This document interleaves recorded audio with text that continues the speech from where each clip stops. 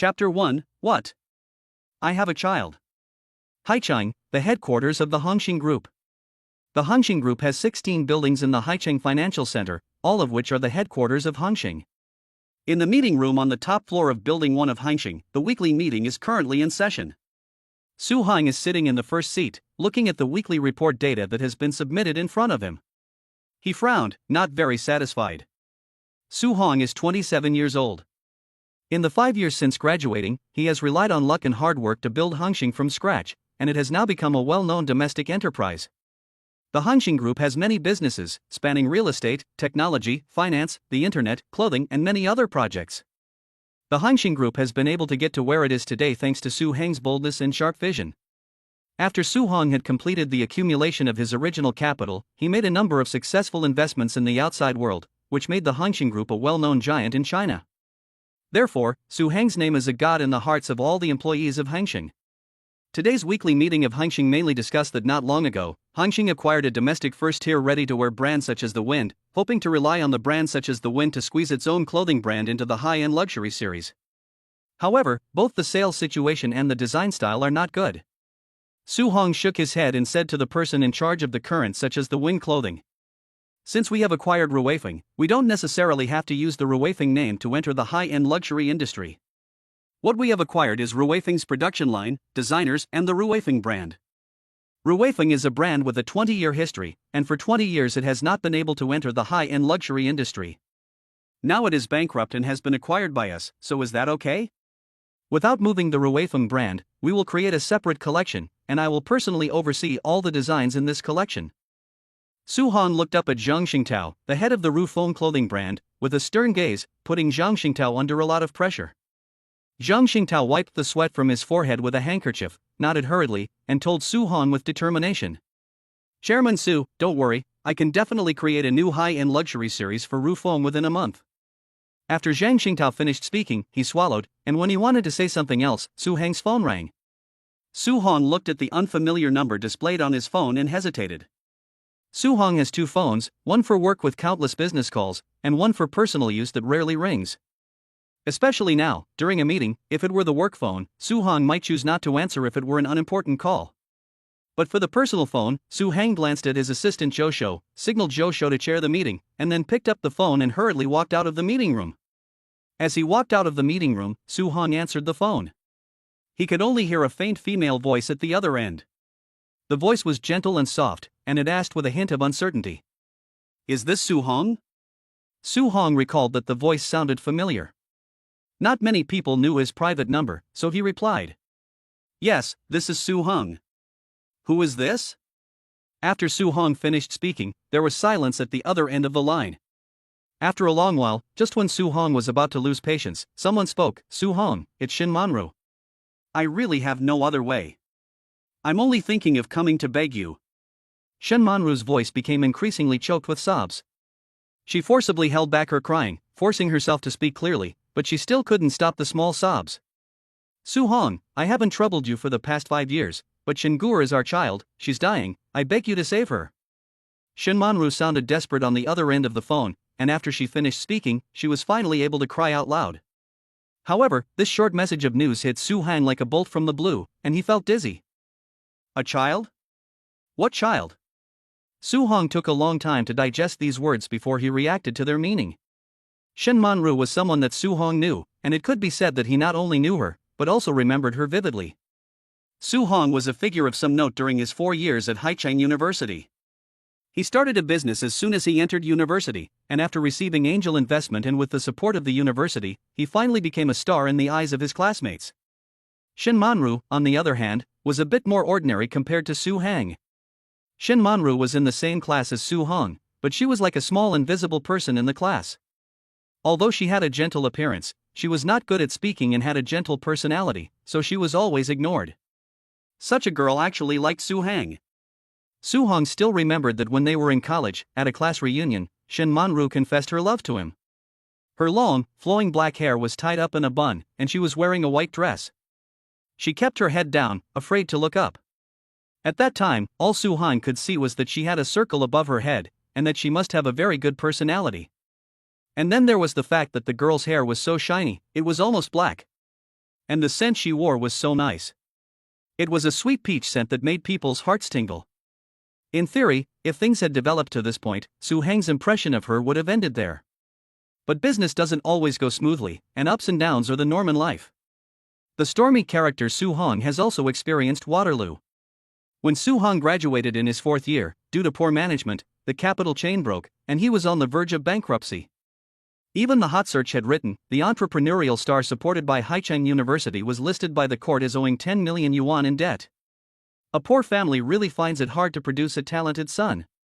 At that time, Su Hong went from being a man of the hour to a dog with a broken home, hated by everyone. In order to get a bank loan, Su Hong got drunk and passed out, and he met Shin Man-ru again. The girl who made him feel so good the moment he saw her. That night, Su Hong didn't know what happened, but the fragrance of pink peaches lingered in his nostrils. When Su Hong woke up, there was nothing but a wisp of red on the sheets, a plastic bag containing 12,000 yuan in bills, and the fragrance of peaches all over the room. Fortunately, there was a note stuck between the bills and the bag, or Su Heng would have thought he had been slept with. The handwriting on the note was very neat, and even the small square inch of paper was full of the fragrance of peaches. Su Hong, you were my dream for 4 years of college. You are a very impressive name in my heart. You must work hard, be brave, and climb your way to the top. Prove to everyone that you can do it. Prove to those unscrupulous media that the poor will certainly produce a noble son. At that time, Su Hong held the note in his hands, his heart heavy and panicking. Su Hong remembered that drunken night, when he took the girl's hand and cried, crying that he had never expected life to be so difficult, crying out in mockery at the media, crying out at the capital that was so high and aloof, crying that he didn't even have the money to buy the cheapest cigarettes. So the 12,000 yuan wrapped in plastic became the only support that Su Hong had during those darkest days.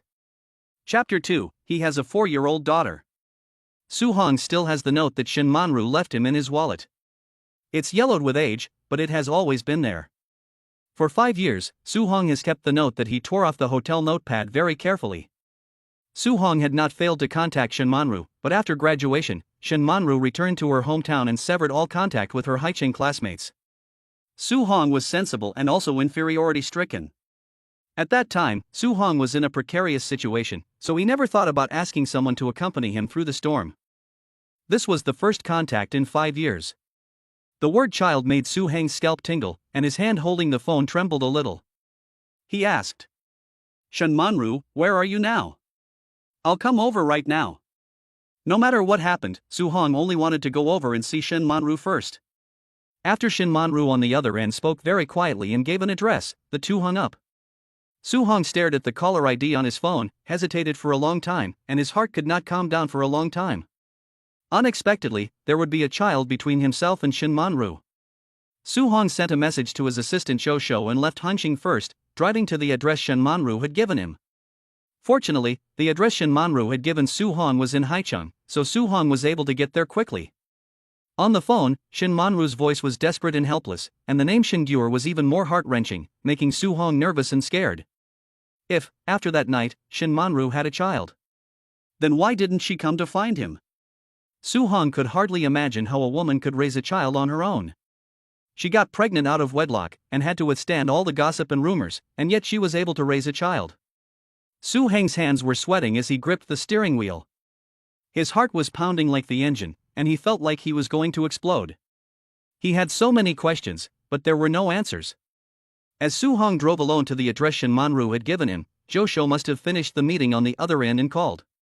As soon as the call connected, it was Zhou's alarmed voice. What?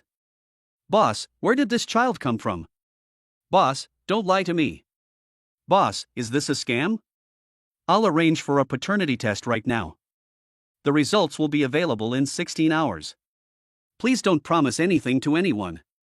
Zhou was beside himself with worry. With Su Heng's wealth these days, he didn't know how many women would want to cling to him. A child had appeared out of nowhere, so of course Zhou was worried. Su Hong turned down the car's music, his thoughts completely interrupted by Zhou.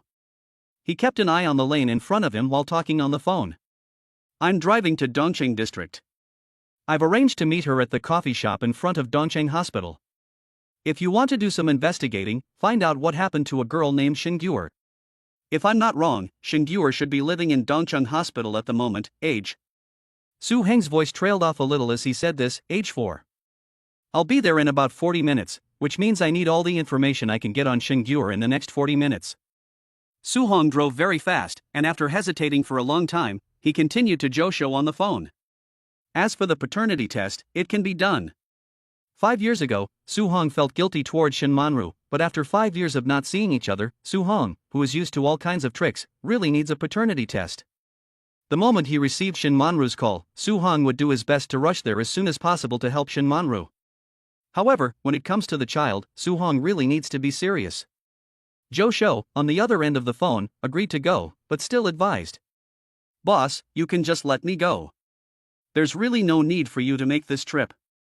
The company has so much waiting for you, not to mention that you don't even know if it's real or not. Besides, boss, you were in such a hurry that you didn't even call a driver, you just drove yourself there. What if it's a fraud?" Josho was still rambling on. Su Hong smiled, without saying a word, turned on the turn signal, and then very softly interrupted Josho and said, "It's Shin Manru who's looking for me." The 3 words Shin Manru completely shut Josho up. Josho at the other end held up a phone, his eyes wide, not knowing what to say for a moment. Josho was Su Hong's junior high school classmate, and college classmate. He has followed Su Hong since Su Hong started his business until today, so he knows too well what the 3 words Shin Manru mean to Su Hong. The girl who liked Su Hong for 4 years in college was pure to death, and she was also silly. The child is actually hers? Josho's eyes were about to pop out. Life is really magical. A coffee shop 800 meters away from Dongcheng Hospital. Shin Manru was wearing a thin jacket, her pale fingertips tightly grasping a cup of 8 yuan instant coffee, relying on the heat radiating from the cup to bring herself some warmth. It was already autumn, and the weather in Haicheng had also cooled down. Pedestrians on the street had begun to wear windbreakers and step into long boots. Inside the coffee shop, Shin Manru, sitting by the window, was wearing a cheap white t-shirt and a beige jacket with some loose threads at the cuffs. Shin Manru lowered her head and tried hard to pull the loose thread at the cuff, but she accidentally cut her finger, leaving a small blood trail, and the thread did not come out. This made Shin Manru even more nervous. Looking at her 1,000 yuan phone, which had been dropped several times and the screen was cracked, the word Su Hong in the call history seemed to be magnified infinitely. Shin Manru's eyes slowly reddened. Shin Manru hurriedly wiped her eyes with the back of her cold hand, looked out the window, and was nervous, scared, and yet looking forward to it. This was the first time in 5 years that Shin Manru had contacted Su Hong. It had been 9 years since the first time she saw Su Hong, back in college, and Shin Manru had been hopelessly in love ever since. Brave, sunny, and positive, Shin Manru felt that nothing was impossible with him. And yet Shin Manru was clearly a weak, inferior, and indecisive person, and she had fallen hopelessly in love with someone who was the complete opposite of herself. Shin Manru is not a fool. She gambled everything for a man and got pregnant before marriage. Unfortunately, after she left Haicheng, there was a major change in her family. By the time she learned that she was pregnant, she was already 4 months pregnant. At that time, when she looked at the unborn life in her belly, Shin Manru hesitated. This hesitation made Xingyur 4 years old and admitted to the Dongcheng District Hospital with stage 5 kidney failure. Chapter 3, Daughter's Kidney Failure, the two meet. Shin Manru smiled, perhaps this is retribution. Retribution for her own unwillingness, she ultimately chose to give birth to Xingyur, but instead, she made this child experience so much suffering. Kidney failure is divided into 5 stages, with the 5th stage being the end stage of chronic kidney disease. There are only 2 treatments, dialysis or a kidney transplant. Shin Manru graduated from university, but because she was taking care of her child, she could barely find a job that paid 4,000 yuan a month. However, this money was barely enough to pay for Guire's dialysis, and it was far from enough to pay for a kidney transplant. In order to save enough money, Shin Manru had already tried her best to save and scrimp, hoping to save up enough money to keep Guire alive. However, Guire's condition was getting worse and worse, and it was already time to urgently replace her kidney. Right now, there is not enough money, and there is no source of a kidney. Shin Manru held her phone tightly, her heart racing. She had never thought of contacting Su Hong again, and she didn't want to cause Su Hong any more trouble. When she gave birth to Xingyur, she had decided that Gyur would take her surname, Shin. This child had nothing to do with Su Hong, and she absolutely could not cause Su Hong any trouble. However, at the moment, she really had no other choice. Shin Manru gritted her teeth, her lips gradually turning pale. She was afraid that Su Hong would also have no way out, that it would be difficult for Su Hong, and even more afraid of burdening Su Hong, and even more afraid that Su Hong would not come. Time passed by minute, and 41 minutes had passed since she had called Su Hong. Shin Manru looked towards the window and saw a black Bentley slowly pull up to the curb. The large rectangular front grille was dignified and imposing, and the hood had been embellished with sloping lines on the left and right, giving it a luxurious aesthetic. Seeing the car, Shin Manru wanted to get up and run, but she held herself back for the sake of her daughter. Because the person who got out of the car was Su Hong. Shin Manru thought that Su Hong would definitely succeed in his career, and that he might borrow more than 300,000 yuan for himself. She had even prepared the loan receipt, and with the interest added, she definitely could not owe Su Hong. However, Shin Manru did not expect that when Su Hong came, he also made her see such a big gap between the two of them. It was not until this moment that Shin Manru realized that in the 5 years since graduation, the gap between herself and Su Hong had become worlds apart. Su Hong wore a high-end suit tailored by an old craftsman, straight and upright, with a Patek Philippe with a Breguet digital dial on his wrist, introverted yet flamboyant. This outfit made Shin Manru feel that the thread at the cuff of her sleeve looked even more jarring. Su Hong saw Shin Manru sitting by the window as soon as he got out of the car. Time traveled back 5 years to the girl who smelled of peaches. The girl who bowed her head and wore a white dress. And also the girl who, at the moment, was seeing him and was nervous and wanted to run. Su Hong pushed open the glass door of the cafe and thought about the information about Xingguer about to come from Zhou Shofa. Xingguer, Shin Manru's daughter, is 4 years old. Since the age of 2, she has been diagnosed with kidney failure and needs dialysis every month. As she grows older, her condition does not improve. She is now in a very dangerous state, and a kidney transplant may be the only way for her to survive, otherwise she will not live past the age of 8. Zhou Shou sent over a lot of information about Xingguer, but Su Hong did not have time to read it all. When Su Hong saw that Xinggui attended Haicheng Happy Tree Kindergarten, the information said that because her mother worked and she had no father, Xinggui was the last child picked up every day. When Xinggui was teased for not having a father, it was as if a needle had pierced Su Hong's heart. Su Hong adjusted his smile a little before slowly approaching Shin Manru's seat and sitting down. Shin Manru tugged at the cuff of her sleeve, looked at Su Hong with extremely uneasy round eyes, and opened and closed her mouth for a long time, not knowing what to say. Su Hong saw this and thought about the information in the file that said Shin Manru was single, and his smile became even gentler. He glanced at the coffee in front of Shin Manru, took it casually, and drank most of it before Shin Manru could react. He put down the coffee cup and let out a long, relieved sigh. "You scared me to death. I've been on the road for a long time and I'm thirsty." One action, one sentence, finally eased Shin Manru's initial awkwardness, and also eased the distance between the two that had spanned 5 years. Su Hong set down the coffee cup and finally had time to take a good look at Shin Manru, just as he had back then. Except that the soft little face was even paler, and even her lips had lost some color, making the whole person look extraordinarily thin. However, the peach fragrance remains. After Su Hong sat down, he began to feel a sense of foreboding again. He was afraid that if Shin Manru had not contacted him this time, he would never have known about the lives of the mother and daughter. Fortunately, he was now sitting with Shin Manru again. Well, it could be considered lucky. "Let's go, accompany me to see Guire." Su Hong got up, took off his jacket, and draped it over Shin Manru's shoulders. He said casually, "You probably haven't been back to Haicheng in a long time, so you don't know how cold it's been recently." After saying that, Su Hong got up and left first. He thought about the information given by Zhou Shou. The dialysis cost 2,800 yuan per month, but Shin Manru only earned 4,000 yuan per month. Walking out of the coffee shop, Su Hong shivered in the cold wind blowing in his face. It was really cold this season. Shin Manru didn't know what she was thinking, just her eyes red with tears. She dumbly put on Su Hong's suit jacket and walked out of the coffee shop foolishly. It wasn't until she was sitting in the passenger seat of the car that Shin Manru seemed to come to her senses. She looked up at Su Hong, and big tears fell. She held her neck with all her might and said to Su Hong, "Are you married?" It took a lot of courage for Shin Manru to say those words, but she had to ask. If Su Hong was married, how much sadness would she bring to Su Hong's wife by barging in like this? Shin Manru quickly wiped away her tears. After saying that, she lowered her head again and said in a firm voice, I just want to borrow some money. You don't need to go see Guire. It's okay if you don't want to lend it to me." Shin Manru was extremely scared and panicked. The warm air in the car was blowing gently, but it made her feel extremely awake. The delicate leather touch in the car made Shin Manru once again realize the gap between herself and Su Hong. Her momentary confusion had resulted in the birth of Shingor, and it had also made a world of difference between her and Su Hang. She didn't have the courage to face him. Shen Manru took off the shirt draped over her shoulders and held it carefully, wanting to return it to Su Hang. Once again, she lifted her eyes, hiding the emotions in her eyes very well.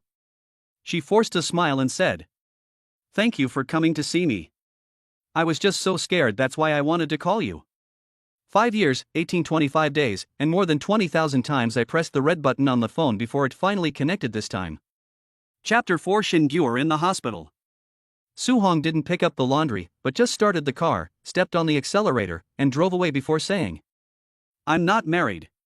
Also, I don't think the name Shingor is nice, and I plan to change it to Su Gyur." Su Hang is not someone who insists that their child take their surname, but he said this to reassure Shin Manru. Seeing that Shin Manru had sat down properly only after the car had started, he continued, "Shin Manru, let me make this clear to you. Don't fill your head with all sorts of nonsense all day long, making me out to be a heartless man.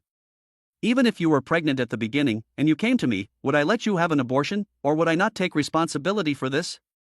Every time you would run away, that night you ran away too, and you ran away even when you had the baby. Do you think it's a novel where the wife runs away with the ball? I'm finally warning you once, stay put so that I can find you at any time, don't go around all day long, and if you give me a hard time again, I'll really forget about you. Forget about you completely."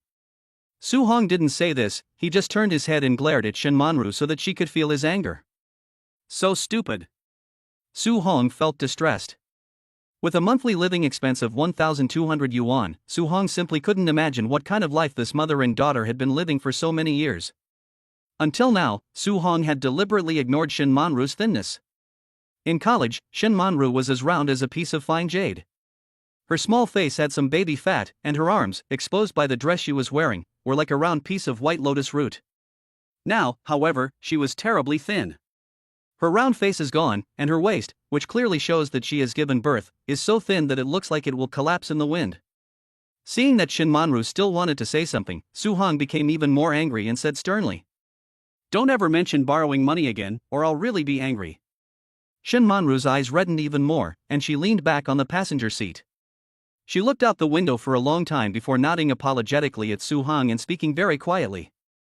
"I know. Dongcheng Hospital, the nephrology department is on the 6th floor of the inpatient department." Su Hong walked in front, and Shin Manru, wrapped in Su Hang's suit, walked slowly behind him. The closer they got to their daughter's ward, the slower Shin Manru walked. 607, bed 3, even if you don't lead the way, I know where Su Gyur is." Su Hong glanced at the slow-moving Shin Manru, who kept her head down, and sighed. Is she chickening out again? So he pronounced the name Su Gyur very heavily. Shin Manru stopped, looked up, and looked at Su Hong with watery eyes, hesitant.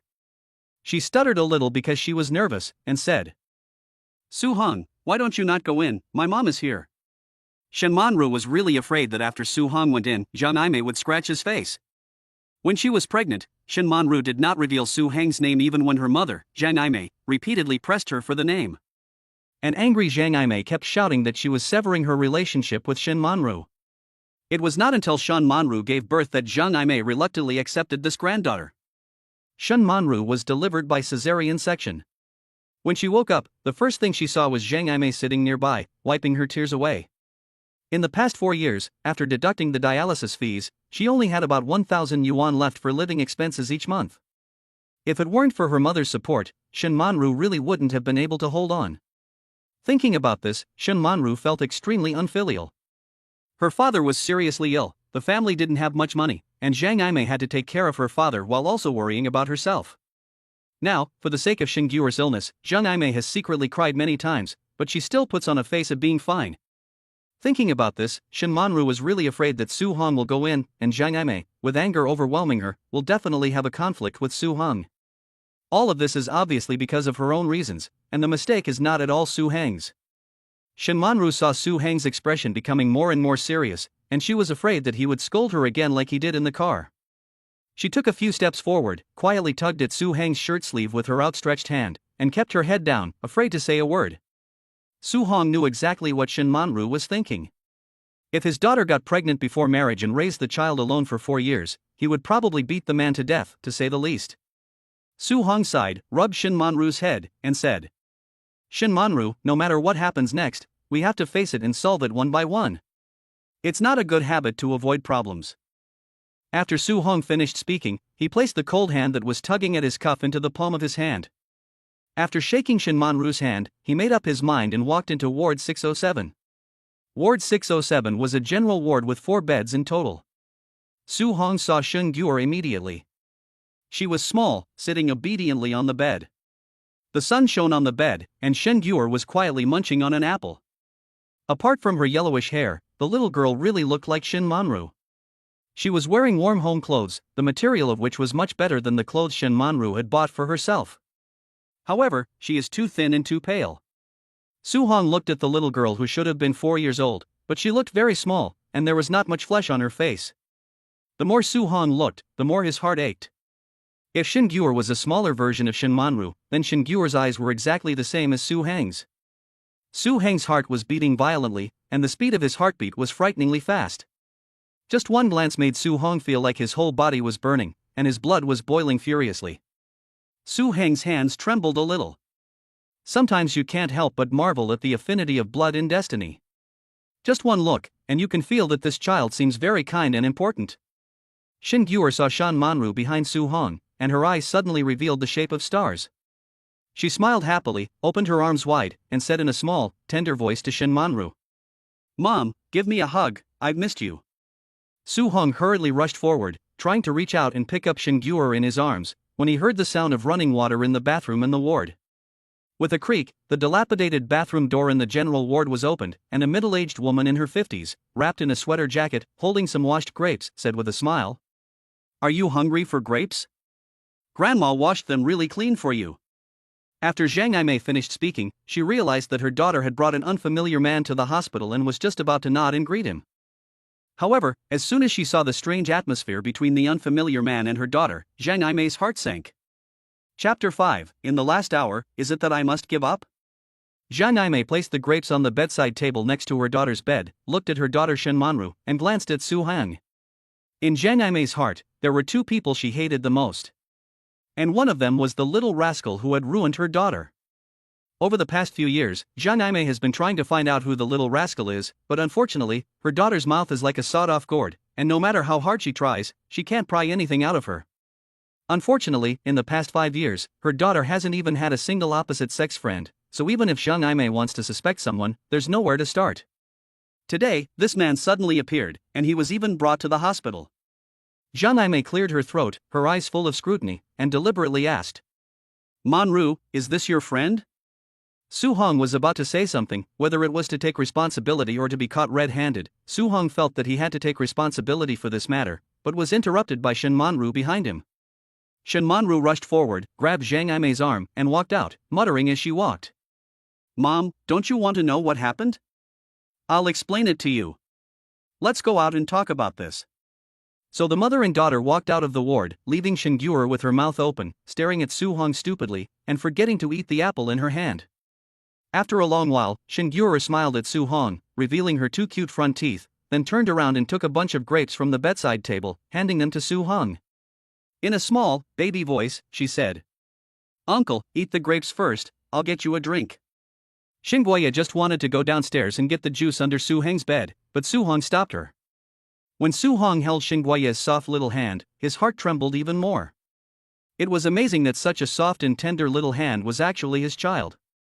Su Hong wanted to reach out and touch Xingguoya's face, but he was afraid of scaring her, so he finally held back. He just tried to look friendly and said with a smile, "Daddy doesn't want any water, so just sit here quietly, okay?" Su Heng's throat moved, and he finally swallowed the words daddy and dad. But when he looked into Xingguoya's eyes, which were like stars, he felt a little impulsive inside, and really hoped to gain the child's approval. Just then, Shin Gyur's attending physician arrived. Shin Gyur's attending physician was a middle-aged man in his 30s named Songwon, wearing a pair of black-framed glasses. He was followed by 2 intern doctors. He walked up to Shin Gyur's bedside, a little puzzled after not seeing Shin Gyur's family, and asked in a kind tone, "Guyer, where is your mother and grandmother?" Songwon felt very sympathetic towards this single mother and daughter, especially since Xingguoya was still so young and had fallen ill. The medical staff in the nephrology department, under Songwon's leadership, had all donated some money to Xingguoya for dialysis. So Shen Guire was no stranger to Songwon. After all, this doctor had treated her for 2 whole years. However, Su Heng's eyes narrowed slightly as he sat on the chair next to him, sizing up this Dr. Song, mainly because this Dr. Song seemed to have other things on his mind. Su Hong didn't wait for Xing Guiye to speak, and he got up and said to Songwon, I am also Guiye's guardian, so if the doctor has anything to say, you may as well speak directly to me. Su Hong smiled, and Shen Manru was seen by outsiders as a single mother, so it was understandable that someone would pursue her, but there was no time to waste in declaring sovereignty. Songwon was obviously taken aback for a moment.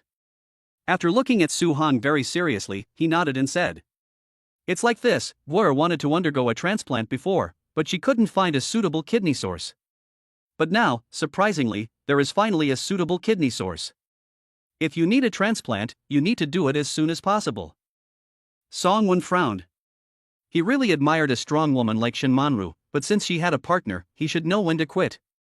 Songwon accepted the situation quickly, but because of Shin Gui's young age, he still felt sympathy for the Shin family and wanted to help in any way he could.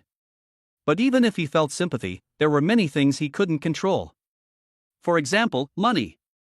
To replace the kidney, the handling fee alone is at least 200,000 yuan, not including the subsequent rejection due to incompatibility, which will require more money for treatment.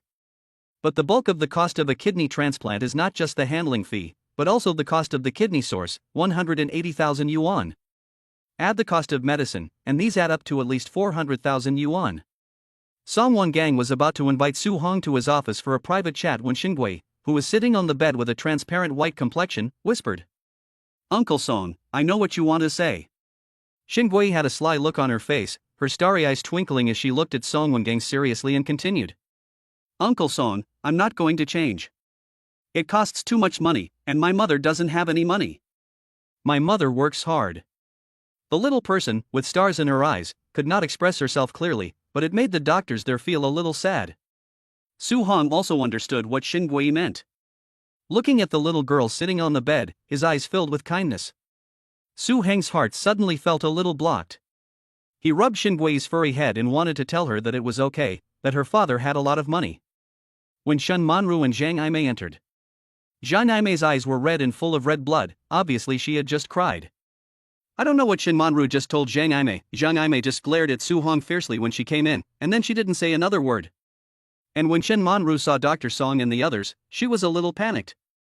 She had just heard what Dr. Song said, but she had also talked to Dr. Song last time, and at least 400,000. This 400,000 yuan is like a great divide, spanning life and death. Shen Manru walked up carefully, her voice shaking a little. Dr. Song, is there a kidney source? Songwon nodded helplessly. He is a doctor, and although his duty is to save lives, he is not able to pay such a large sum of money. Songwon looked at the young girl in the sunlight, and his heart felt a little sad.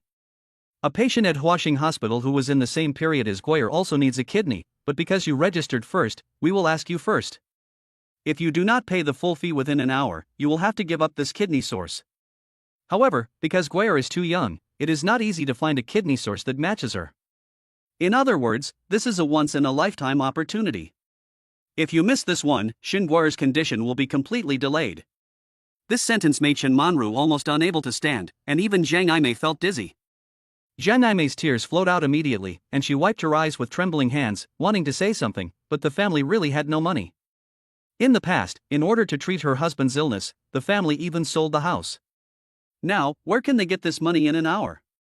Chapter 6, Transferring to Another Hospital. The entire ward fell into a silence of sadness, except for Shin Guire, who was smiling sweetly in her hospital bed. She didn't want to have a kidney transplant, she just wanted her mother to be happy. Su Hong looked at Shin Manru's scared and pale face, and it didn't make him feel any better. For the past few years, I'm afraid this is the kind of life this mother and daughter have been living, constantly worried and afraid. They don't know if they can make it to the next day. Well, first of all, I want to thank this Dr. Song for taking care of my daughter. But before I came, I had already arranged for Guire to be transferred to another hospital, and it was decided that we should be the one to get the kidney. Su Hong glanced at the message on his phone. Zhou Shou told him that the ambulance from Huaxing Hospital had already arrived, so Su Hong said to Songwon, Please go through the transfer procedures, Dr. Song. The ambulance from Huaxing is already downstairs. Songwon froze for a moment, And just as he was about to say that he was Xingui's attending physician and knew her condition, he suddenly thought that if Hua Xing hadn't made the effort to find a kidney for Xingui, it would have been impossible to find a match. Hua Xing had asked if they could help out for humanitarian reasons, but the kidney was mainly obtained through Hua Xing's connections. Huaxing Hospital can be said to be the best hospital in Haicheng, without exception, and it is even more famous in the country. But this hospital is also a well-known private hospital, and both the treatment fees and hospitalization fees are ridiculously high. Songwon thought about the doctor who wanted this kidney source this time, and he was still a well-known domestic nephrology expert, and couldn't help but take another serious look at Su Hong. Well, I can't tell the brand of the suit, but it should be very expensive based on the material. Well, the watch he's wearing, I can't tell much about it either, but it must be expensive too. Songwon felt a little relieved, not because of the money, but because the poor child would finally be saved. At this time, Songwon didn't think about his feelings for Shin Manru, but simply felt that it was really good that Xinguo's father was able to save the child. While Songwon was still in a daze, a group of doctors came in behind him with a flurry. Leading the way was a gray-haired old man, the dean of Dongcheng Hospital, followed by several vice deans and people from the medical department. When the dean saw Su Hong, he was full of smiles, eagerly trotting a few steps forward, beaming and saying, "President Su, you're here, why didn't you say anything? If Hua Xing hadn't come to pick you up, I wouldn't have known you were here. Have you seen the building that your company donated last year?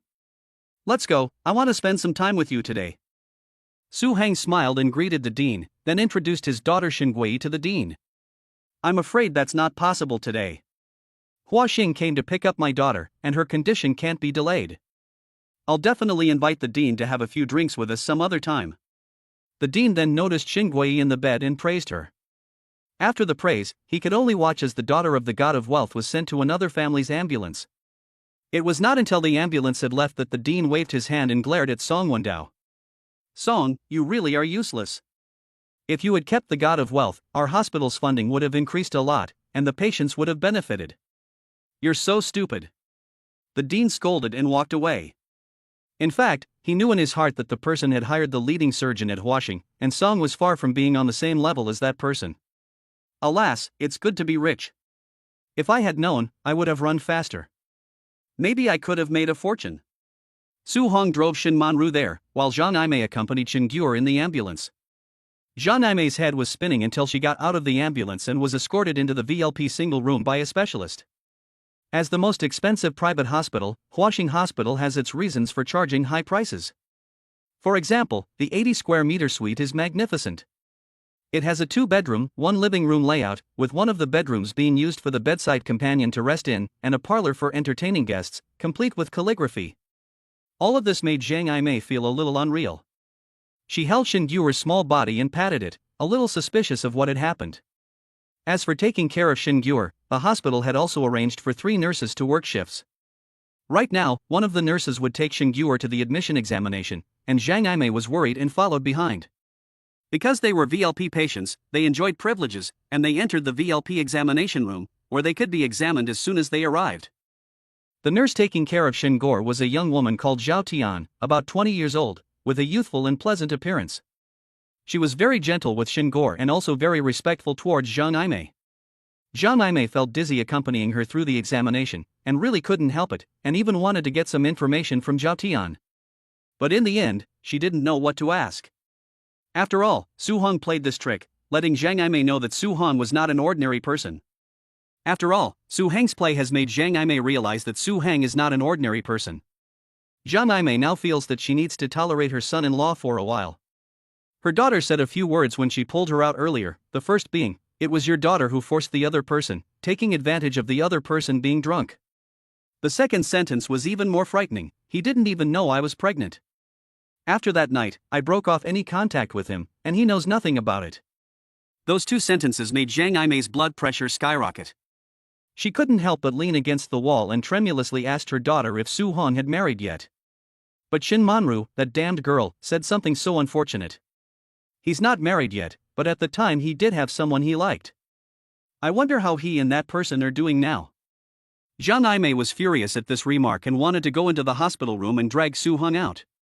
Zhang Yimei had already thought it through. First, she would give Su Hong a good scolding, get to the bottom of things, and if he didn't want to take responsibility, she would tell him to get lost as soon as possible. But Zhang Yimei sighed, as plans never work out. Looking at everything in front of her, her granddaughter was saved, and it was all thanks to that little bastard. But, as her daughter said, if the little bastard has someone in his heart, what her daughter did was indeed immoral. Now she owes the little bastard such a big favor, what should she do? Anyway, you have to do the right thing, you can't do anything bad. When Gora gets better, you'll explain to people that the money you owe them has to be paid back, but you don't want to really burden them. You don't want to make your daughter unmarriageable. But Zhang Aimei started to worry again. Looking at the hospital room and the treatment, could she afford it? She now even hoped that the little bastard would really become her son-in-law. Chapter 7, Are You, after all, Ware's father? Shen Manru was once again sitting in Su Heng's car, with tears still on her face. She looked at Su Hong with disbelief, her eyes blinking. Su Hong, will helping me like this affect you? Su Hong had just finished arranging things for Zhou Shou, and he didn't quite understand what Shen Manru meant. He glanced at Shen Manru, a little puzzled. Shen Manru kept her head down, worrying about Shen Gyur's condition on the one hand and whether Su Heng's taking out this money would affect him on the other. Her voice was very small and a little shaky. I'm afraid you'll have financial difficulties. After Shen Manru said this, Su Hong laughed. He looked at Shen Manru and thought that although he didn't keep in touch with his university classmates, he had always been legendary at Haicheng University, and most of his former classmates knew who he was now. Why does Shen Manru seem to really know nothing? Su Hang is a little suspicious of his own Hangxing group, wondering if it is really not very well known. Could it be that his face, which often appears in the financial press, really goes unnoticed? Shen Manru, even if you are relatively uninformed, I know that you have actually been staying in Haicheng for the past few years. Do you know that there is a company called Hangxing in Haicheng? Shen Manru quickly nodded, like a child, beaming with joy. I knew you were amazing. Hangxing is a big group, and you can work for this company, that's awesome. For Shen Manru, Hangxing Group is an unattainable giant enterprise. She once wanted to go to Hangxing for an interview, but unfortunately, she couldn't pass the work experience hurdle. Hangxing either recruits inexperienced fresh graduates or experienced veterans. For a woman like Shen Manru, who has wasted her time having children and has zero work experience, Hangxing won't hire her. So Shen Manru thinks it's great that Su Hong can work for such a company. And from the car Su Hong drives and the way he dresses, Shen Manru thinks Su Hong must have made a name for himself at Hangxing, and maybe he's even a senior executive. After all, the dean was so polite just now, calling him President Su over and over again, so Su Hong must have a promising future at Hangxing Group. The boy she dreamed about as a teenager is, as always, truly outstanding. Shen Manru's eyebrows and eyes curved, and she was delighted at Su Heng's success. In the end, Su Hong got stuck. He wasn't very good at driving, and he really couldn't figure out how Shen Manru's brain worked. He regretted not bringing Zhou Shou along. At least now he had someone to make fun of. Su Hong coughed, looked at Shen Manru helplessly, and really couldn't accept making fun of himself. He could only sigh and say, Shen Manru, I think understanding your husband's business is also a task you should do. If you have time later, would you please do some research on Hangxing and find out who the owner is? After Shen Manru obediently nodded, Su Hong drove all the way to the inpatient department of Huaxing and got off the car with Shen Manru. It wasn't until Shen Manru followed Su Hong to Shen Gyur's VLP ward that Shen Manru became nervous. She held onto Su Hong tightly and whispered, Su Hong, let's change wards quickly, this one is too expensive. Even if you are a senior executive at Hangxing, you can't waste money like this. Su Hong patted Shen Manru's small hand and comforted her. Don't worry, Huaxing is a private hospital owned by Hangxing, and employees like me get a discounted price. After Su Hong finished speaking, Zhao Tian, the nurse who had accompanied Shen Gyur to complete the examination, shivered. Zhao Tian secretly glanced at Su Hong and thought about the instructions from the top to take good care of the boss's daughter. A slight mistake could be more than just losing one's job. It could very well result in the revocation of one's license and make it impossible to work in the industry. At that time, Zhao Tian and everyone else were shocked. How could the boss of Hangxing have a child? How come no one knew about such big news? Wasn't it always said that the boss was single? However, Zhao Tian still took her job very seriously. She was both happy and scared to be able to take care of Shen Gyur. After all, taking care of the boss's daughter not only paid well, but also benefited her own career development. But what if this little princess was a tyrant, and she had to suffer? Fortunately, the little princess is well behaved and cute, and Zhao Tian is overjoyed. But when she took Shen Gyur to the ward, she ran into the boss, and Zhao Tian was scared to death. As it turned out, the boss actually said things like employee and welfare price to comfort the little girl. Zhao Tian rolled her eyes. She looked at the little girl next to the boss, who was gentle and friendly, and really pretty. But then she thought, inexplicably, that the little girl was a bit pitiful. She had obviously given the boss a baby, but no one knew about it. It seemed that the boss had deceived everyone and hidden his identity, so that the kind little girl had secretly given him a child. And the poor little girl, not only did she not know the boss's identity, she was also tricked by the boss and confused. Zhao Tian looked at the clothes on the little girl's body, which were thin and inexpensive, and felt even more that the boss was not a good person. The little girl had given you a child, and you are still treating her so badly. Capitalists are indeed all bad people.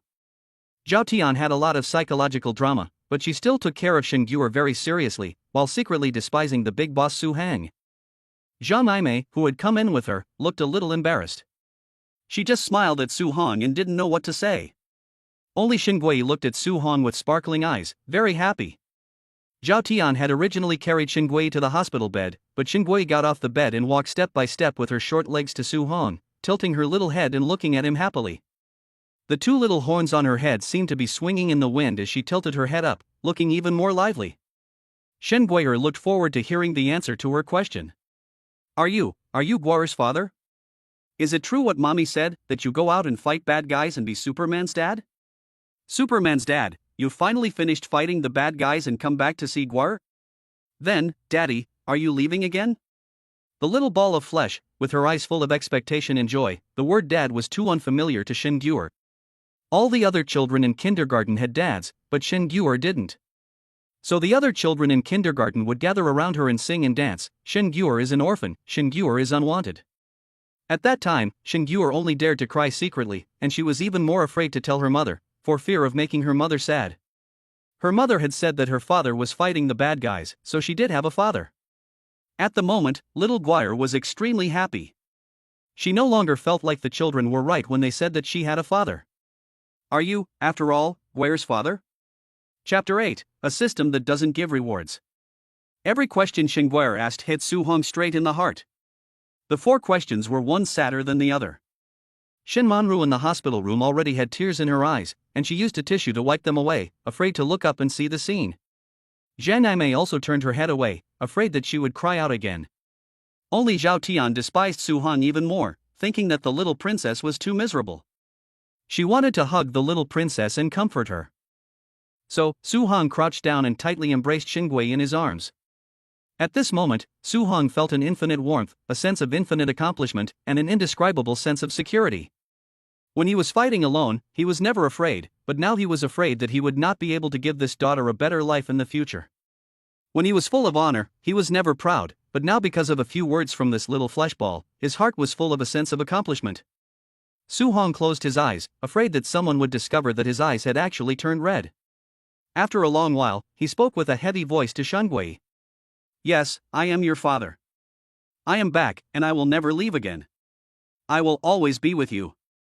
These words were not just for Shen Gui to hear, but also for Shen Manhwa to hear. However, Shen Manhwa became even more nervous. She wanted to say something, but due to the current atmosphere, she said nothing. Only Shen Guer was extremely excited.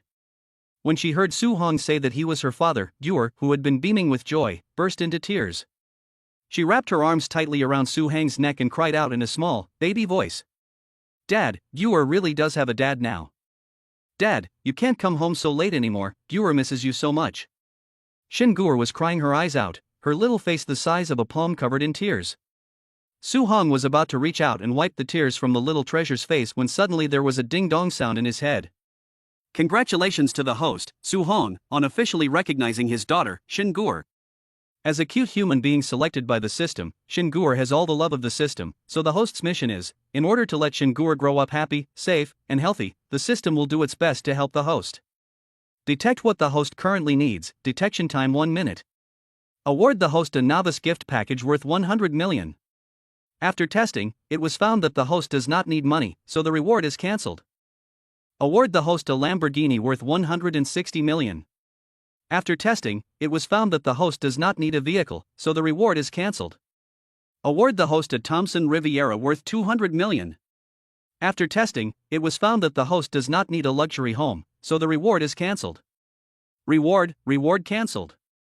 Hundreds of reward messages kept echoing in Su Heng's head, followed by cancellations, and cancellations. Su Hong was dumbfounded. The system? I still need to cheat in this life? Although I'm not the richest person yet, I'm almost there, and I still need the system's help? But then came the cancellations, which made Su Hong even more confused. Why don't I need it? I need it. This is all money, and it wasn't easy for me to earn it. A 160 million Lamborghini, I've never even driven such an expensive car. Su Hong was speechless, holding his precious daughter. He really wanted to cry together with her. A system appeared out of nowhere, and after all this time, it was just playing with him, for nothing.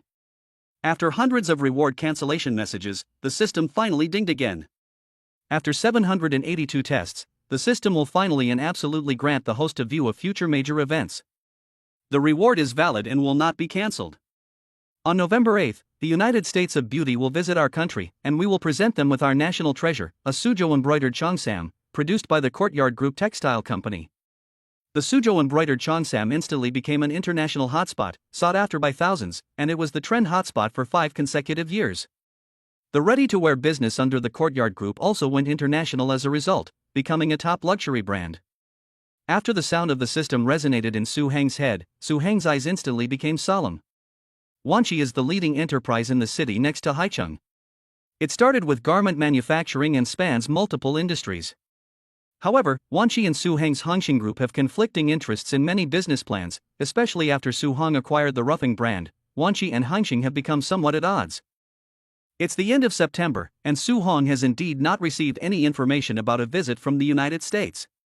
If they are really surpassed by Manhwa at that time, Hongxing will definitely be hit hard. This piece of information is really invaluable for Su Heng.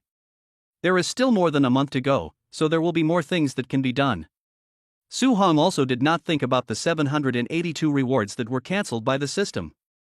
He was full of excitement, picked up Xingguoru in one arm, and gave her a fierce kiss on her plump little face. As a result of this kiss, Xingguoru, who was still crying loudly and causing people to feel sad, suddenly covered her face, looked at Su Hong angrily, and said, "Dad, Mom said that men and women can't kiss, you can't kiss Guoru." Su Hong smiled, first agreeing with what Xingguoyu had said, and then after putting Xingguoyu on the hospital bed, he looked at Zhang Yimei. At Su Heng's signal, Zhang Yimei and Shen Manru followed Su Hong to the waiting room next to the ward. After ensuring a private space for the conversation, Su Hong was able to have a good talk with his mother-in-law. His daughter had recognized him, and he should take the initiative to face his mother-in-law. Su Hong was actually quite ashamed of Zhang Yimei.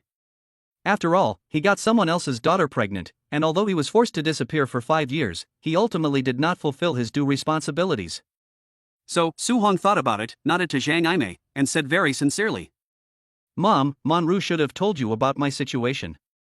I will take responsibility for what I should, and I will not owe Manru anything. The bride price and the wedding will be done beautifully." Getting a marriage certificate and getting married was the only solution that Su Hong could think of. As for the immediate future, without a diamond ring, such an absurd marriage proposal was also considered to be no solution. As soon as Su Hong said this, Zhang Yimei's eyes, which had been full of worry, suddenly brightened. Just as she was about to agree, Shen Manru shook her head, lowered her head, but bravely came out to refuse. Her voice was very small, but it was also extremely resolute. "No need, Su Hong, I'm very happy right now, and as for those things, I'll leave them alone for now." Shen Manru's voice was like a mosquito's, her tears swirling in her eyes, but she was stubbornly saying things that made her feel sad. Because Shen Manru knew that Su Hong had once had someone in his heart, an excellent girl.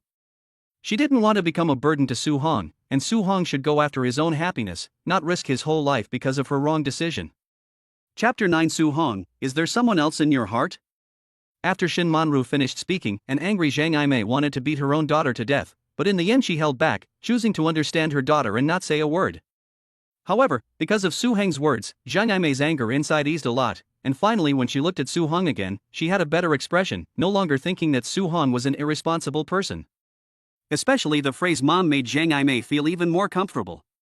Su Hong saw that Shen Manru had rejected him, and didn't think much of it. He just felt that he had been a bit rude.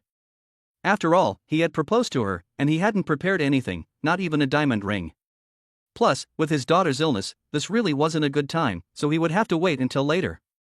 Seeing that Su Hong had stopped talking, Shin Manru let out a small sigh of relief, but then she gave Su Hong a resentful look. She felt a little down inside, thinking that Su Hong really still couldn't forget someone. Zhang Yimei saw Shin Manru like this, and the anger inside her boiled. She just couldn't understand it. She was such a forceful person, but how did she give birth to such a slow-witted girl who was afraid to say anything directly? Zhang Yimei also saw Su Hang's puzzled expression, and her anger grew. She glared at Shin Manru and spoke quickly and directly.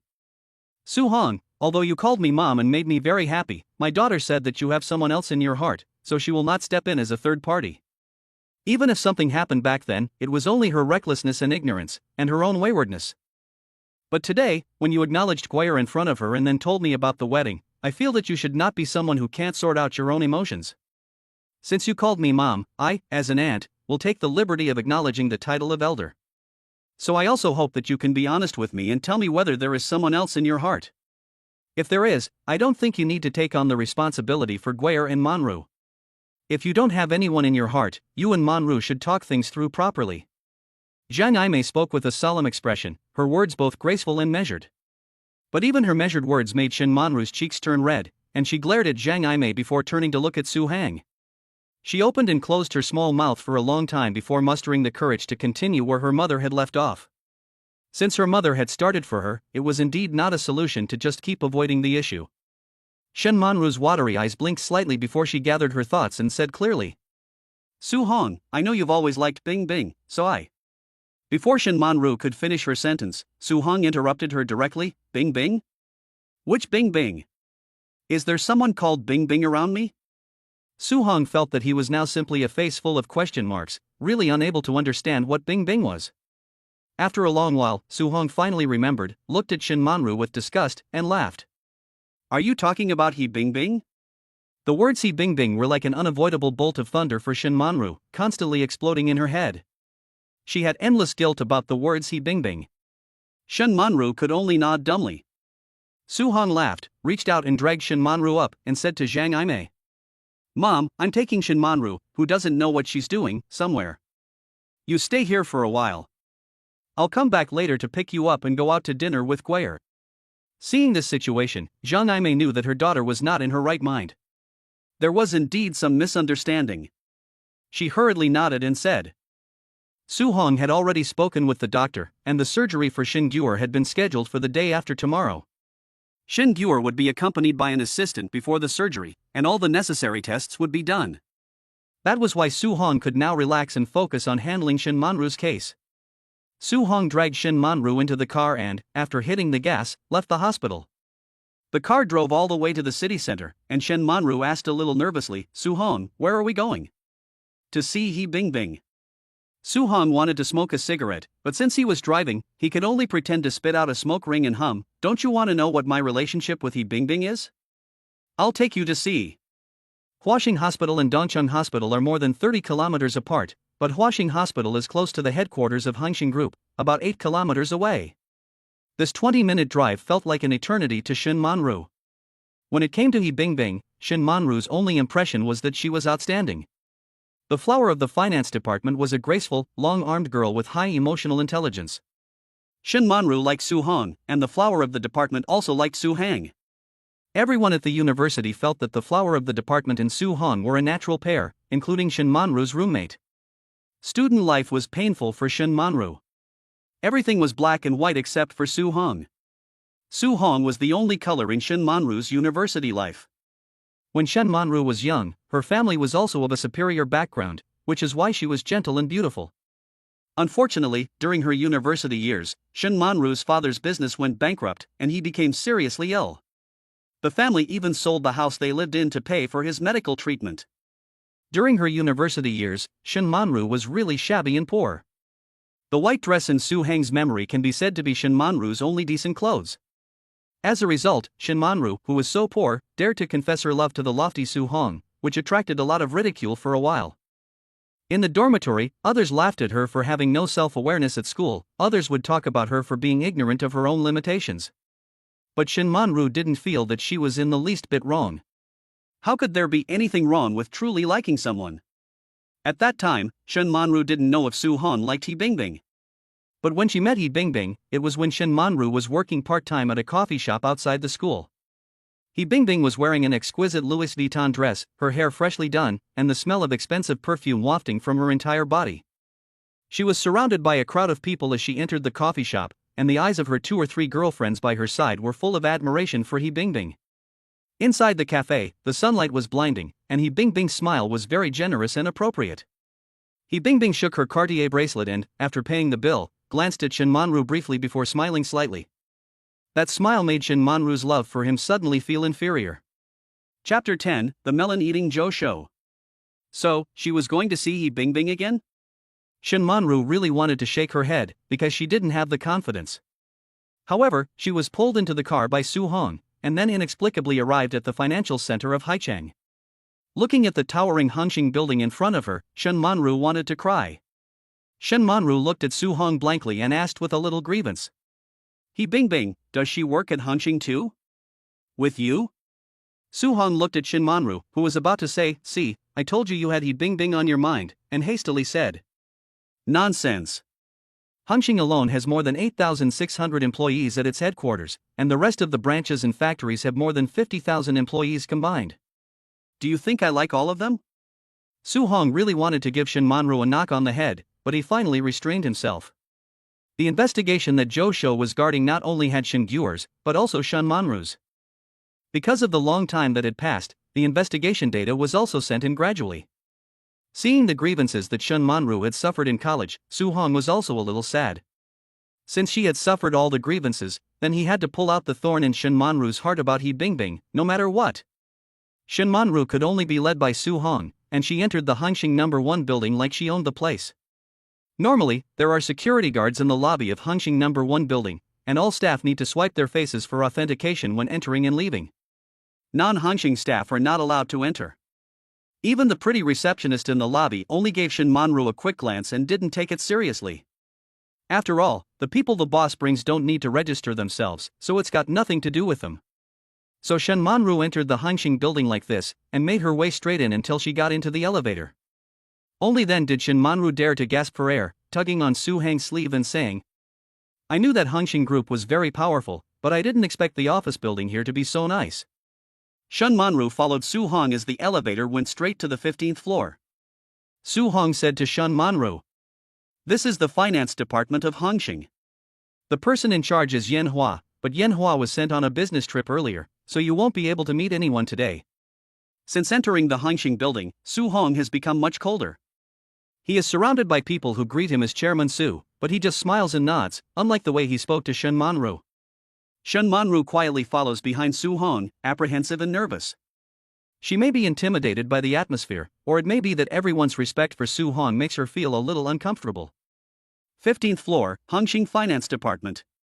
Shen Manru was shocked the whole time after she followed Su Hong into the department. She was greeted by a 300 square meter office area with dual screen computers and large desks. No matter how magnificent the environment was, it was not as busy as this place with more than 100 people. He Bingbing was also in this office area. She was wearing a simple suit and tapping away at the keyboard. She was talking to a customer on the phone through a headset, mumbling something. Busy as hell, was Shen Manru's assessment of the office staff here. Su Hong looked around before remembering which one was He Bingbing. Then, when he took Shen Manru to He Bingbing's workstation, He Bingbing was still working with her head bowed. Su Hong had no choice but to reach out and tap He Bingbing's desk, which made He Bingbing look up. He Bingbing had a bare face, not as delicate as in the past. After looking at Su Hang in surprise, she hurriedly got up and politely said hello to Chairman Su. Her tone was a little respectful and a little distant. Su Hong nodded and then left the finance department with Shen Manru, choosing to go directly to the top floor. The elevator goes directly to the top floor. Using the elevator as a dividing line, on the left-hand side is a 400 square meter conference room, and on the right-hand side are Su Hang's office and Su Hang's assistant's office. After Su Hong took Shen Manru to the top floor, Zhou Shou stayed in his office, not daring to take a breath. He just kept staring at Shen Manru through the window. Zhou Shou's office was about 20 square meters, very spacious. There was a large bookcase against the wall, tightly closed and airtight. Zhou Shou looked out of the window with reluctance, then ran over to the bookcase, opened the door, and took a bag of potato chips. He began to eat potato chips and melon while he munched and couldn't help but comment, "Wow, that little silly girl is something, she got our boss to bring her here, amazing." There are 6 levels in the bookcase, and it is full of potato chips from all over the world that Josho has collected. So, although it looks like there is no one on the large top floor, in fact, Josho is watching the show while eating potato chips. Su-hong had long since seen the shadow of the person eating potato chips on the glass of Josho's office, and quickly brought the person to his own office. If the 300 square meter office area on the 15th floor can seat more than 100 people, then the 300 square meter office area in front of him is Su-hang's own office. It's so big that it's inhuman. Shun Manru is no fool. She sees all this and still doesn't understand. Where can an ordinary high-level employee sit in an office like this? She looked at Su-hong with round eyes and said incredulously, "You asked me to come here, do you want to tell me that hunching is yours?" Shin Manru's voice trembled at the end of her sentence. Is this the gap between herself and Su-hong? But it's only been 5 years.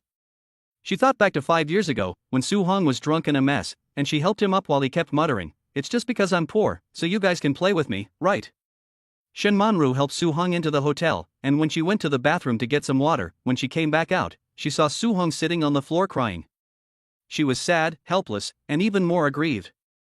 Shin Manru had never imagined that such an outstanding person could be so aggrieved and sad. In the past, Shin Manru had wanted to come to Hongqing for an interview and had also looked up information on Hongqing, but she had never associated Su-hong with Hongqing because she was afraid. Because, for someone to climb to this position in just 5 years, they must have suffered a lot of injustice and sadness. The Su-hong in the 300 square meter office in front of her suddenly became the same person as the Su-hong who sat in the hotel 5 years ago crying and feeling aggrieved. Shin Manru extended her white fingers, touched the corner of her eyes, then suddenly raised her head and smiled at Su-hong. "Su-hong, have you had a hard time over the past 5 years? A person with no background, no family history, and no help can make it in the world like this. In other people's eyes, it's called a child from a poor family who becomes successful, and starting from scratch. But in Shin Manru's eyes, there is a lot of pain. It turns out that these past 5 years have not been easy for either of us." Chapter 11, Shin Manru's Parents' Conversation. Su-hong had expected Shin Manru to ask a lot of questions, but he didn't expect Shin Manru to ask if it was hard for him. For a moment, the distance between the two over the past 5 years slowly melted away in the office. After a long while, Su-hong smiled and asked, "Do you still care about He Bingbing?" The sofa in Su-hang's office was specially ordered from Italy. The leather was soft, but Shin Manru sat very upright. She saw Shin Manru shake her head gently. From the moment she saw He Bingbing, Shin Manru's heart immediately calmed down. Over the past 5 years, Shin Manru had fantasized countless times that He Bingbing would be wearing a high-end evening dress, holding Su-hang's arm, and entering and leaving various occasions with poise. She had dreamed of this countless times, and in her dreams, He Bingbing's delicate smile would make her heart ache, and she would not be able to sleep well for many nights. In fact, Shin Manru did not care about He Bingbing. What she cared about was that she was not as good as He Bingbing, and she would not be able to accompany Su-hong. That night, she ran away because she was inferior. The long-standing distance made her feel even more inferior when she saw Su-hang. But the moment she saw He Bingbing, all of these feelings of inferiority vanished. It wasn't because He Bingbing was wearing no makeup, or because she was too busy to be graceful, but because of the respect and politeness that He Bingbing revealed on her face the moment she saw Su-hang. It was obvious that the two of them were not involved in anything. The girl she once thought was outstanding was only in her own mind. And Su-hong went to great lengths to bring himself here to see He Bingbing, which is actually the best explanation. Thinking about it again, it seems a bit pretentious. Shin Manru looked into Su-hang's eyes. What outsiders might see as cold eyes made Shin Manru feel warm. She nodded, slightly uttering an O. Huashi Hospital, VLP ward. Zhang Aimei and her little granddaughter, Zhang Guier, looked at each other with big eyes. Although there were still 2 tear stains on Zhang Guier's little face, she was smiling and showing a row of small teeth. Her eyes twinkled as she said, "Grandma, I really have a father?" Obviously, Zhang Guier was still a little skeptical. Children don't know the good or bad of a hospital room, but the comfort in front of her made Zhang Guier's heart relax a lot. Zhang Aimei nodded, but her thoughts were elsewhere. It was only after a long while that she remembered that she could call her husband and chat about what was going on. They couldn't talk about it in front of the child, so Zhang Aimei ran to the other bedroom to make the call. 10 or so years ago, Shin Manru's family was still very wealthy. Zhang Aimei ran a small plastic factory with her husband, and the profits were very good. Shin Dahai was responsible for business contacts, while Zhang Aimei managed the books at the factory. However, because Shin Dahai had offended someone, the factory was taken over and went bankrupt overnight, leaving the family with nothing but a few walls and no money to send Shin Manru to university. But Shin Manru was a good girl, and with student loans and her own part-time work, she never caused her family any trouble. Until 5 years ago, Shin Dahai also suffered from kidney failure. In order to treat Shin Dahai, the family even sold their house. Although Shin Dahai recovered, their granddaughter became ill again. Shin Guer's illness over the past few years has made Zhang Aimei and Shin Dahai feel extremely guilty. Because both of them have kidney failure, Shin Dahai has always felt that Shin Guer's illness is a genetic disease caused by his poor genes. So in order to treat Shin Guer, Shin Dahai, who is not in good health, can only hang on. He delivers packages and does odd jobs in his hometown to save money for his granddaughter. Even Zhang Aimei, who only recently came to Haicheng, is accompanying her granddaughter in her treatment. The Zhangs have really suffered a lot for money. Now in this spacious hospital room, Zhang Aimei's heart has finally settled.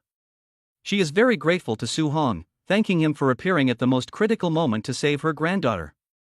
Zhang Aimei put the phone to Shin Dahai, and after 30 seconds, the call was connected. As soon as it was connected, she heard Shin Dahai cough. After coughing twice, he said with a smile on the phone, "Hey, Plum, what's up? Let me tell you, I delivered more than 200 pieces today, and I'll go to the boss to get paid later, and then I'll wire the money to you." Shin Dahai's illness should have allowed him to rest, but circumstances did not allow him to do so, and instead he was kept busy. However, no matter how tired Shin Dahai was, he would always be smiling when he spoke to his family. When Zhang Aimei heard her husband's smiling voice, her eyes felt sore. After a long time of preparing her emotions, she managed to smile back and say, "Shin Dahai, don't work so hard. Let me tell you something. The little hooligan you keep talking about in your sleep has appeared. Don't get excited. Your daughter told me today that it's not the young hooligan at all. Pa, it's not a young hooligan, it's Su Hong. It's not Su Heng's business at all, it's your daughter's business." Zhang Aimei was quick-witted and got the point across in a few words, including the luxurious hospital room in front of her and her obviously wealthy son-in-law. However, Shin Dahai didn't say anything, but Zhang Aimei continued to persuade him carefully. "Dahai, why don't you stop doing such tiring work? You still need to take care of your health." Shin Dahai sighed on the phone and said, "Aimei, the other person is so rich, and our family is no longer the same as before. Although our family can't compare with the other person, as the grandparents of Guer, we have to contribute some money no matter what. Don't worry, I'm not tired, I can still work. When I can't work anymore, I'll naturally take a break." After listening to what Zhang Aimei said, Shin Haidai's heart felt relieved, but deep down he was still extremely worried. No one can guarantee that such a wealthy son-in-law will really recognize his daughter. Not to mention that they haven't seen each other for 5 years, they have no emotional foundation, and they only have a child by accident. Shin Hai doesn't think that Su Hang is a bad person, he just wants to work harder to give his daughter and granddaughter more protection. Chapter 12, I'll tell you 2 things. Hongxing Group Finance Department. He Bingbing stood in front of the floor-to-ceiling windows on the 15th floor, watching every step that Su Hong took downstairs, and the way Shin Manru had to hurry 2 steps behind him. He Bingbing didn't take her eyes off him until Su Heng's driver arrived and the two got into the car. It really is just like before. He Bingbing took a YSL lipstick and colored her lips. He Bingbing still remembered a few years ago, when she was in college, Shin Manru liked to follow Su Hong around like this. At that time, Shin Manru had to run a little to barely keep up with Su Heng's pace. But at that time, only He Bingbing noticed that Su Hang would actually patiently slow down and wait for Shin Manru every time. These two are so annoying, showing off their affection even at the office. After fixing her delicate makeup, He Bingbing walked to the finance department pantry, poured herself an Americano, and then stepped across the 300 square meter open plan office area in her high heels, twisting her waist as she walked into her private office. At Hongxing, every manager-level management staff has their own office. It took He Bingbing 5 years to take the position of vice president of the finance department at Hongxing. For outsiders, the future is promising, but for He Bingbing, becoming that person's right-hand man is still far away. Unfortunately, today finally came to an end. He Bingbing placed her coffee cup on her desk and glanced at the chat history with Joshua on her phone screen. "Joshua, Bingbing, my boss's orders are that someone will be visiting later, so I hope you can remove your makeup and sit at your desk in the large office area looking plain, disheveled and busy." He Bingbing? He bing bing, I'm here to work, and I can ignore orders that are difficult outside of work. Zhou Shou, my boss said that Manhwa is in charge of the Ningfeng acquisition case, and you will do it. He bing bing, I promise to complete the task. I will also keep the entire finance department busy. He bing bing took a sip of coffee, smiled, and was ready for anything, except that she didn't expect the person who came was Shin Manru. Coffee, so bitter. Su Hong did not choose to drive himself this time. As soon as he got in the car, he sat in the back row and first processed the documents that Zhou Shou had just handed him. Shin Manru, who was sitting next to Su Hong, felt that she had to stop being anxious and inferior because the driver was there. But then she thought about it, and realized that there were still some things that she and Su Hong had not yet clarified. For example, what kind of relationship was it? Before Shin Manru could figure things out in her head, she heard Su Hong speak to her again, as if he had said several more sentences, but she had no idea what he had said. After Su Hong had signed the documents, he tapped Shin Manru on the head and asked, "Why are you suddenly so stupid?" Shin Manru hurriedly covered her head, her two round eyes staring at Su Hong, mumbling, "I was just thinking about something." "So, what are you doing?" Su Hong closed the folder and looked down at the morning meeting content uploaded from the tablet, as well as the Rufeng plan given to him by Zhang Xingtao. Thinking about Zhang Xingtao's confident words in the morning that he would definitely be able to create the Rufeng high-end luxury series, Su Hong also recognized Zhang Xingtao's abilities. But that inexplicable system and that view of future events. Whether or not the Rufeng high-end luxury series could be pulled off was a problem that made Su Hong feel a little overwhelmed. Rufeng's factories and company were all located in the western district of Haichang.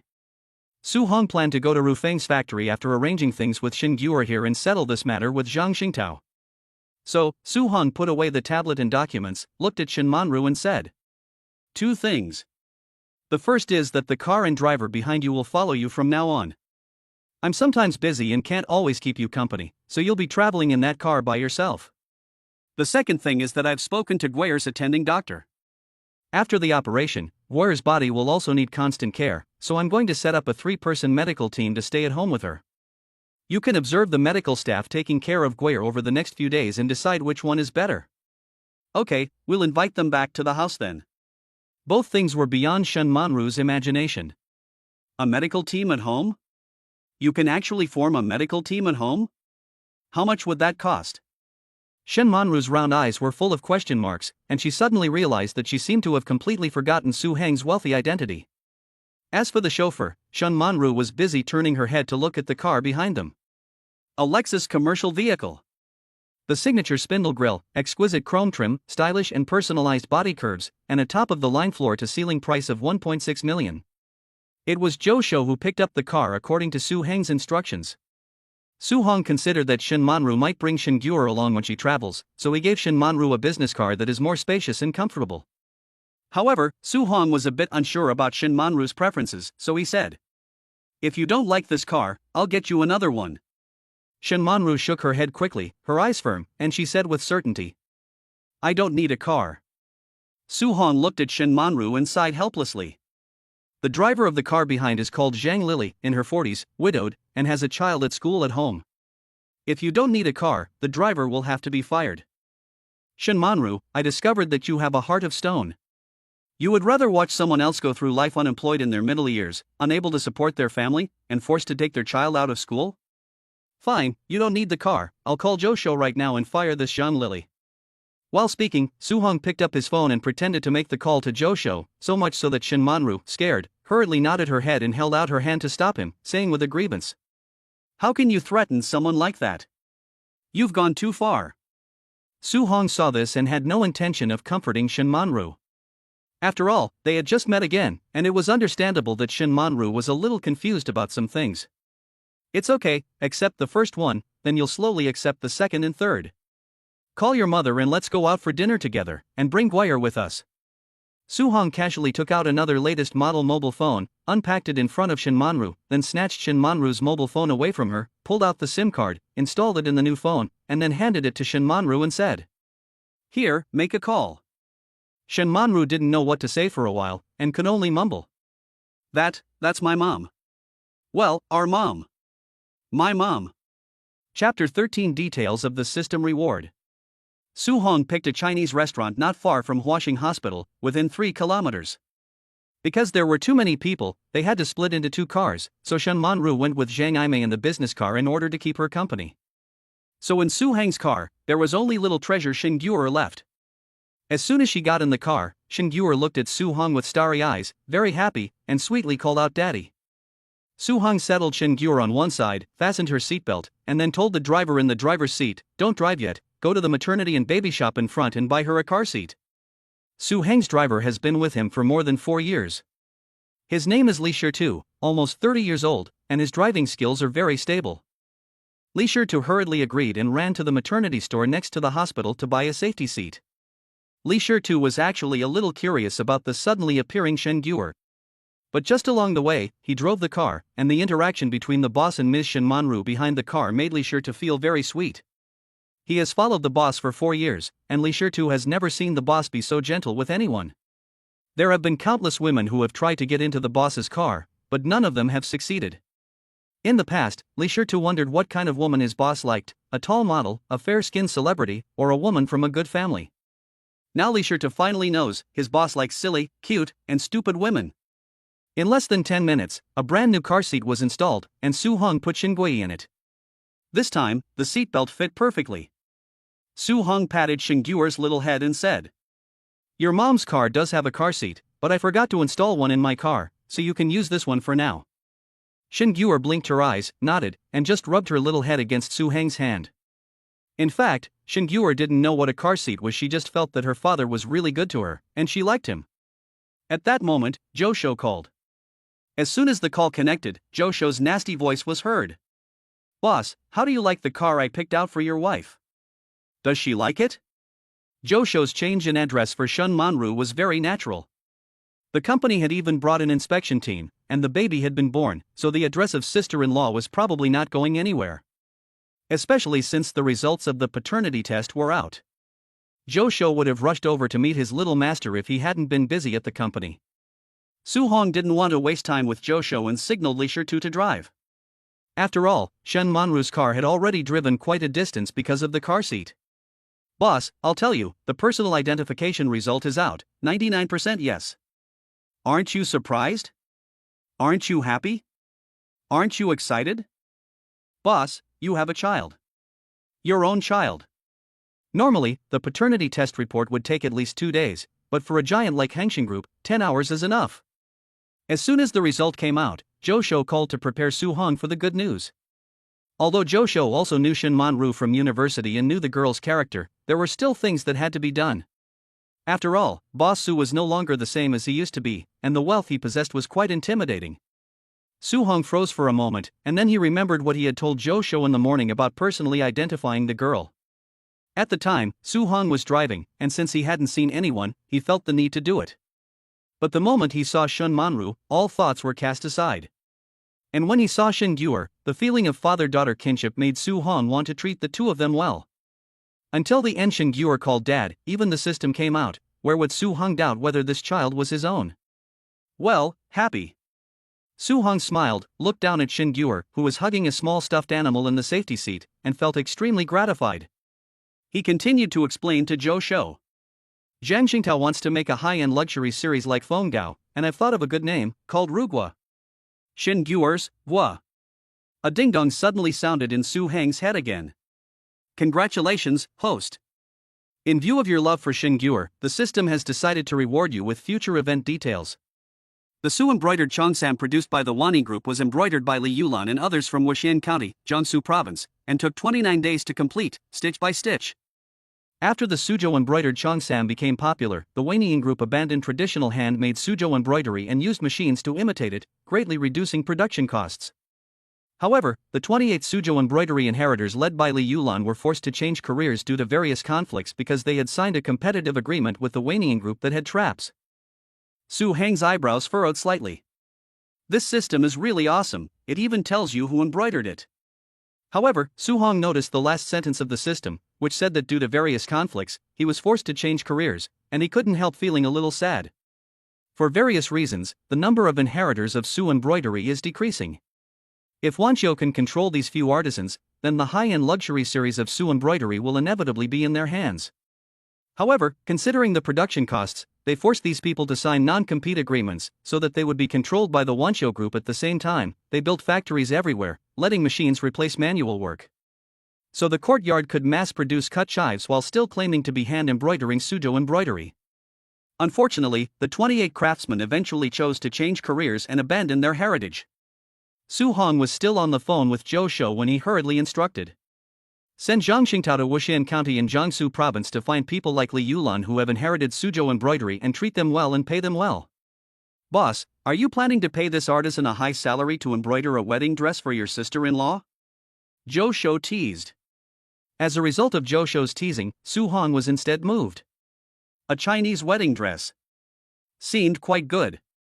Especially if Shin Manru was fattened up a little more this month, by then someone as round as a piece of jade, wearing a red wedding dress, would look quite good. Chapter 14, Taking Xingguo to Dinner. On the other side, Zhang Aimei, who was sitting in the Lexus, felt full of restraint. From the outside, the Lexus only gives off a business vibe, but once you get in, you realize what $1 million MPV is like. The front driver's seat is a bit unremarkable, but the experience in the back is even better than first class on an airplane. The two top-notch airline seats made Zhang Aimei not know where to put her hands for a while. Zhang Aimei glanced at the driver in the driver's seat, swallowed, and whispered to her daughter. Su Hong said that you get to keep the car?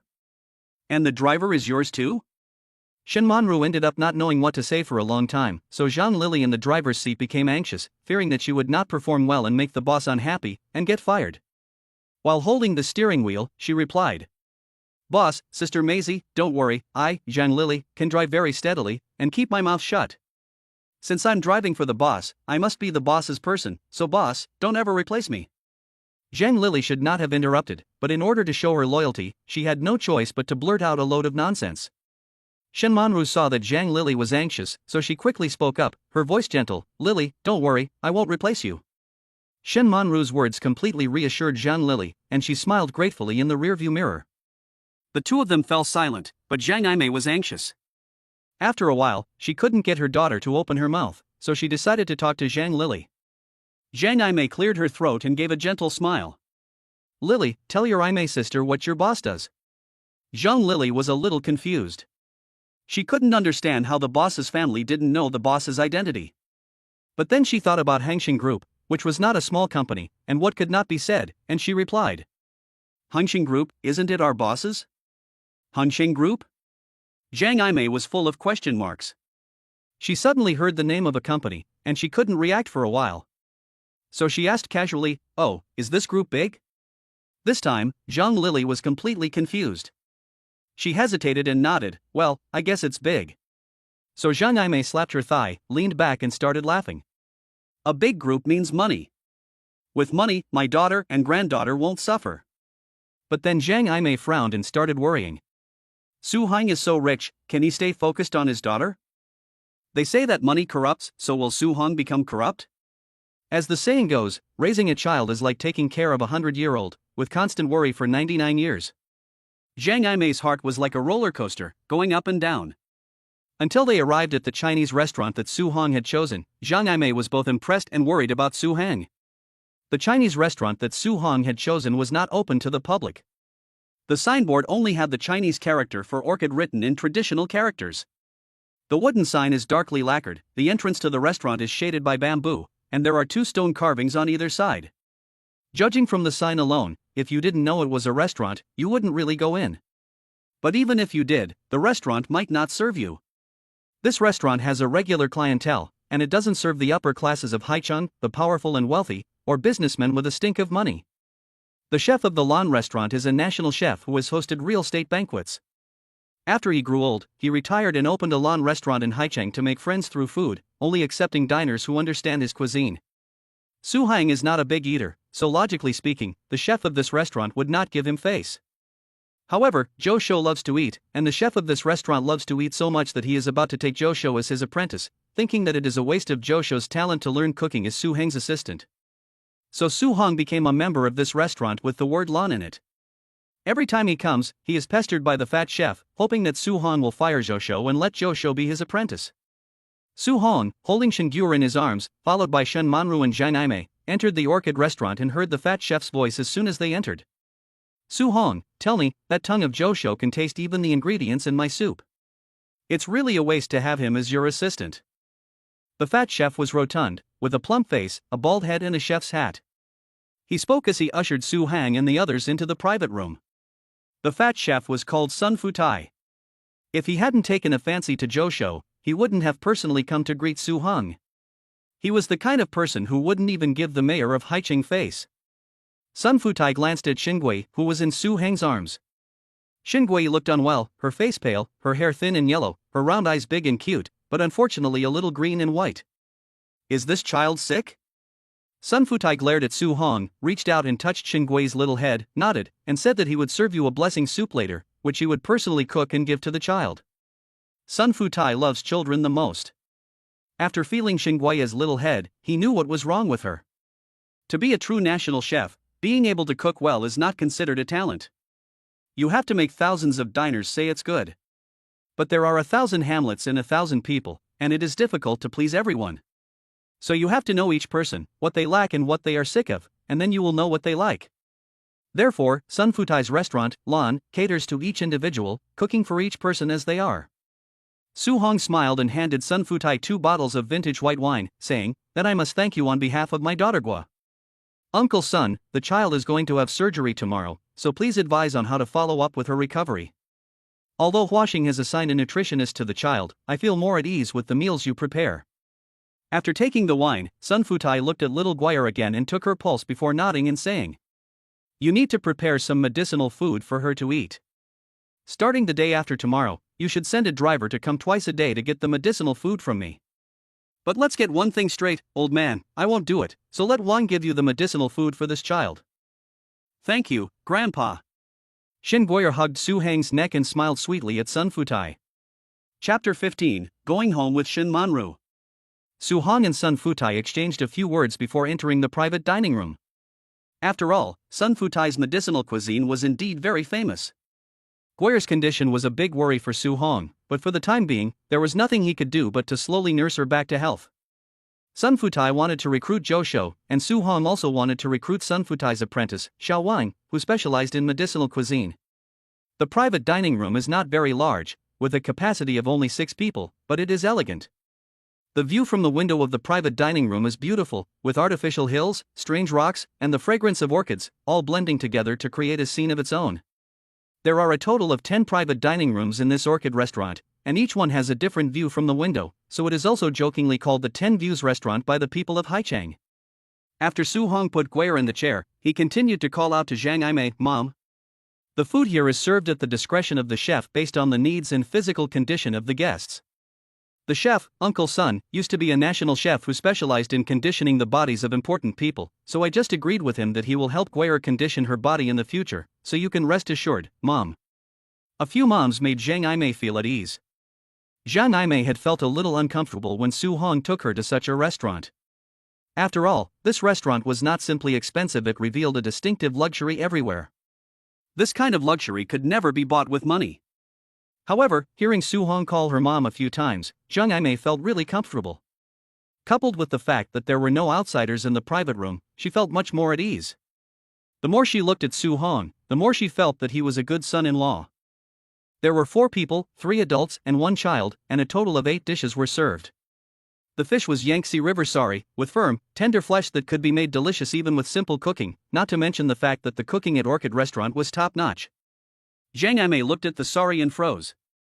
Back in the day when Shindaha was rich, Zhang Aimei had seen the world too, and after looking at the fish again to make sure it was Yangtze River sari, she quickly took a chopstickful and exclaimed, "This is really Yangtze River sari, isn't this fish extinct?"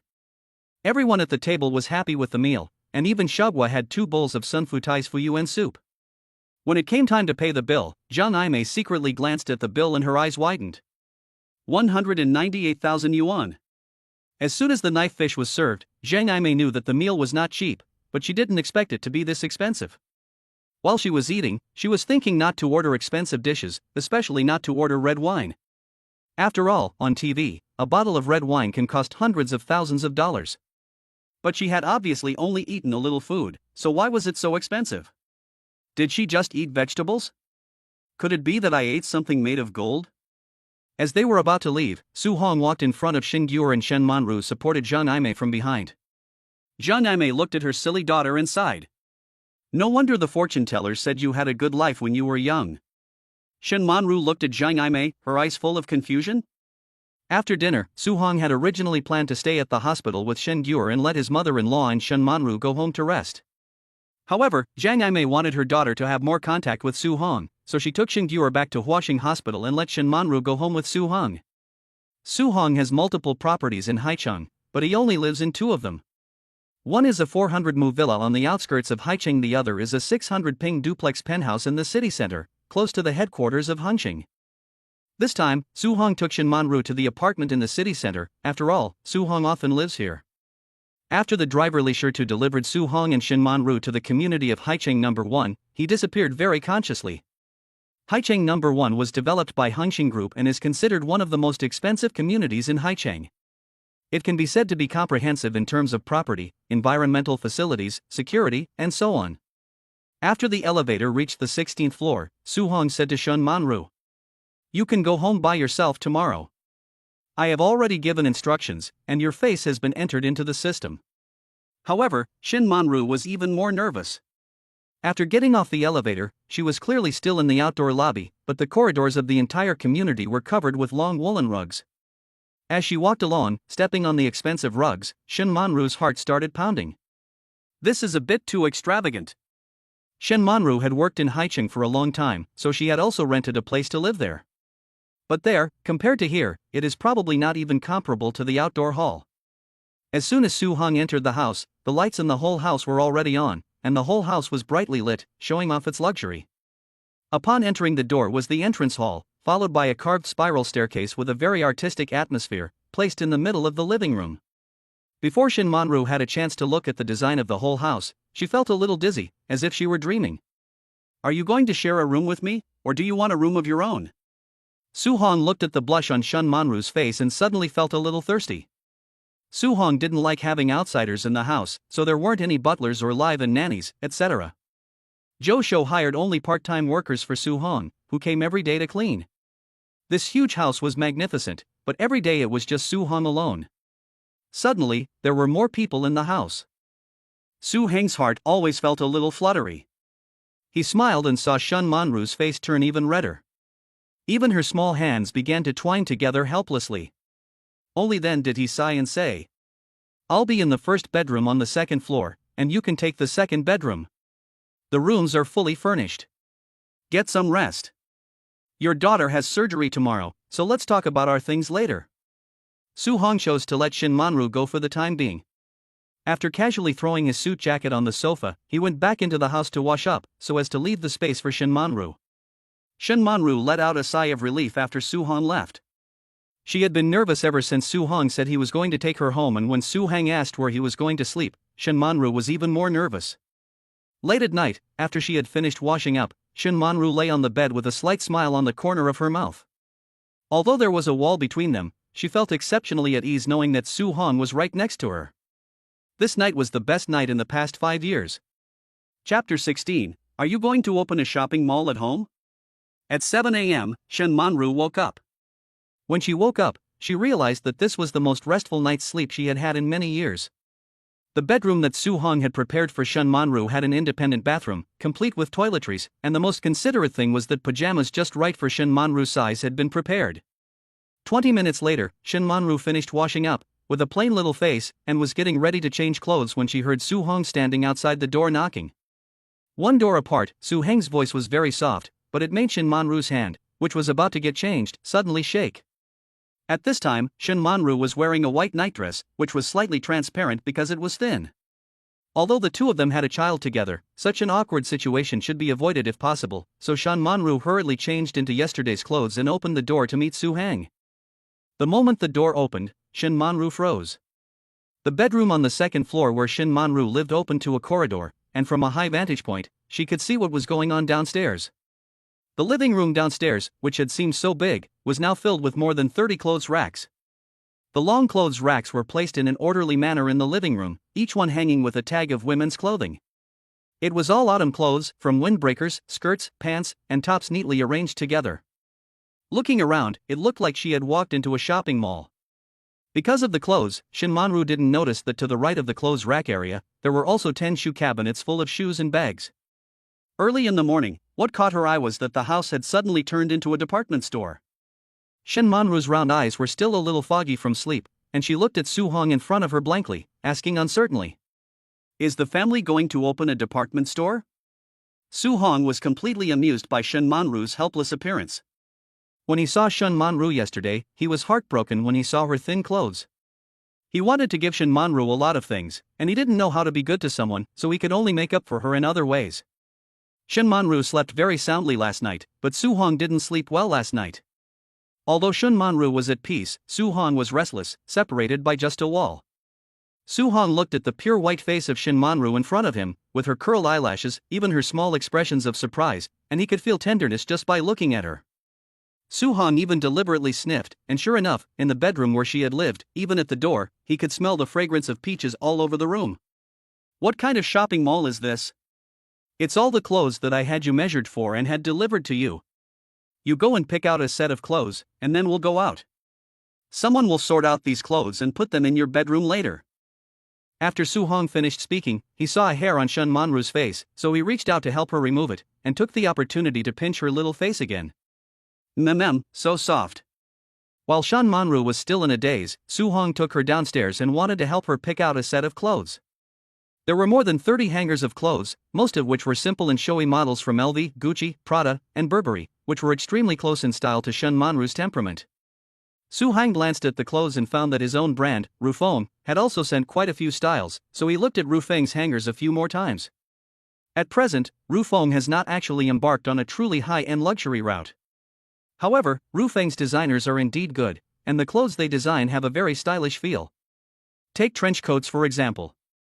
Since Burberry trench coats can be considered a classic, the designs of many brands cannot escape Burberry's classic style.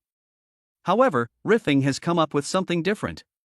The trench coats Rufeng sent this time have a national style, with classic and fashionable elements complementing each other, and a gentle and unique temperament. Since Su-hong had been looking at the clothes sent by Rufeng, Shinmanru also just stared at Rufeng. Shinmanru looked at the Rufeng logo, pondered for a long time, and asked with a tilted little head, "Su-hong, is Rufeng your company Hongxing?" Since learning that Su-hong is the boss of Hongxing, Shinmanru has done a lot of private research, such as at least trying to understand how much business her sweetheart has. Su-hong nodded. "Rufeng is also selling high-end luxury series now, and I have given the high-end luxury series of Rufeng a new name, called Rugua. Your Ru, was Gua." Perhaps Su-hong is not good at sweet talk, but just those words made Shinmanru's face blush with shame, and the smile at the corner of her mouth could not be stopped. She walked over, without looking at any other brand of clothes, picked up Rufeng's clothes, simply matched them up a bit, and then turned around and went back upstairs, leaving Su-hong with a sentence, "Then wait for me, I'll change." Su-hong smiled, looking at Shinmanru, who was shy but had the proud look of someone who was about to wear their own brand. It wasn't until Shinmanru had gone upstairs that Su-hong turned and went to the kitchen. This house has two kitchens, a Western kitchen with no open flame and a Chinese kitchen with an open flame. Su-hong is not used to having people in the house, as he feels it will disturb his thinking, so when he lives in this house, he either makes his own breakfast or goes to the company to eat. Of course, there were only a handful of times when Su-hong cooked breakfast himself. However, because Shinmanru was too thin, and because his daughter was having surgery today, Su-hong dared not let Shinmanru go hungry. So Su-hong chose to do it himself today. The kitchen was large, with all kinds of kitchen appliances and equipment. The refrigerator was full, with all kinds of fresh ingredients. Unfortunately, after looking at the ingredients, Su-hong finally decided to just heat up some milk and fry an egg to show his appreciation. By the time Shinmanru came down, more than 10 minutes had passed. Shinmanru looked at the dark egg on the table and then at Su-hong, who was still busy heating up the milk in the kitchen. She finally decided to go to the kitchen and choose to make breakfast herself. "Don't do it. When you were at school, your roommate said that you couldn't even cook instant noodles well. It just wasn't delicious, but that doesn't mean I can't cook it." "Okay, you can cook. So what do you want to eat now?" "I'll cook it for you." "You'll cook for me from now on?" "Then I can order. Today I'll have an omelette, tomorrow I'll have a sandwich, the day after tomorrow I'll have buns, and the day after that I'll have congee." Chapter 17. Shingur is about to have surgery. After Su-hong had finished ordering, he finally had a good look at Shinmanru. Yesterday Shinmanru, wearing simple clothes, also made Su Hong feel beautiful. Today Shinmanru, with her long hair and a shawl, a plain white face, and a knitted dress with a very stylish design, and an exquisite leather belt cinching her slender waist, looked like a graceful whole person, with breasts, waist, and legs. The proportions were very good, and although the astonishing measurements were all hidden under the clothes, one could still see the perfect proportions with the naked eye. Su Hong stared at Shinmanru for a long time before nodding and saying, "I didn't realize it. You've grown up a lot in just a few years." Shinmanru's face flushed with embarrassment from being stared at, and she couldn't help but reach out and slap Su Hong's arm. She gritted her teeth and said, "You're a father now, what nonsense are you talking about day in and day out?" "What did I say?" "I said your legs have grown a lot, but they're still short." "You're the one with short legs." Shinmanru glared at Su Hong, so angry that she didn't know how to respond for a moment, and could only turn around and storm off to breakfast. The breakfast that Shinmanru made, I don't know if it was because of the person or the food, but Su Hong felt that it was very palatable. In theory, someone like Su Hong should have a cook at home, but apart from the property in the suburbs of Haicheng, which had live-in maids and cooks, the house at Haicheng No. 1 was empty. Zhou Shou has mentioned many times to Su Hong that it would be best to have a live-in cook for the family's health. However, Su Hong has never agreed. The first reason is that although Su Hong doesn't care what he eats, he is actually very picky about what he eats. Apart from the food at the Orchid restaurant, Su Hong doesn't really like the food cooked by many people. The second reason is that Su Hong always feels that the food cooked by a cook lacks the taste of home. So in the house at Haicheng No. 1, Su Hong has dismissed all the domestic help and is alone, guarding the home. Su Hong feels that if there is no family, then there should be no outsiders in the home. Shinmanru's cooking, like her person, is heartwarming. 2 bowls of congee, a dish of vegetables, 2 fried eggs, and 4 small fried dough sticks, simple but full of peach fragrance and homey flavor. By the time the two had finished eating, it was already past 8 p.m. and they had to hurry to Huaxing Hospital, which was close by, so it wasn't even 9 p.m. when they arrived. At this time, Zhang Yimei was wiping her face, while Xiaoguo was holding a toothbrush and standing on a stool, spitting water into the sink. Xin Guo heard the commotion and, having been complaining to her grandmother about the spiciness of the toothpaste, saw that the people who had arrived were Su Hong and Shinmanru. Her mouth curved up to the sky, her eyes once again narrowed into stars, and she called sweetly, "Mommy, Daddy, you're here. Daddy, give me a hug." With short little legs, she ran towards Su Hong, threw her arms around his legs, and tilted her head as hard as she could, so that Su Hong could see how happy she was. Today is the day of Xin Guo's surgery. Xin Guo herself is aware of this, but the joy of finding her father makes the 4-year-old completely forget the pain of the upcoming surgery. At the moment, little Guo only cares about whether her father will suddenly disappear. Su Hong did not hug Xin Guo right away because he had to disinfect the area first, wash his hands again, and wait until his body was a little warmer before reaching out to pick up the baby. Zhao Tian is a very attentive medical staff member. She specifically told Su Hong that when he returned from outside and picked up Xin Guo, he had to wait until his body was warm, disinfected, and his hands washed before he touched the baby. After all, children are fragile, especially Xin Guo's weaker body. However, although he did not hug Xin Guo in time, Xin Guo was very happy. At this moment, Xin Guo was quietly lying in Su Hong's arms. Her tummy suddenly made a gurgling sound, and she quickly looked up, covering her stomach with her hands, and looked at Su Hong with a face full of grievances. "Dad, I'm hungry." Xin Guo was going to have surgery today, so she couldn't eat or drink, as instructed by the doctor. But seeing his little girl looking so uncomfortable, Su Hong felt very distressed. He gently patted her back with his hand and cooed softly. "You liked the food that Grandpa's son made yesterday, didn't you? When our Guoyer gets better, Daddy will take you to eat Grandpa's son's food every day, okay? And Guoyer also wants a big doll." Xin Guoyer's eyes lit up, and she wrapped her arms around her father's neck. Hurriedly, she made another request, and then, feeling a little guilty, she buried her little head again. "Okay, buy it, let's go buy all the dolls in the mall." "No, just one doll." The father and daughter began discussing the number of dolls. Zhang Yimei watched from the side, her eyes a little red. Thinking about her granddaughter's surgery today, Zhang Yimei felt scared and nervous. But when she heard the two of them say that they would eat son grandpa's food every day, Zhang Yimei's heart sank. One meal costs 190,000 yuan, and eating it every day is definitely not an option, it's too expensive. Shinmanru, however, felt very warm-hearted as she watched the two interact. But when she saw that Shin Guer's first reaction upon seeing herself and Su Hong was to cling to him, she pretended to be upset and walked over, patted Shin Guer's little head and asked, "Our little Guer doesn't let mommy hug you anymore? Mommy also wants to hug little Guer." Shin Guer only then remembered her mother, and quickly ran from Su Hang's arms to Shin Manru's. Holding Shin Manru, she gave a big kiss and said in a sweet little voice, "Guer also likes mommy to hug her." Su Hong had never imagined that the life of a family of 3 could be like this, warm and happy. Time passed quickly, and at exactly 9 o'clock, the doctor arrived. Su Hong and Shin Manru followed the doctor into the consultation room. While the doctor gave a detailed account of the situation they would face and the risks involved in the operation, Su Hong, who had been so composed yesterday, suddenly felt a flurry of emotions. Shin Guer's attending physician, Zhou Yun, was an old doctor in his 50s and a leading figure in the field of nephrology. Zhou Yun had not had much dealings with Su Hong, and had only come to Huaxing Hospital because Su Hong had provided a high enough level of research and development funding. In the past, when Hangxing approved research and development funding, Zhou Yun always felt that Su Hong was a flesh and blood businessman.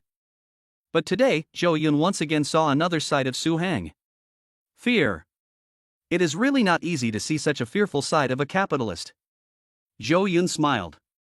As a doctor, she cannot say anything that is 100% accurate, but she also does not want to scare Su Hong to death because of the percentages on those surgical risk notices. After all, he is her little boss. "President Su, don't worry, I'm waiting for this year's research and development funding to double." Zhou Yun nodded affirmatively, her eyes full of confidence, as if she was holding a knife in her hand, a trivial matter. Although Zhou Yun did not give any assurance, Su Hang's heart settled down quite a bit. He reached out and patted Shin Manru's cold hand, and said to Zhou Yun, "Zhou Lao, don't worry, this year's research and development funding will definitely double." Chapter 18, Shin Guer's surgery, and Zhou Shou arrived in Wuxian County. A kidney transplant is not considered a minor surgery, and it takes about 4 hours from anesthesia to the transplant. After signing the documents and leaving the consultation room, Su Hong believed Zhou Jun, but his heart was still on edge.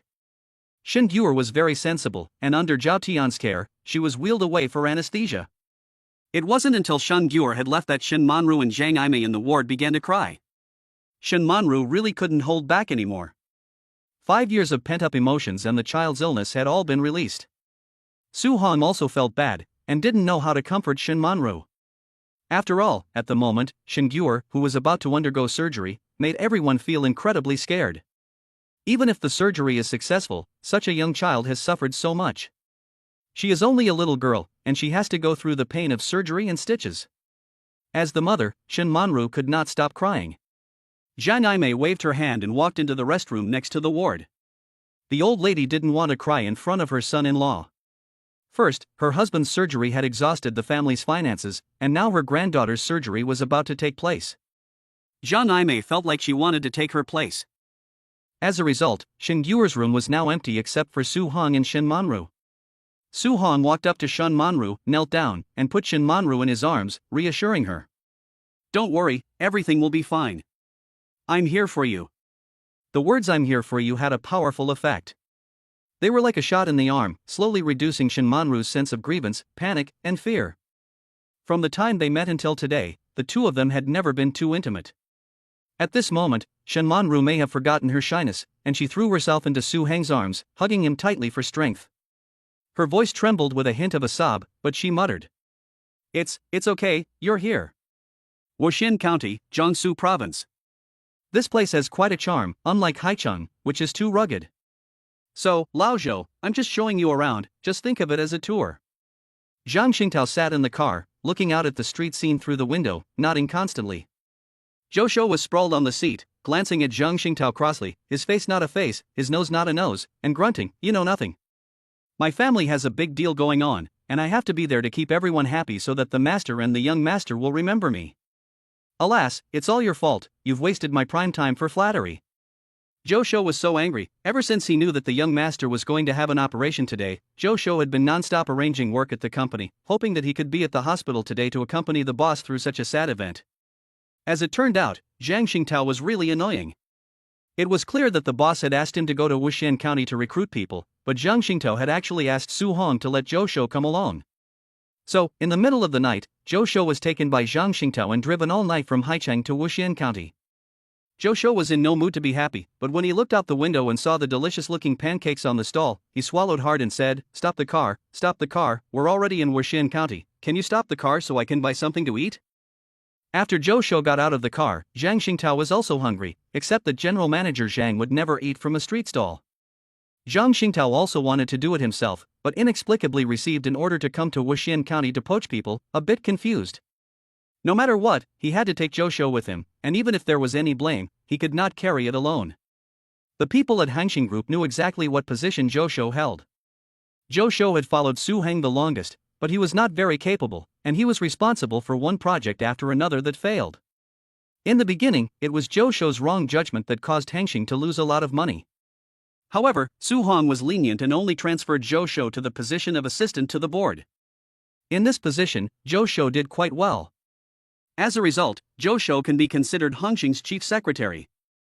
Not only is his position high, but most importantly, everyone is afraid of Chairman Su, so when everyone does something, they like to bring Zhou Shou along to take the blame.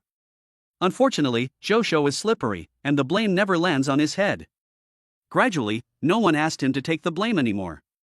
However, Zhang Xingtao is different. He begged Zhou Shou to come this time, not really to take the blame, but mainly to find out what Chairman Su really wants to do. Because the high-end luxury series of Rufeng has never been doing well, but what Chairman Su was thinking is to make the high-end luxury series take on the style of Suzhou embroidery. What is high-end luxury? It has to have a sense of European and American fashion. The fashion world is currently very strange. Just like Rufeng, which has been sticking to the national style, but it doesn't work. Even the Chinese people don't buy it, and now Chairman Su is thinking of adding the element of Suzhou embroidery. Zhang Xingtao was at a loss for words. The fashion world's trends, from colors to styles, are all arranged in advance, and then a large amount of drafts are washed. So to say what the popular colors and styles really are, it's all up to those truly high-end brands. Can this sudden rise of Suzhou embroidery to high-end fashion really work? Even if he trusted Su Dong, who had repeatedly created myths, Zhang Xingtao was still very worried.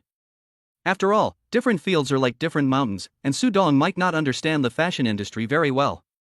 It wasn't until Zhou Shou got into the car with his own pancake fruit and the whole car was suddenly filled with the fragrance of pancake fruit that Zhang Xingtao stopped thinking. He just felt extremely hungry. But how could the head of a prestigious company like Ruifeng eat from a street stall? Zhang Xingtao agonized for a long time before slowly going to buy 2 pancake fruits. In the end, the 3 people in the car, the driver ate 2 pancake fruits, Zhou Shou ate 1, and Zhang Xingtao ate 3 pancake fruits. Zhang Xingtao wiped his mouth with a paper, burped, and then remembered to ask Zhou Shou. "Lao Zhou, I'll tell you something weird."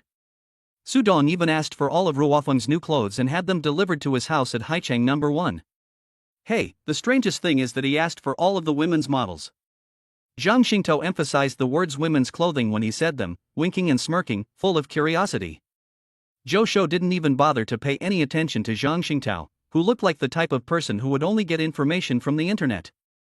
When Su Hong brought Shen Manli to the company yesterday, many people already started speculating. However, given that female customers have come to the company in the past, the gossip did not get out of hand. Zhou Shou nodded and instructed Zhang Xingtao a few times, "Then you have to be smart and simply move all of Rufeng's styles to my boss's house." Is this for real? Do we really have a boss's wife? What about He Bingbing from the finance department, Wen Wan from the accounting department, and Xiu Xiu from the marketing department? Won't they cry themselves to death? Chapter 19, Jewelry at the Auction. Wuxian County is a very beautiful city with a long history and full of charm. Su embroidery is considered a representative symbol of Wuxian County, so it is not difficult to find people like Li Yulan. However, what puzzled Zhou Shou and Zhang Xingtao was that Li Yulan was not considered a true inheritor in Wuxian County. The most famous inheritor promoted in Wuxian County was surnamed Wu. But the boss had ordered that Li Yulan be poached. Li Yulan's home is not in the concentrated area of the show factory, but in the countryside instead. When Zhou Shou and Zhang Xingtao arrived at Li Yulan's home by car, there were already 3 luxury cars parked in front of the entrance to the small farmhouse courtyard. The villages under Wuxian County are not really rural areas. Every household has a high-rise building, the village has tarred roads extending in all directions, and the crops along the roads are a golden yellow. But even in such a wealthy village, there are not many such luxury cars. especially when they saw the license plate, which happened to be from a province other than Jiangsu. Zhou Shou and Zhang Xingtao exchanged glances and knew that the visitors were not friendly. Because according to the information they had gathered, Li Yulan was living in some financial hardship and did not have any wealthy relatives, so it was impossible for her family to have such a luxury car. Li Yulan was a disciple of Li Xiu. After Li Xiu's death, Li Yulan was abandoned by the times because she was unwilling to join the embroidery factory and insisted on weaving every stitch by hand, as her master had instructed. However, Li Yulan was also stubborn, and she persisted for more than 20 years. Unfortunately, the current mainstream in China is for men to wear suits when they go out and for women to wear wedding dresses when they get married.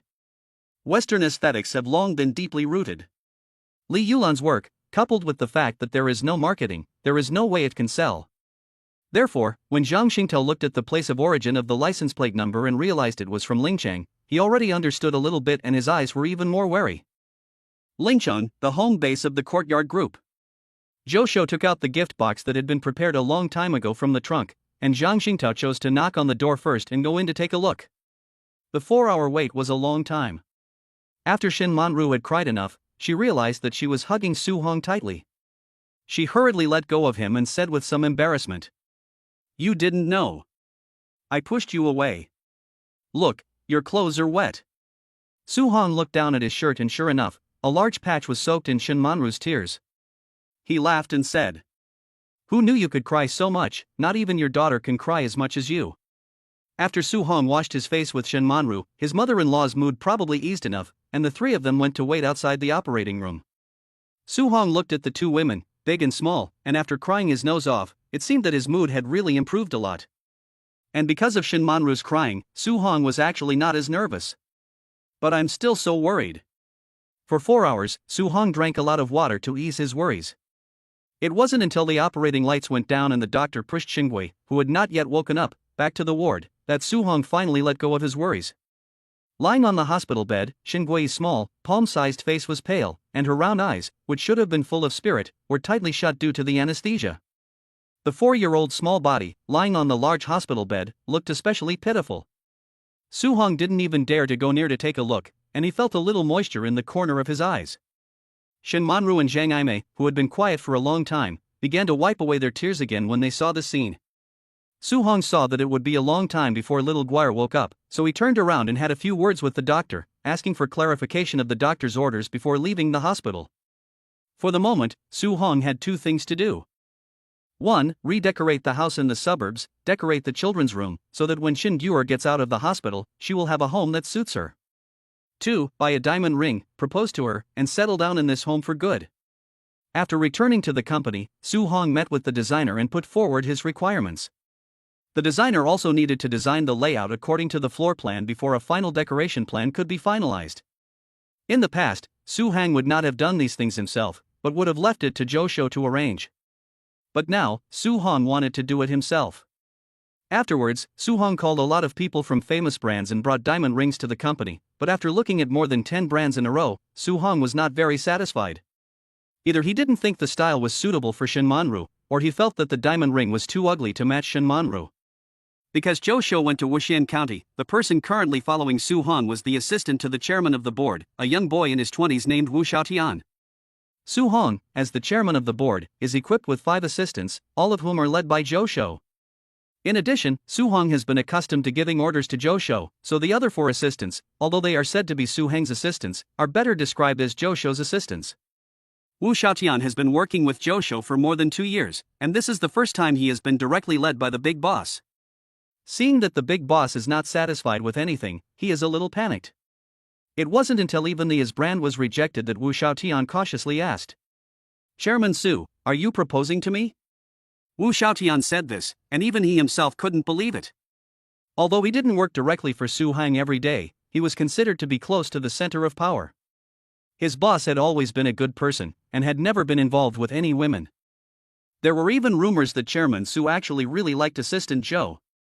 Wu Xiaotian didn't believe that Chairman Su liked Assistant Zhou Shou, but he also didn't believe that his boss liked women. Why did he suddenly and inexplicably buy a diamond ring? Do all bosses fall in love so quickly? I'm the assistant to the president of the board, how come I don't know anything? Su Hong didn't care what Wu Xiaotian was thinking, he just nodded and gave a small sound, which was his way of confirming that Wu Xiaotian was proposing. Wu Xiaotian then blurted out what was on his mind. "Boss, are you serious? Who is she? This is big news." After saying this, Wu Xiaotian covered his mouth, pretending that the person who just spoke was not me, but his heart was racing. Su Hong getting married is really big news, not to mention anything else. Although this news may not be on any hot search, it can definitely be on the rich and famous gossip page and become the talk of the town. Su Hong shook his head and didn't bother to argue with Wu Xiaotian. Under the management of Zhou Shou, the Ministry of Assistance and Support is very strict with what they say. They know what should and shouldn't be said. He just commanded. "Have there been any auctions recently? Send me the invitations. For any jewelry auction items with a starting price higher than 50 million, arrange them in my schedule." After checking the information, Wu Xiaotian hurriedly nodded and said, "Director Su, there are 2 auctions meet your requirements. Do you need to take a look at the auction item information first?" Chapter 20. The Courtyard Group is a repeat offender. After about half an hour, both auction houses sent over the information on the auction items. Su Hong first looked at the information sent by Bell Auction.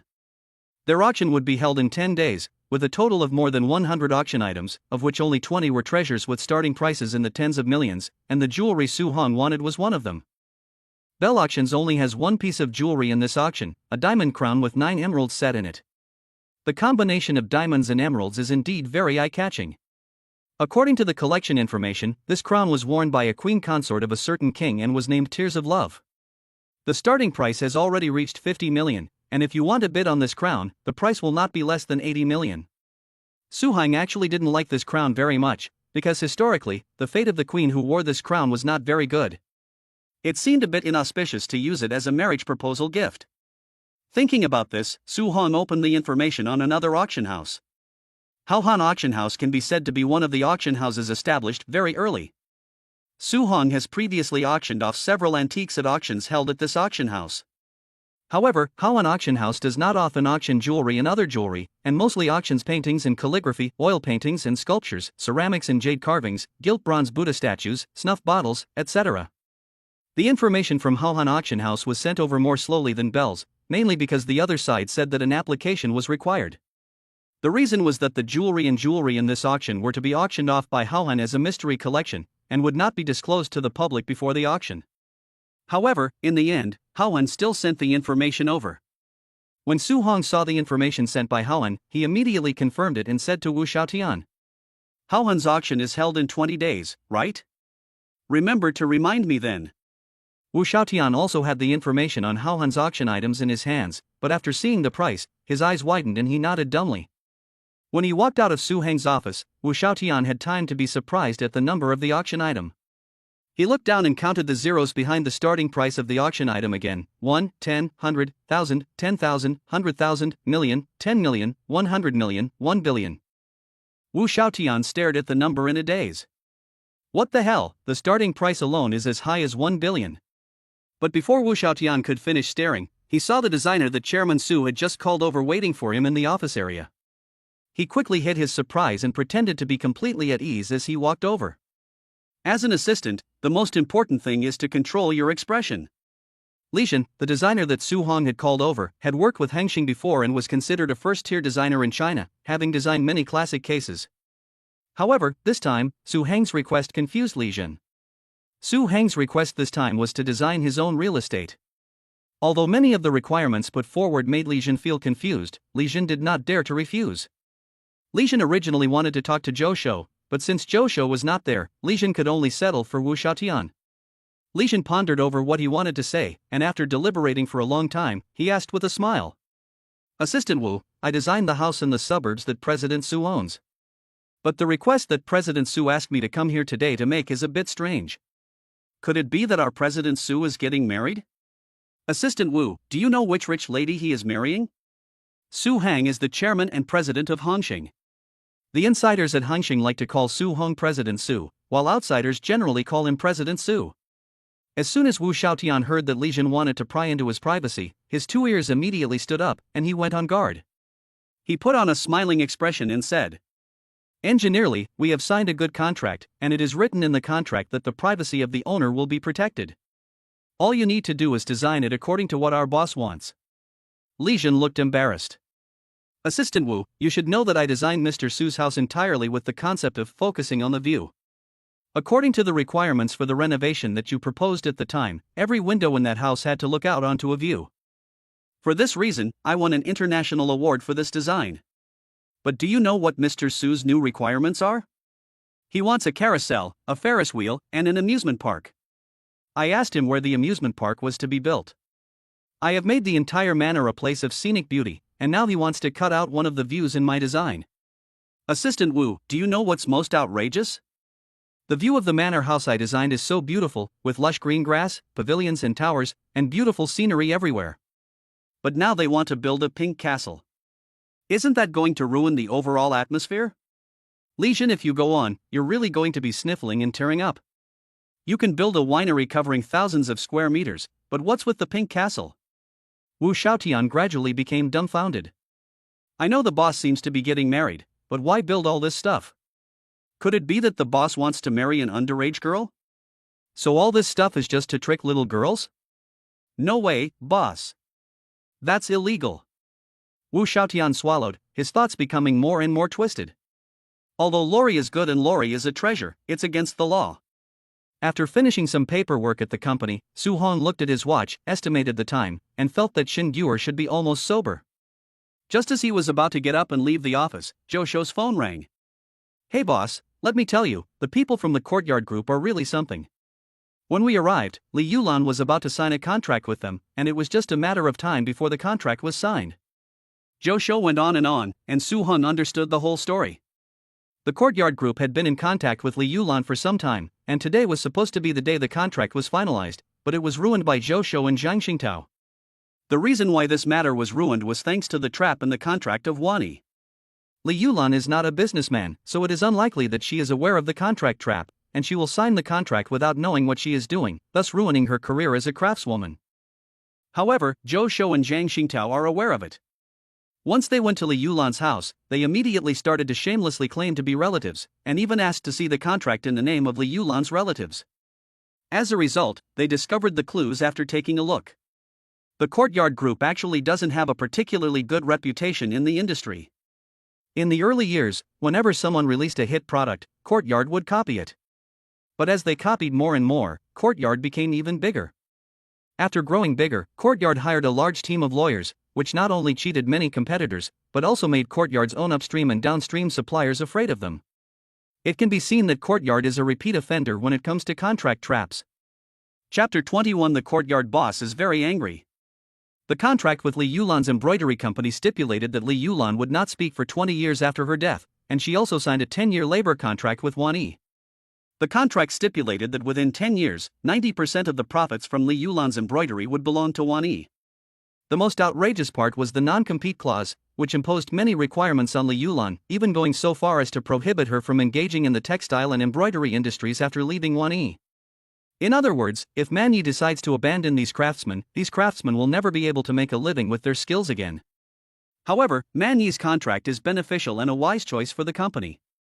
Su Hong has been in business for a long time, and although he is already very considerate compared to some businessmen, the final decision in the marketplace is based solely on interests. However, since meeting Xingwei, Su Heng's heart has softened a lot. Especially since this is a message from the system, Su Hong is very considerate and does not choose to tie these craftsmen to death. After pondering for a moment, he said to Zhou Shoudao, "Promise them that Hongxing will approve funds to promote the culture of Su embroidery.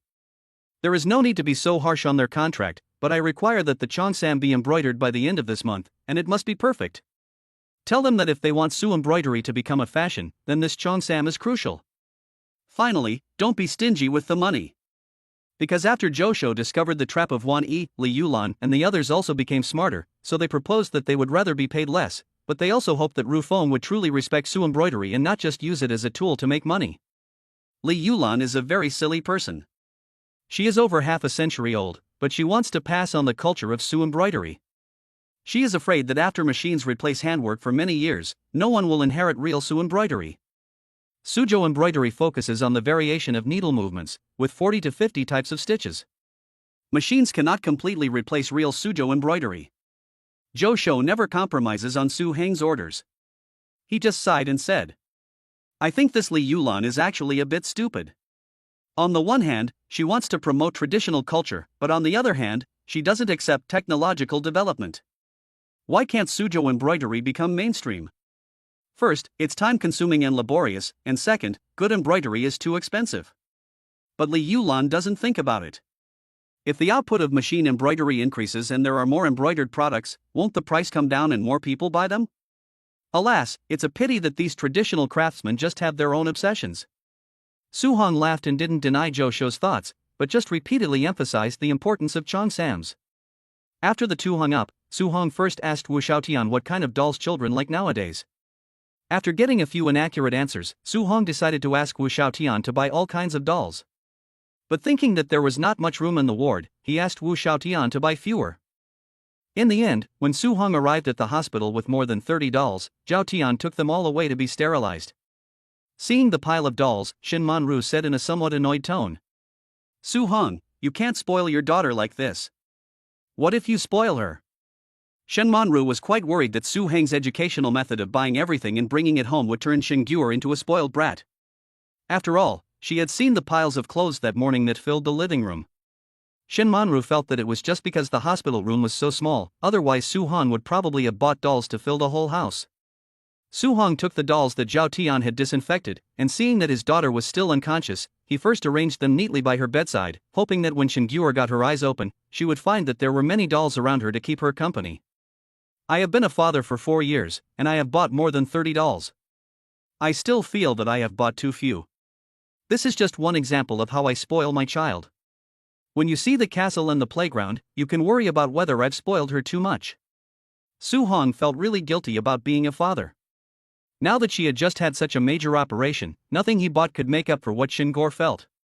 Shen Manru sighed helplessly, and could only leave Su Hong to it. She turned and sat on the sofa by the bed, quietly keeping Xingor company. Zhang Aimei had not slept last night because Xin Guoyi was going to have an operation, and coupled with the fact that Guoyi's emotions had fluctuated greatly during the operation, she rested for a while in the waiting room. After setting up the doll, Su Hong continued. You should also persuade our mother to go home and live there. It's more comfortable, and at her age, she still needs to take care of herself first. Shen Manru was speechless at the fact that Su Hong had already called her mother, and just nodded. Linchang, the headquarters of the Wanxi Group. The chairman of Wanxi is over 70 years old and has completely stopped taking care of things, so the affairs of Wanxi have been completely handed over to his son Wan Hongyi. Wan Hongyi is in his 40s and is in the prime of his life. He is single-mindedly trying to grow and strengthen Wanxi. The signing of Li Yulan was led by Wan Hongyi. As businessmen go, many say they started from scratch, but that is far from the truth. Take Su Hong for example, he really came from a poor family, a poor boy who was so poor that he was always hungry. But he relied on himself and built such a big family business.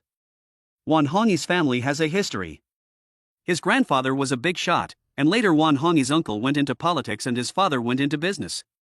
It was only through various channels that Wan Hongyi was able to make Wanyi a leading garment manufacturer in the country. If outsiders come to visit, only key personnel can be informed in advance, after all, security is involved. When all the information is finalized, the higher-ups will then conduct a bidding process according to the requirements. But by the time the bidding actually begins, it will be too late. Ever since Wan Hongyi's uncle passed on this piece of news, Wan Hongyi has felt that this is an opportunity for the Mani Group to truly become an international brand. The system told Su Hang that Su embroidery has become the mainstream of fashion, so Su Hang is confident.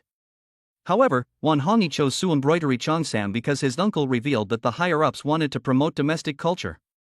He just had to wait for the higher-ups to conduct the relevant bidding and then show off his skills. However, at this time, when he heard that Hongxing Group had also come in and meddled, Wan Hongyi was furious. Hongxing's reputation in the garment industry was not great, and Wan Hongyi was not afraid. The main reason was that Hongxing's acquisition of Ruffing made Wan Hongyi a little apprehensive. You have to understand, Ru Feng used to be a big name. Wan Hongyi was discussing with his new secretary how to tear the black silk nicely when he received a phone call from Wuxin County. He didn't care about tearing the black silk nicely, and pushed his secretary under the desk while shouting at the phone. Hongxing, are you used to fighting with me for things? It's just a piece of crappy Suzhou embroidery. Suzhou Hang, you can't really think that foreigners would like it, can you? It's just promoting domestic culture, and there are so many cultures, not just Suzhou embroidery. Suzhou Hang likes Suzhou embroidery, so now find someone to write an article saying that Suzhou embroidery is the dregs left over from ancient times, and get it published everywhere. I'll see to it that when the time comes for the bidding, with my uncle there, who dares to choose the dregs as a gift. This Su Hong has really gone down the wrong path. After Wan Hongyi hung up the phone, he continued to ponder the black silk. Wan Hongyi had never taken Hangxing seriously. A nobody with no background, no matter how big a family business they create, they will always be rootless. Chapter 22 What is True Beauty? On the second day, the Manhwa group moved quickly. An article arguing that we in the new era should take the essence and discard the dross, and that the 10 views on Suzhou embroidery oppressing women should be abandoned, was quietly posted on the most heavily trafficked forum in the country. The editor who wrote the article, with sound reasoning and obfuscation, defined Suzhou embroidery as the dross of the new era, saying that Suzhou embroidery is a symbol of female oppression. Women have long been oppressed, sewing with needle and thread, but they are not liberated from manual labor. Promoting Suzhou embroidery is to trap women in the house. From Suzhou embroidery, it is extended to the 3 obedience and 4 virtues, and then from the 3 obedience and 4 virtues to the opposition between men and women, and finally it is emphasized again that Suzhou embroidery is dross. This article first triggered ridicule, and gradually began to be endorsed by some people. Finally, the comments section began to engage in a battle of the sexes, finally allowing the article to ferment. The most outrageous thing is that some big V's and public intellectuals began to endorse the article's claims. So for a while, Su embroidery was unjustly accused online, and many netizens spoke out. Although I don't oppose Suzhou embroidery, after everyone's explanation, it is indeed necessary to discard its dross. To hell with the outdated ideas of 3 obedience and 4 virtues. Jiangsu Province, Wuxian County. Li Yulan is over 50 years old, and there are a few deep wrinkles on her face, but her hands have been well cared for, and they are tender and smooth, even more tender than the hands of an 18-year-old girl. Online public opinion should not have reached Li Yulan's ears, but Zhou Shou and Zhang Xingtao often came to Li Yulan's house because they wanted to confirm the style of the Chansam with her. Zhang Xingtao, who had seen the online public opinion early in the morning, could no longer hold his anger. After arriving at Li Yulan's house, he drank a bottle of water before saying to Zhou Shou next to him, Zhou, the online opinion is raging, and they're even saying that Suzhou embroidery is the dregs of history. I don't know if it will affect us, positioning Suzhou embroidery as the theme of this season's high luxury.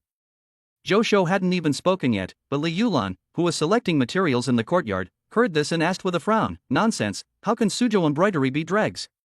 Sai, Lan, the current aesthetic is the pursuit of Western aesthetics, especially in the clothing manufacturing industry in the last 100 or 200 years, which has been completely dominated by the West. Let me draw an analogy. For example, black, white and gray are beautiful, for example, the aesthetic of not more than 3 colors, for example, the aesthetic of not bright red and green. Nowadays, our aesthetic is completely dominated by Western aesthetics. Under the leadership of the strong Western aesthetic culture, we can only succumb. Zhang Xingtao has been in the clothing manufacturing industry for a long time. For example, why did Ruofeng go bankrupt? It's because Ruofeng insisted on starting a national style in the end, and it ended up dying. So when it comes to these upsetting things, Zhang Xingtao gets really angry. In Zhang Xingtao's opinion, it is probably another group of public intellectuals who are setting the pace and continuing to suppress domestic aesthetics and follow the path of Western aesthetics. However, Zhou Shou shook his head and patted Zhang Xingtao on the shoulder, saying, Lao Zhang, what you said is correct, but I suspect that this time it was the courtyard group that caused the trouble. Zhang Xingtao looked up, his eyes about to pop out of his head, and said with certainty, slapping the table, No way. Courtyard had to engage in Suzhou embroidery before, which proves that Courtyard agrees with the aesthetics of Suzhou embroidery, so why would they come and trample on this kind of aesthetics? Zhou Shou looked at Zhang Xingtao with contempt and said with a laugh, You're not very bright. Yesterday we messed up the contract for them, and today there's this kind of opinion online. If it's not Courtyard, then who else could it be? After Zhou Shou finished speaking, Zhang Xingtao was even more furious. He stood up and started spewing at the door. Damn it, I thought outsiders were coming to trample on the aesthetics left behind by our ancestors, but it turns out it's you sons of bitches who are doing it, so damn annoying. Fighting among ourselves, shameless. Although Zhang Xingtao didn't really agree with Su Heng's decision-making approach, he felt that it was a bit inappropriate to set Su embroidery as the high-end luxury series. Zhang Xingtao originally wanted to persuade Su Hong to cater to the current aesthetics of the Chinese people, but at this time, he was cursing with joy. After Zhang Xingtao finished scolding, he got up and walked over to Li Yulan and said to her, "Sister Lan, you can see for yourself, so we need to work together to make the Su embroidery series a success." Li Yulan gave Zhang Xingtao a serious look, nodded, and said in a firm and powerful voice, "Don't worry, I will use everything I have learned in my life to make this Cheongsam perfect." After Zhang Xingtao forcibly raised the matter to a higher level, Li Yulan's heart was also stirred. No matter what, she also hoped to make a beautiful Cheongsam and show people what true beauty is. Zhou Shou, standing nearby, looked at Zhang Xingtao suspiciously. He always felt that the old fox was beginning to get cocky. A few words had fueled Li Yulan's anger, and he had turned the embroidery of a Cheongsam into a matter of national pride. Well, bravo! He really is a master at painting big pictures. Yesterday, Su Hong was hoping for his daughter to wake up, but even when Xiaoguo opened her eyes, she was still confused. She gave a sweet smile, but muttered nonsense. Shen Manru was so scared that she thought her daughter had gone insane. Fortunately, Zhao Tian explained that because Xiaoguo was still young, the anesthesia had a greater effect on her, and she would be fine after a while. So that night, none of the three Su Hong, Shenguer, or Zhao Tian left the hospital room, all of them staying by Shenguer's side. It wasn't until the morning that Shenguer really came to, and because the anesthesia had worn off, the wound felt even more painful. Shenguer opened her eyes and looked around, seeing her parents on their hands and knees by the bed and her grandmother sitting on the sofa resting. Suddenly, she didn't feel the wound hurt so much. Shenguer would silently say the word dad every morning when she woke up, but she had never called out for her father because she didn't want to hurt her mother's feelings. But now, looking at her father lying next to her bed, she was really happy. She called out softly, "Dad!" Su Hong slept lightly, and when he heard Shenguer's voice, he immediately got up. When he looked at his daughter's awake and alert face, his eyes suddenly felt a little bit sore. He reached out and touched his daughter's little face, and smiled at her. "Does it hurt?" Shenguer, who knew what was going on, could feel the pain, but she shook her head. "Daddy, it doesn't hurt." The maturity revealed in those words was even more saddening. A 4-year-old girl shouldn't be so obedient. It was because she was afraid that if she didn't act mature, no one would like her. If she said it hurt, her father would go away. Su Hong stroked Shenguer's head and said softly, "Guer, if you are in pain, you have to tell me. I will always be there for you. In the future, if you are sick, I will be there to give you medicine and injections. If you are unhappy, you have to tell me, and I will play with you. Of course, if you are naughty, I will also teach you. Guer can rest assured, Daddy loves you, and Daddy will always be there, always by your side." Shenguer didn't know why, but suddenly there were a lot of tears in her eyes. But Shenguer was very happy, and she nodded slightly. "Daddy, Guer loves you too." "Daddy, Guer hurts. The doctor hurt me when he operated." Chapter 23, Shenguer's Doll. Shenguer's words about pain did not get her any favors. The only thing that happened was that the doctor came over to press on Shenguer's wound and examine it. With tears in her eyes, little Guer said to Su Hong, "Dad, you're lying." Only after she saw her father placing dolls all around her bed did she become full of surprise.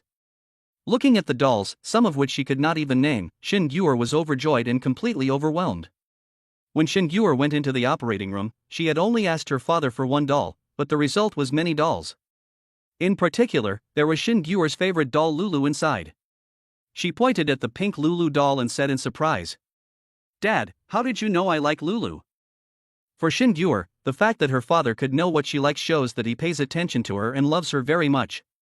Su Hong looked at the pile of dolls, which all looked similar, somewhat puzzled, and couldn't tell which one was Lulu. Only Shen Manru sighed helplessly beside him. "Silly girl, how would your father know you like Lulu? He just bought them all, there's bound to be one you like." Su Hong looked in the direction of Shenguer's gaze and gave Shenguer the pink Lulu. As a result, Shenguer, who was holding Lulu, beamed with joy and her eyes curved into crescent moons. She then pointed at the other dolls and asked, "Dad, who are all those dolls? You have to take care of them, they can't lie on the ground. They need quilts to sleep in too, otherwise they'll catch a cold." Su Hong looked at his obedient daughter again, and suddenly his head got a little big. He gritted his teeth and said, "Those dolls are Lulu's friends, and they don't have names yet. Then later, Guer can name those dolls. Dad, you remember to feed these little friends and put them to bed." Su Hong was full of question marks. What the hell? Feed dolls? And put them to bed? My dear daughter, do you even know what your father does for a living? Your father's time is measured in money. This was the first time Su Hong had faced a child's logic head-on. In the end, unable to bear the thought of his daughter just recovering from surgery and having to worry about whether the 30 dolls had eaten, drunk, or gone to sleep, Su Hong could only take on the responsibility of taking care of these children. Time passed quickly, and little Guoyar had been in the hospital for several days, but Zhang Yimei refused to leave the hospital, insisting on staying with Shin Guoyar. As for Shin Manru, she also spent most of her time in the hospital, except when she went back to Haicheng No. 1 to change clothes. Su Hong had talked to the doctor, and normally patients could be discharged after 10 odd days to recuperate at home, but because Shin Guoyar was so young, the doctor's recommendation was that it would be best for her to stay in the hospital for a month. After discussing this suggestion with Shin Manru, Su Hong agreed. It was hard on Zhang Yimei, and as long as her granddaughter was not discharged from the hospital, she would not feel at ease. After Shin Guoyar had passed the first few days of liquid food, all of her meals were prepared by Lanzi Restaurant. Since Shin Manru and Zhang Yimei were both in the hospital, Lanzi Restaurant was also responsible for their 3 meals a day. Sun Futai's Lan Restaurant never does takeaways, so he called Su Hong and berated him for it, asking Zhou Shou to become his apprentice. Su Hong, meanwhile, was dealing with the online public opinion regarding Su embroidery. As soon as the public opinion about Su embroidery started, Hongxing's public relations department had already begun to deal with it, but the incident had instead grown larger and larger, even frequently trending on search engines. At this time, Wu Xiaotian reported the current trend of public opinion to Su Hong, and looked at Su Hong with some concern. In theory, Zhou Shou should have returned long ago, but unfortunately, this guy now goes to the hospital every day to see his little master, and every day, the takeaway from Lanzi Restaurant is picked up by this guy. Zhou Shou is now firmly following the policies of the wife and the little master. Su Hong did not ask Zhou Shou to come back. After all, with Zhou Shou by her daughter's side, she felt more at ease. So for the time being, Wu Xiaotian would still be following Su Hong. After thinking for a long time, Su Hong asked, "PR department, how do you plan to handle this?" Chairman Su, what the PR department means is to handle this matter with a cold shoulder, and wait until the heat dies down before slowly guiding the public. Wu Xiaotian kept his eyes downcast, not daring to look up at Su Hong. Su Hong shook his head. "The more you try to handle it coldly, the more trouble there will be. It's not that Hongxing PR is incompetent, but that they haven't noticed the importance of Su embroidery.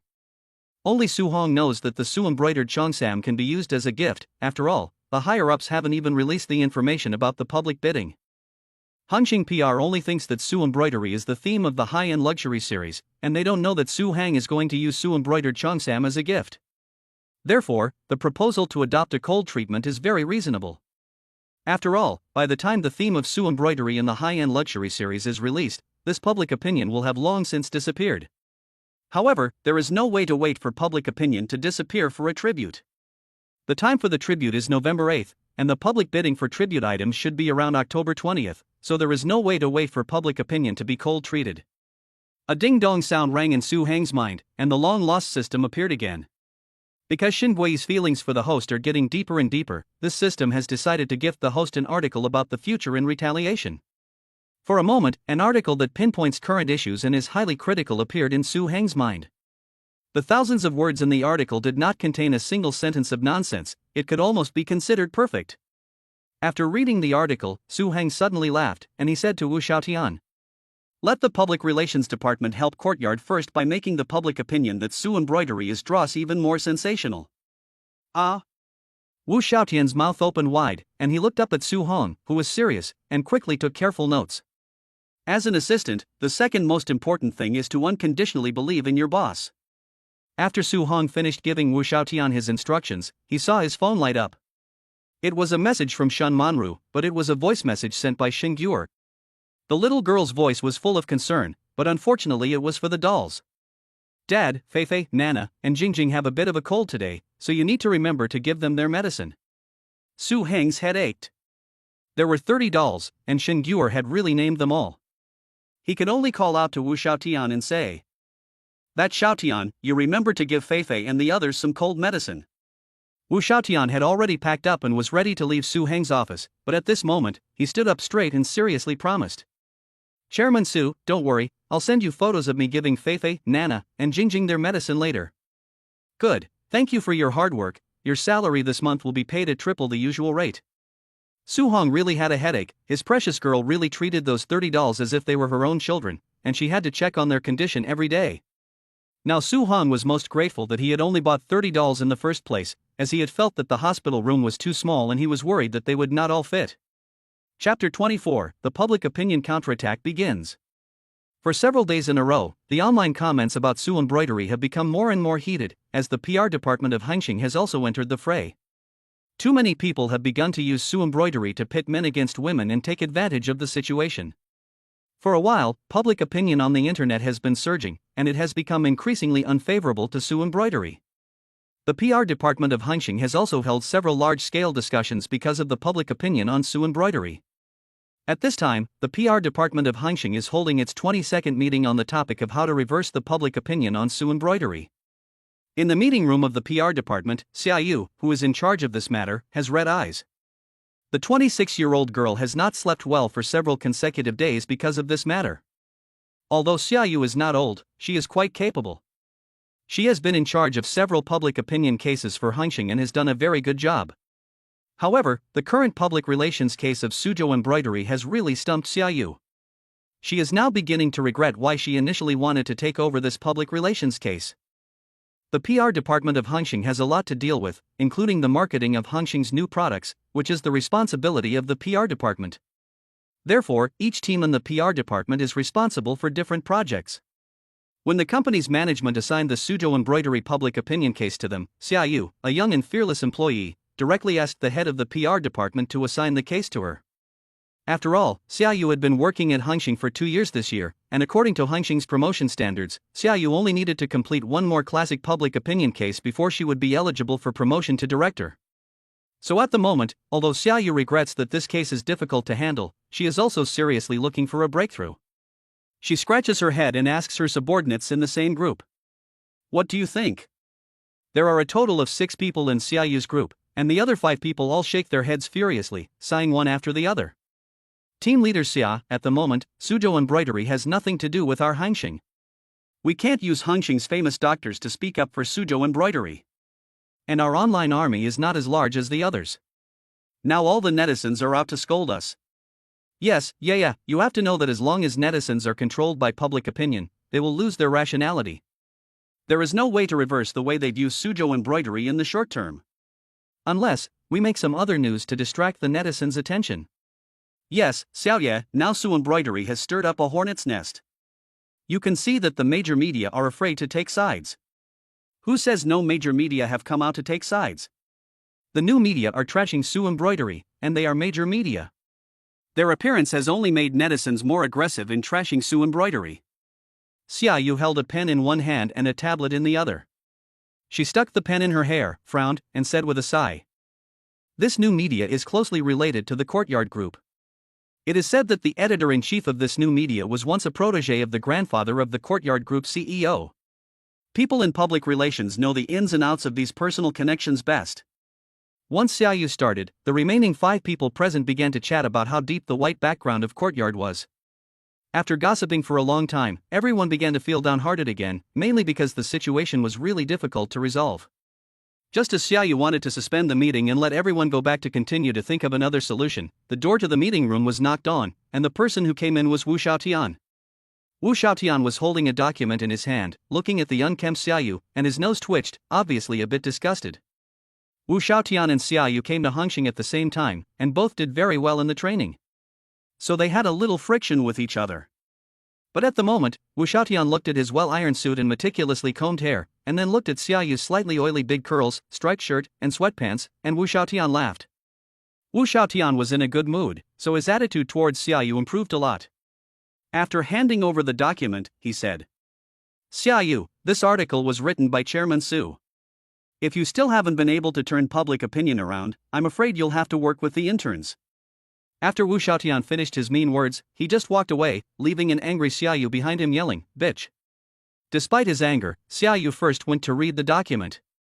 The result was that, upon reading it, his big curly hair stood on end. With eyes wide open, Xiaoyu read the article over and over again before looking up at the ceiling and giving a thumbs up. No wonder people get to live on the top floor, he said. This is a classic case that can be included in public relations teaching materials. Mr. Su, you're awesome, I admire you so much. I love you. Zhao Xiaowu was a university student, average-looking, with glasses. He usually doesn't dare to argue with people, but at this moment, he is furiously pounding on the keyboard, ready to lash out at anyone who annoys him in the comment section. After Zhao Xiaowu has done his bit to uphold justice, he remembers Su Embroidery, whom he has been berating for the past few days, and rushes to get into an argument about her.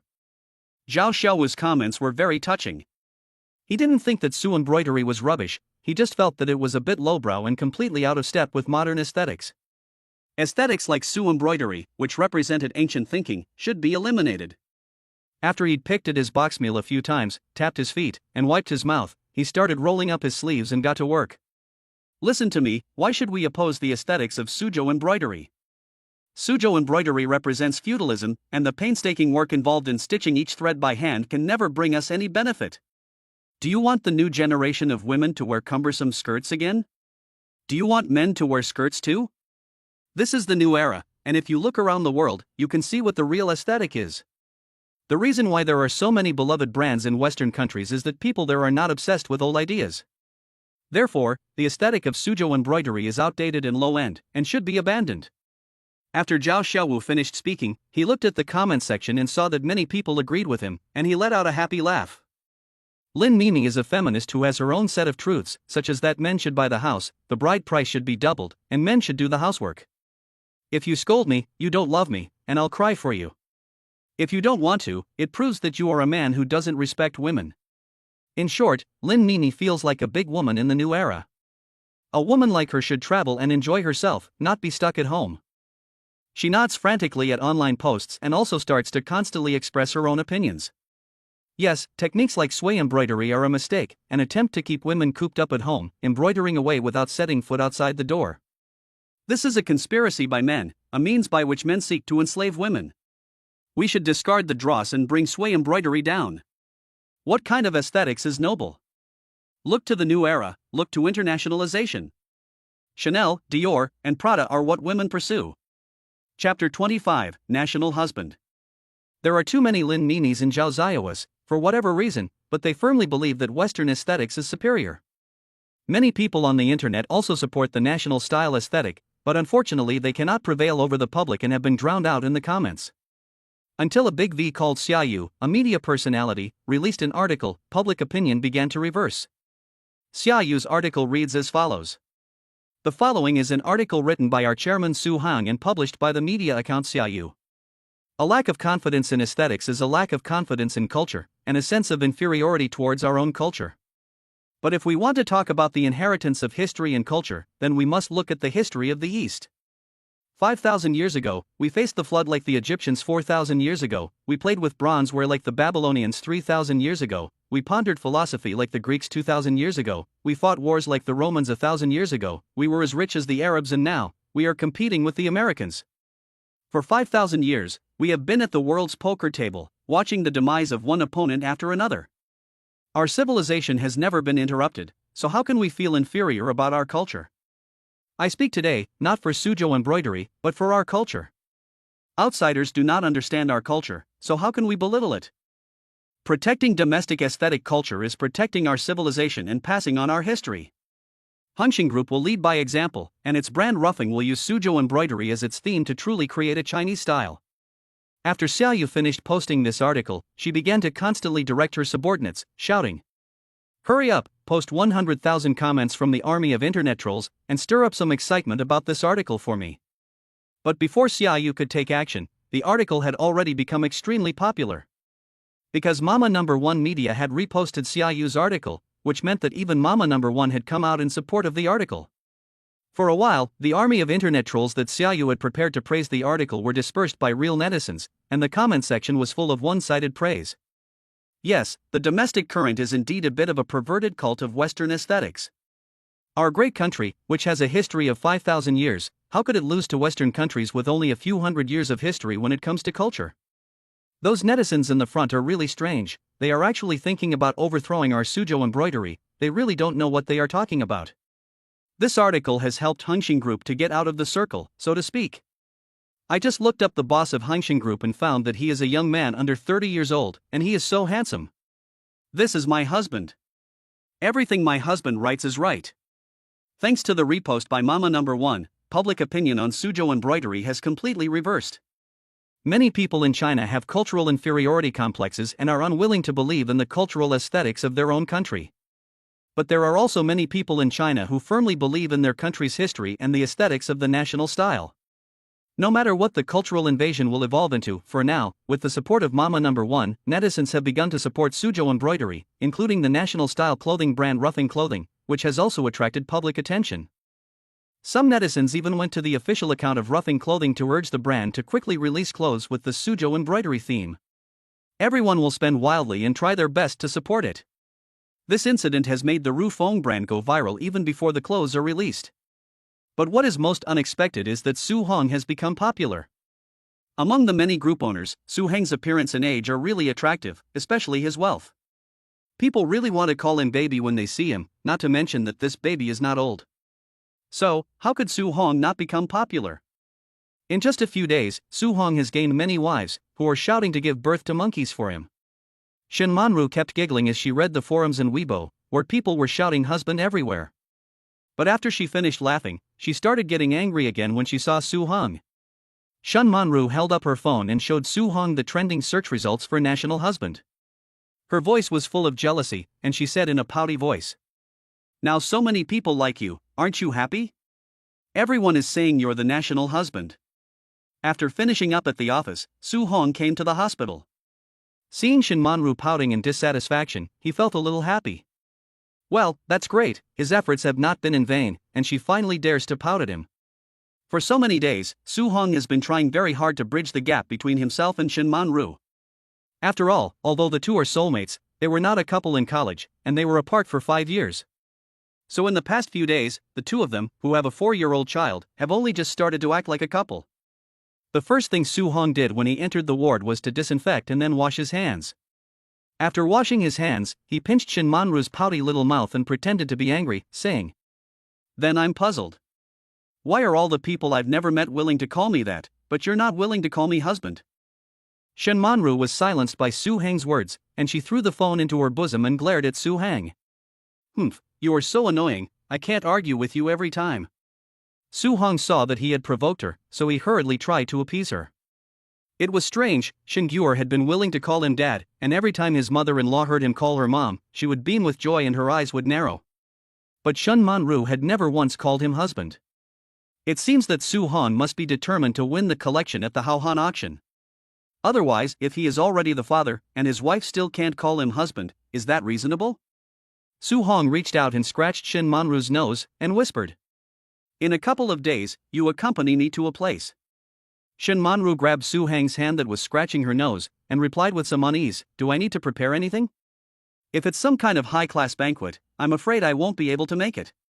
Shen Manru was really scared. After all, Su Heng's identity determined his activities, and they were bound to be either rich or noble. And since he had told her so solemnly, it couldn't possibly be a request to go to a street stall. "What are you afraid of? My Manru is beautiful and educated, and she's also a top student. She's stunning wherever she goes, so don't worry. You're so annoying, always talking nonsense." Shen Manru's face turned even redder. Chapter 26. Josho was thrilled. A security center in Kyoto. Within 3 steps in the courtyard built with red tiled walls and bricks, there is bound to be a guard, so it can be said to be extremely heavily guarded. This place would never appear on a map, and if a strange vehicle approaches within 1 kilometer, it will be strictly investigated. Everyone working in the courtyard is a familiar face in the country, and their names are even more famous. At the moment, the courtyard is peaceful, with the warm sun, red bricks, and a pot of warm tea being brewed. Zhang Guohua is very comfortable. Since the confirmation of the information about the foreign guest's visit, Zhang Guohua has been responsible for the overall coordination and deployment, and has been busy for many days, finally getting everything done. At this time, Zhang Guohua nodded after reading the article written by Su Hong that his subordinates handed over. This group still has some awareness, this article is well written. Zhang Guohua is in his 50s, and what he hates most is the way Chinese people admire foreign things. But often he can't help it when young people admire the West. So when he sees an article like this, it really cheers him up. He put aside the things in his hands, contemplated for a long time, and then asked Xiao Lu, who handed him the article. "Xiao Lu, go give Hengxing Group a heads up, and tell them to rush to produce a piece of clothing with the theme of Suzhou embroidery before October 20th. The young man called Xiao Lu's eyes lit up, and he asked with a smile. Mr. Zhang, do you mean you want to choose their stuff as a gift? Hey! I'll go give them a heads up in a bit, don't worry. Zhang Guohua didn't nod or deny, but just continued to read the article, saying, for this tender, choose more gifts with a national flavor, properly promote our national culture, and show those outsiders our national aesthetic. Lu also nodded frantically, excited. Old Zhang, don't worry, any sensible company that comes back to the tender knows what to do. The things we give away will definitely dazzle those outsiders' eyes. After Xiao Lu finished speaking, he didn't bother Zhang Guohua with his work and went to contact the people at Hongxing. When Xiao Lu called Zhou Shou's mobile phone, Zhou Shou was eating sour soup with a piece of dough in an old restaurant. After chatting with Xiao Lu, Zhou Shou finished the sour soup and exclaimed, "That's great." Zhou Shou finally understood why his boss had suddenly become obsessed with suzhou embroidery, so he hurriedly told Su Hong the news. When Su Hong received the message, he wasn't too surprised. After all, the system had already prompted these things. It was only Zhou Shou shouting on the phone. Boss, do you know that if the top picks our suzhou embroidery cheongsam as a gift, we'll have a big face? Zhou Shou was so excited that he didn't dare to yell about it, so he just hid in his car and got excited. Without waiting for Su Heng's reply, Zhou Shou continued to yell. Boss, I'll have Zhang Xingtao keep a close eye on Li Yulan's cheongsam embroidery. We're really going to make a big splash this time. In fact, it is understandable why Zhou Shou is so excited. From the perspective of outsiders, Hongxing, such a giant, must be a dominant force, and both the black and white worlds must give it face. A company that has created such a high employment rate must have a green light for everything it does. However, Hongxing has a lot of suffering that it cannot tell outsiders about, because Hongxing does not have the support of the higher-ups. In terms of competition with other companies, or no matter what policy support there is, Hongxing has suffered a lot. Therefore, if Hongxing can be selected this time, it will be very beneficial to its future. At the very least, in the future, when it comes to policy support, the authorities will first look at Hongxing and will not directly target related enterprises. Su Hong could sense Zhou Shou's excitement, but looking at the time, it was already 9:30 in the morning. He was already in the office dealing with things, so how could Zhou Shou still be out and about? Su Hong said, I remember that our company's starting time is 9 o'clock sharp. Even I'm already at the office, so why are you still outside? Su Heng's words completely calmed Zhou Shou down. After chuckling for a long time on the phone, he stammered. Boss, that is, yes, young master mentioned yesterday that he wanted to eat sour soup dumplings, so I came out early in the morning to line up to buy sour soup dumplings, just so that young master could have a bite of something warm. You know, the little master just had an operation, and suddenly he said he wanted to eat something, so I definitely had to prepare it for him. Zhou Shou was righteous and unflappable, partly because he was greedy, and partly because Xin Duer had indeed mentioned such a thing yesterday. Su Hong was helpless, so he pretended to be angry and said, Fine, I won't hold it against you this time, but you'd better come back and work honestly. This won't happen again, or I'll throw all the potato chips in your office cabinet. Su Hong was speechless with Zhou Shou. This guy often sneaks off from work for a bite to eat, and has been caught quite a few times by himself. Fortunately, it has never delayed work. Recently, because Xin Duer had been hospitalized, Zhou Shou had become even more unruly, and he needed to be disciplined. After being involved in the incident involving the full cupboard of potato chips, Zhou Shou calmed down. After dropping off the sour soup dumplings for Xin Duer at the hospital, he hurried back to work. As a result, as soon as Zhou Shou returned to the company, he saw 2 small beds neatly filled with dolls in the office area when he passed by the office area. And each of these dolls also had a small pillow and their own small quilt. As for Wu Xiaotian, he was feeding each doll at the moment. Zhou Shou was dumbfounded. He had only been away from the company for a few days, and Wu Xiaotian had already tried to usurp the throne? He was coaxing the dolls so seriously? Zhou Shou cleared his throat, walked over, frowned, looked at the dolls, and asked. Xiaotian, the boss told you to take care of the dolls, but you don't have to be so serious about it. Just fool around a bit. Wu Xiaotian looked at his immediate supervisor and saw that he had finally come to the company. First, he put Jingjing down in his hands, and then he said excitedly to Zhou Shou, Brother Zhou, my salary has tripled. You tell me, don't I have to take good care of these dolls? They all want to take this job from me. What the hell? Triple. Come on, you carry these 2 cots to my office, and I'll take care of them. Zhou Shou's eyes nearly popped out, but in the end, he couldn't compete with Wu Xiaotian and had to go back to his own office to eat potato chips, mumbling as he ate, triple pay? If I get triple pay, I can buy a new car, can't I? Oops, what a mistake. If I knew, I shouldn't have gone to the hospital these few days. Wouldn't it be nice to stay here and take this job with triple pay? Chapter 27, Picking Up Shinmanru for a Date. Because of that article, Su Heng's side has gained more than just the appreciation of the higher-ups, but also the praise of netizens. As a result, in just a few days, the products under Hongxing have been consumed by netizens in a wild wave. While Hongxing was happy, the Courtyard Group was not so happy. First, the Courtyard Group's public relations department was condemned by the media side of Mama Number 1. Although this condemnation was only communicated privately due to the influence of Wan Hongyi's uncle, it was considered a loss of points for the Courtyard Group. Wan Hongyi sat in his office, while his pretty little secretary stood trembling and afraid to say a word. Wan Hongyi really didn't expect things to turn out like this. He had originally thought that if he messed with it casually, it would ruin the reputation of Suzhou embroidery and be over. Who would have thought that his casual messing would instead give Su Hong a ladder to climb? What kind of nonsense is this? He really knows how to bullshit, and he even brought up history and culture. After reading Su Heng's article carefully, Wan Hongyi sighed and said, "It's a real shame that this brat isn't going into politics, but instead has to come out and oppose me." The secretary swayed her hips and walked a little closer to Wan Hongyi. She had changed the style of her stockings today, and she wore thick red lipstick, smiling and saying, "Mr. Wan, don't be angry. I don't think Su Heng's article is anything special. It's just flattery, and it's no match for our Wan-yi." Wan Hongyi didn't care that his secretary was shallow. He just reached out and rubbed his eyes, then tugged on the black silk, and found that it was still quite elastic. He said happily, "What do you know?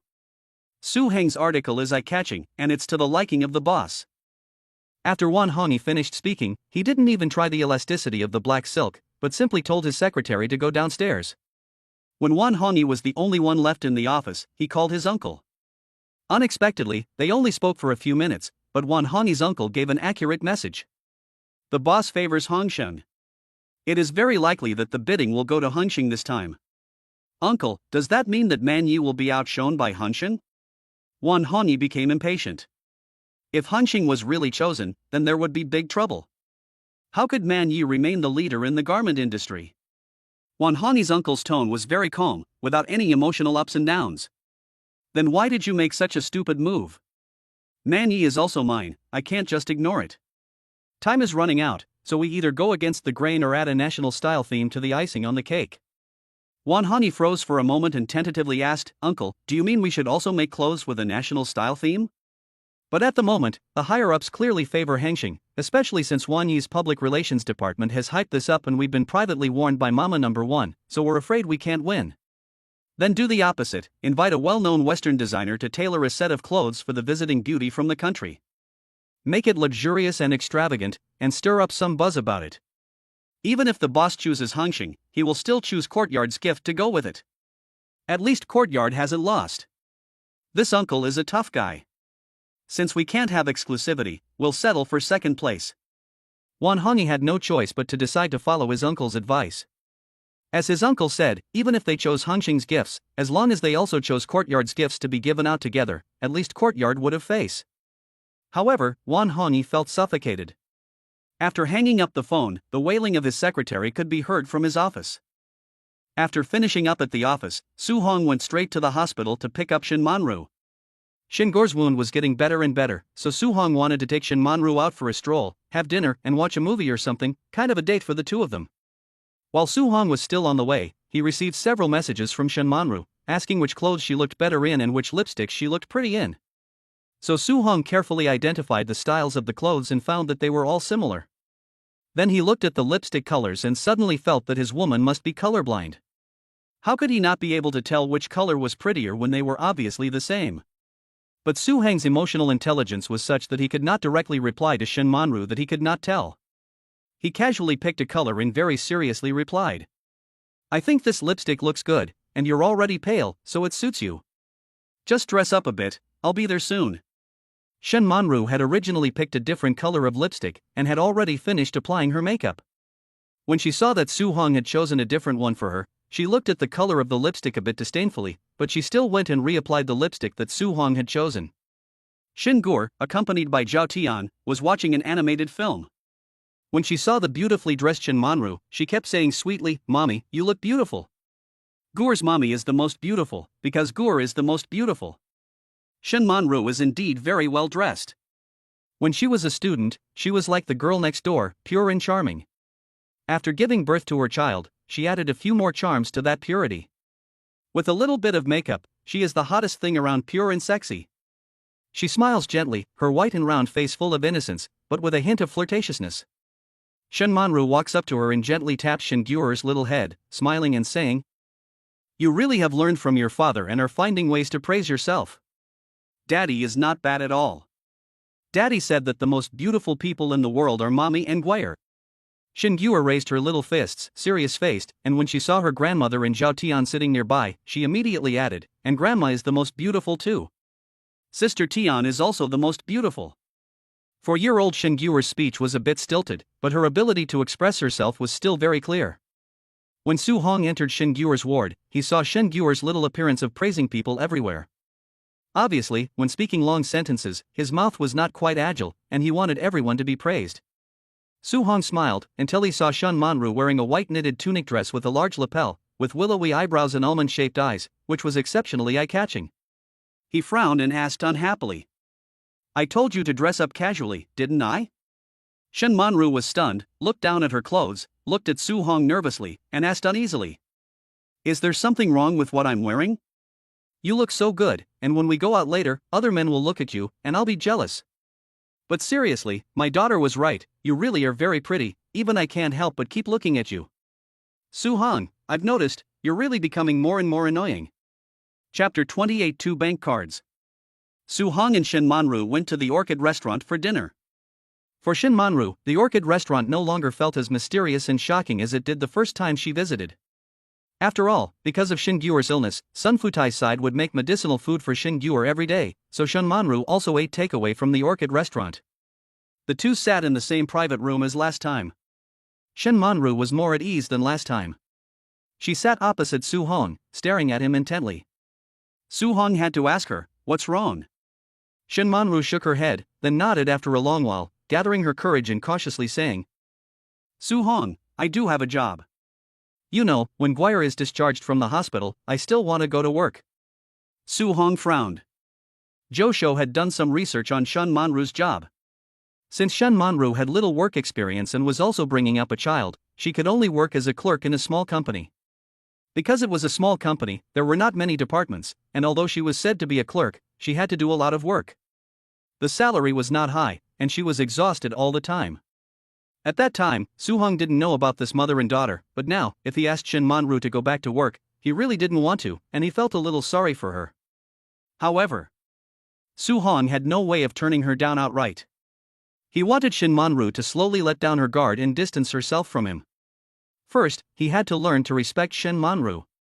Shin Manru was a little uneasy when she saw that Su Hong had not said anything, so she quickly continued. "Even if I go out to work, I can still take care of Guer and you. I will make breakfast before I go to work in the morning, then take Guer to kindergarten, and come back in the evening to prepare dinner for you and Guer. I don't earn much, but I also want to go out and earn some money." Shin Manru hung her head, and the more she spoke, the less confident she became. After a few more sentences, she was about to simply say that she would not go. In Shin Manru's heart, she had concerns. For example, what was her current relationship with Su Hong? Were they husband and wife? But they hadn't gotten married. However, the feeling of the two of them getting along slowly since they started dating was something Shin Manru liked.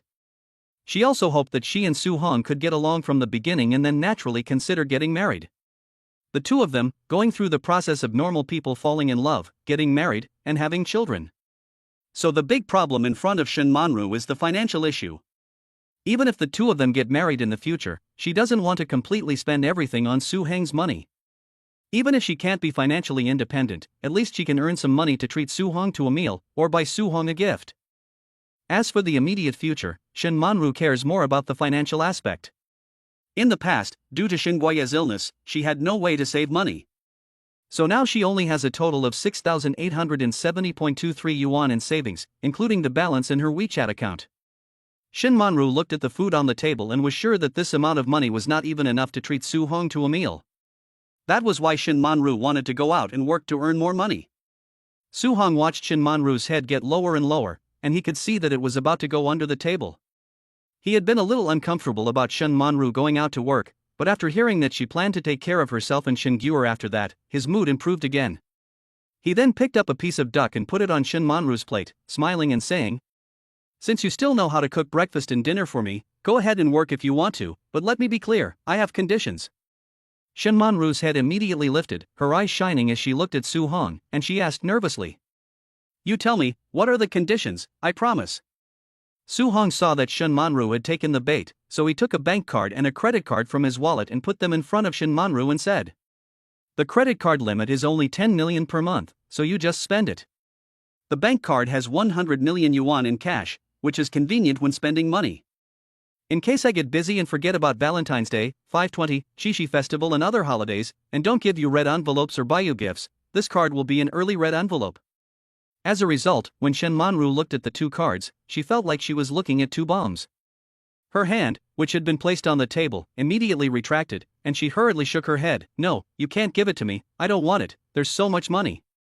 Shin Manru was on the verge of tears.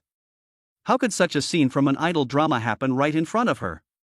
She kept shaking her head and said very seriously to Su Hong, "Su Hong, I really can't take this money." Su Hong looked at Shin Manru and her eyes really welled up with tears. Without offering any comfort, he just deliberately said in a disgusted tone, "You're only thinking about yourself. Our mother is so old, don't you have to show her some respect?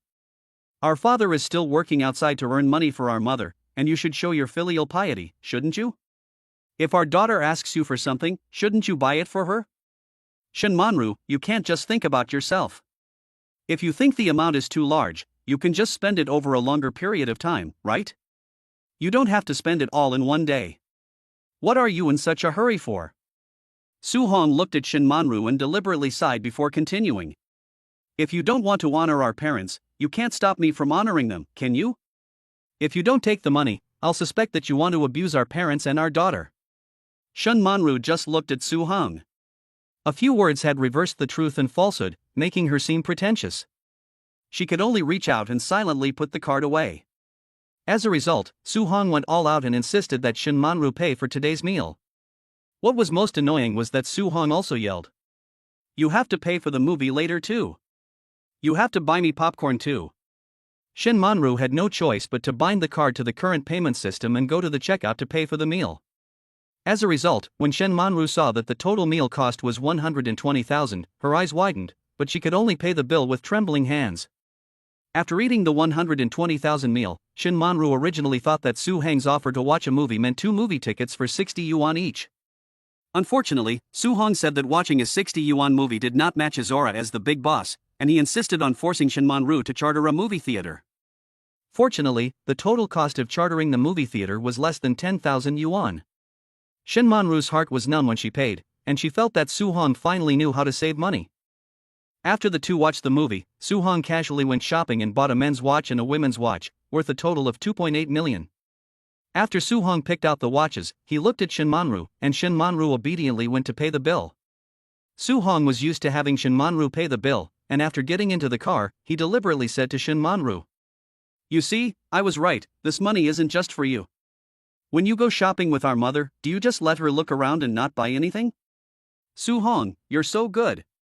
I feel like I love you more and more." Su Hong, who was waiting for Shin Manru to look aggrieved, was suddenly dumbfounded by her sudden confession. Shin Manru sat next to Su Hong, looking up with eyes full of love that could barely be contained. Finally, Shin Manru leaned slightly forward, leaning towards Su Hong on her own initiative for the first time, and placed a red kiss on his face. Chapter 29 Shin Dahai's Visitor. Although Su Hong agreed to let Shin Manru work, he also required that Shin Manru be picked up and dropped off by the driver Zhang Lily when going to and from work, that she not work overtime, and that she must resign immediately if she felt unhappy.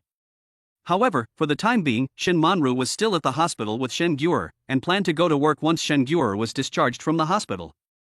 At this time, in the hospital, according to Su Hong's instructions, Shin Manru transferred 1 million yuan to Zhang Aimei and persuaded her. "Mom, just take the money, otherwise Su Hong will say I'm not filial again." Su Hong said that after Shen Gyur was discharged from the hospital, he would follow us back to meet Dad. Shen Manru knew very well that the money had been transferred directly to Zhang Imei's bank card, so Zhang Imei said impatiently. Manru, I know that Su Hang is a good person, but our family can't take this money. You and Su Hang aren't married yet, and it's not right for us to take this money. Not to mention, even if we were married, our family is not the kind of family that sells their daughters. Zhang Imei is a stubborn person. Even though the money has clearly been credited to her account, she stubbornly learned to operate the mobile banking app herself and tried to return the money to Shen Manru. Unfortunately, Shen Manru's card and Zhang Imei's card are different in terms of both level and limit. If Zhang Imei wants to transfer such a large sum of money, she has to make an appointment in advance. So Shen Manru looked at Zhang Imei, who was really angry, and could only carefully comfort her own mother, saying pitifully, Mom, you can keep the money for now. It would make me feel bad if you didn't take it. You and Dad have both given so much for your daughter in Gwyer. Dad's health isn't good, but because your daughter is still working to earn money. Su Hong said that he cannot repay you for what you have done for Gwyer. He cannot repay this favor, so he can only give you some money. This 1 million is not the money for selling his daughter, it is just a little pocket money and filial money that Su Hong gives to you too. So, it's just pocket money. If you keep refusing, both Su Hong and I will feel very sad. Shen Manru recalled what Su Hong had said last night, and she managed to get it more or less right. As a result of this speech, Zhang Imei's eyes were red and she reached out and gave Shen Manru a gentle tap on the shoulder, saying proudly, It seems that my son-in-law is much better than my daughter. Zhang Imei was flustered, and immediately began to educate her daughter again. Manru, in the first 5 years, I hated Su Hong to the core. But since I learned the truth, I really can't blame him. Especially now, Su Hong is really a good husband and father. You've picked a gem. Don't just think about how Mom and Dad are doing, and don't just think about giving us money. We can't learn from that kind of example and marry our daughter off to a rich man, and then let the rich man raise our family. You have to be good to Su Hong, and live a good life in your little family, so as not to break Su Heng's heart. Financially, you can't compare with Su Hong. Then you have to do your duty as a wife, don't cause trouble for others, and don't be pretentious over trivial matters. If you have time, study more. Even if you can't help Su Hong, you can still talk to him about the same topics. Zhang Imei's words are pearls. This is the heartfelt words of an old mother. I sincerely hope that my daughter can live well. Yu Province, Anmen County. In the early years, Zhang Imei and Shen Manru sold their house in Anmen County to pay for Shen Dahai's medical treatment. Due to financial difficulties, they could only rent a 3-room bungalow with a yard in the old alley of Anmen County. At 5 a.m., Shen Dahai got up. Anmen County is located by the sea, and people can earn a lot of money by carrying goods at the customs. Unfortunately, this kind of work is temporary, and there is no way to keep doing it. So Shen Dahi usually goes to work part-time in the morning to carry goods until 10 o'clock, and then delivers express packages in the afternoon.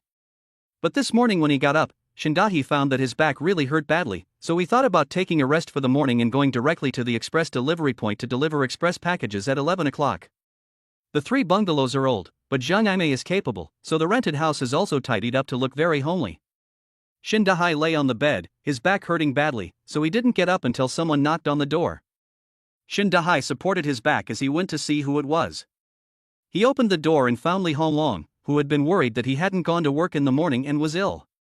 However, Li Honglong was followed by Wang Bo, who annoyed Shen Dahai. Wang Bo was under 60 years old and had previously worked as a workshop director in Shen Dahai's factory.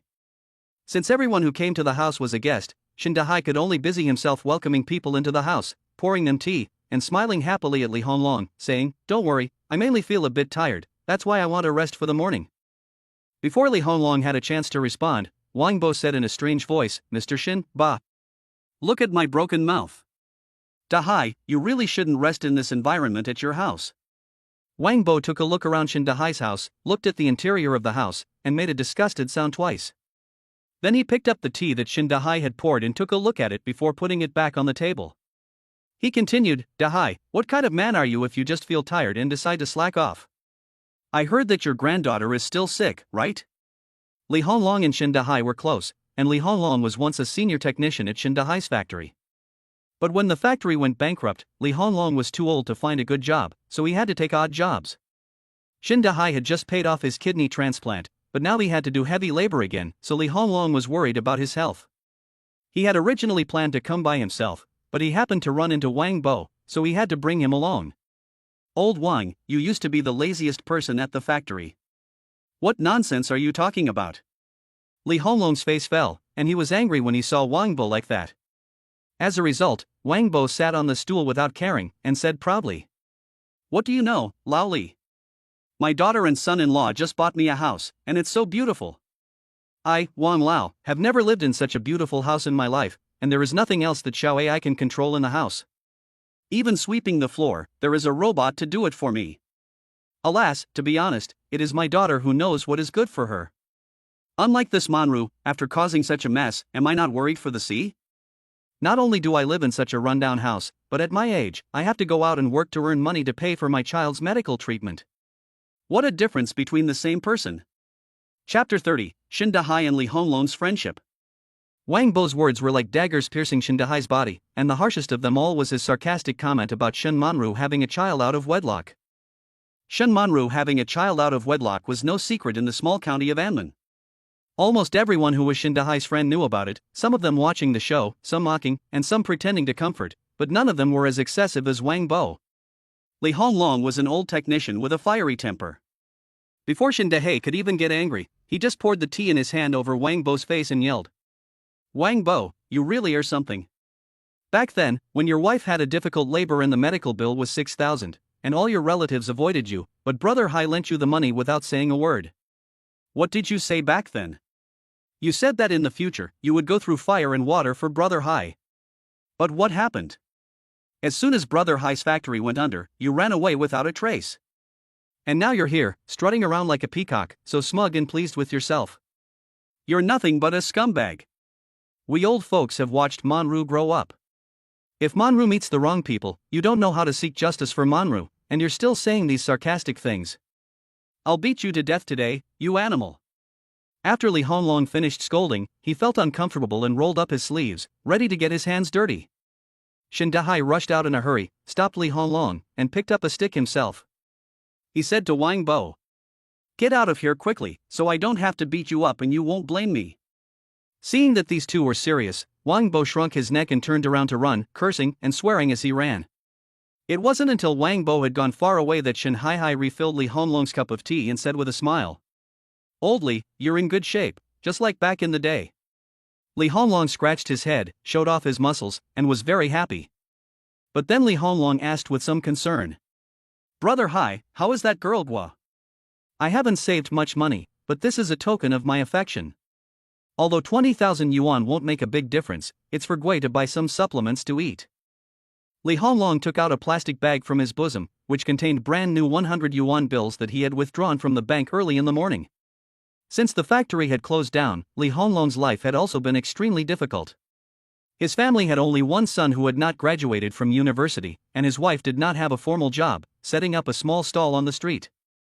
The burden of the family fell entirely on Li Honglong's shoulders. Back then, he was clearly an outstanding technician, but now he could only work as a manual laborer. 20,000 yuan may not seem like a lot to others, but it's all Li Honglong can afford. Shin Dahai looked at the money wrapped in the plastic bag, his eyes a little moist. He patted Li Honglong on the shoulder and sighed, "Shin Dahai, to have a brother like you is proof that I haven't lived a bad life. But, Li, take the money back. Deshang is only a junior this year, so you have to think more about them. Don't worry about me, I still have the strength to support my family. And, Gui's father is here." Li Honglong's eyes flared when Shin Hai mentioned Su Heng. By the time the two old men had sorted things out, it was already noon. The fire in Li Honglong's eyes had subsided, but he kept muttering, "Brother Hai, you're right, this little rascal, is Gui's father. We don't even know if he's reliable, we have to worry about it. But since his father is willing to pay for Gui's surgery right now, you shouldn't be too tired, you're not in good health either." Shin Dahai nodded, and seeing that it was already noon, he took Li Honglong out for dinner. But Li Honglong, who had really come to deliver the money, was not really at ease, even though Shin Dahai had mentioned Gui's father. After all, he didn't feel that this suddenly appearing father was reliable. So Li Honglong secretly hid the money under Shin Dahai's pillow, and Shin Dahai didn't discover the money until he returned that night. Su Province, Wuxin County. Li Yulan, on the other hand, has been trying to make a name for herself, so she has put a lot of effort into the Cheongsam. Li Yulan doesn't like to play the marketing game, so she is not considered a top-level inheritor of Suzhou embroidery, but her craftsmanship is good enough. Under her leadership, the embroidery on this cheongsam can be considered perfect. Zhang Xingtao was originally going to return to Haicheng, but Su Hong ordered him to stay in Wuxian County until the cheongsam was finished. So Zhang Xingtao didn't just sit around idly. He set up a large Su garden as a workshop for the nearly 30 embroideresses. While the embroideresses were busy with the cheongsam, he was busy organizing the workshop, such as deciding how many dishes to offer for the staff meals, and which brand of mattress to choose for the embroideresses' dormitory. In short, Zhang Xingtao was very busy, and he even prepared more than 10 kinds of tea on the table. Anyway, Chairman Su said that these embroideresses are high-tech talent and must not be treated badly, they must be treated to high standards. So Zhang Xingtao can be described as being very busy. At this time, he is discussing the menu with the chef in the studio. He shakes his head and says seriously, "Don't think that what you do is just preparing work meals. You have to cook with love to make it taste good. My brother Lao Zhou once said, eating is the most important thing in life." When Zhang Xingtao was about to say something else, he saw his phone ring. It was his friend Lao Zhou calling. He answered the call quickly and asked excitedly, "Lao Zhou, does Chairman Su mean that I can go back to Haicheng? I'm really going crazy here. You have to know that roofing's factory needs me." Stop. Zhang, calm down. I'm just letting you know that the United States of Beauty is visiting, and the higher-ups want to put out a tender for a gift to be presented to the President of the United States of Beauty. The word is already out, and the official tender will be issued on the 20th. So what the boss means is, whether Rufeng can take a step further, and whether this series can become high-end luxury, depends on this cheongsam. In other words, you, Zhang Xingtao, have to honestly stay in Wuxian for now. Zhang Xingtao was still wondering when he would return to Haicheng, but when he heard the news, he was dumbfounded. He shouted at the top of his voice on the phone, "What? In other words, if we win the bid, our series will be able to go further? Bidding, Suzhou embroidery, cheongsam, Rufeng, high luxury." This series of things kept flashing through Zhang Xingtao's mind. After he had finished connecting the dots, his eyes were shining. Anyone with a discerning eye can tell that if the bid is successful, the brand significance of Rufeng will be different. After Zhang Xingtao had finished thinking, he said mysteriously into the phone, "Lao Zhou, do you think that Su Dong already knew about this and that's why he prepared this Suzhou embroidered cheongsam?" Zhou Shou at the other end of the phone coughed and did not answer this question, but just imitating Su Heng's tone said, "The boss said that if anything happens to the cheongsam, you will bear full responsibility." After hanging up the phone, Zhang Xingtao flopped down in his chair and began to fantasize about the scene after winning the bid, where his brand truly made an international impact and became famous at home and abroad. What a boost! What a rush! Zhang Xingtao raised his fists and shouted at the chef, who had not yet left the door, "From now on, the embroideresses must eat well. Make 20 more dishes every day so that they have more choices." Chapter 31, Inviting Shen Manru to the auction. After the bidding date was announced, preparations were also underway in full swing on the cheongsam side. As for the Haohan auction that Su Hong had been waiting for, it would also be auctioned tomorrow. In his office, Su Hong sent Shen Manru an invitation from Haohan and said to her in the WeChat message, "I'm going to this auction tomorrow to buy something to give away, so you accompany me tomorrow." Haohan's invitation is divided into a paper version and an electronic version. The paper version is very grand, while the electronic version is a bit flashy. Shen Manru opened the link to the electronic version. Although it is flashy, the information about the auction items is still very complete. However, Shen Manru doesn't really have any thoughts about these auction items. She simply thinks that these items may be bought by Su Hong and given to customers. The electronic invitation did contain an introduction to the mystery auction item, but it only mentioned the price, which was 100 million yuan. Shen Manru glanced at the so-called mystery auction item, which was simply described as a hairpin to symbolize the union of husband and wife. Then there was a dark and mysterious image, with the starting price of 100 million yuan standing out prominently. Shen Manru directly skipped over the mysterious auction item and said, "Can something like 100 million be sold at auction? I don't know which sucker is going to pay for it." Yes, Shen Manru defined it as a sucker. The 100 million bank card given by Su Hong has given Shen Manru a new understanding of 100 million. For example, if she saves money, she can make the three of them happy for 100 years. Right now, an item without any introduction is daring to start the bidding at 100 million, so Shen Manru feels that it is a bit too expensive. After reading the invitation and confirming the address and time, Shen Manru hurriedly replied to Su Heng's V message, "So I will go find you tomorrow on my own, or will you come pick me up? Do you have any requirements for what I wear?" Su-hong, I'll pick you up tomorrow. Wear whatever you like, even a sack, I'll still think it looks good. Seeing these words, Shen Manru's mouth finally broke into a smile when she heard her daughter's voice from the side. Mom, you must be talking to Dad.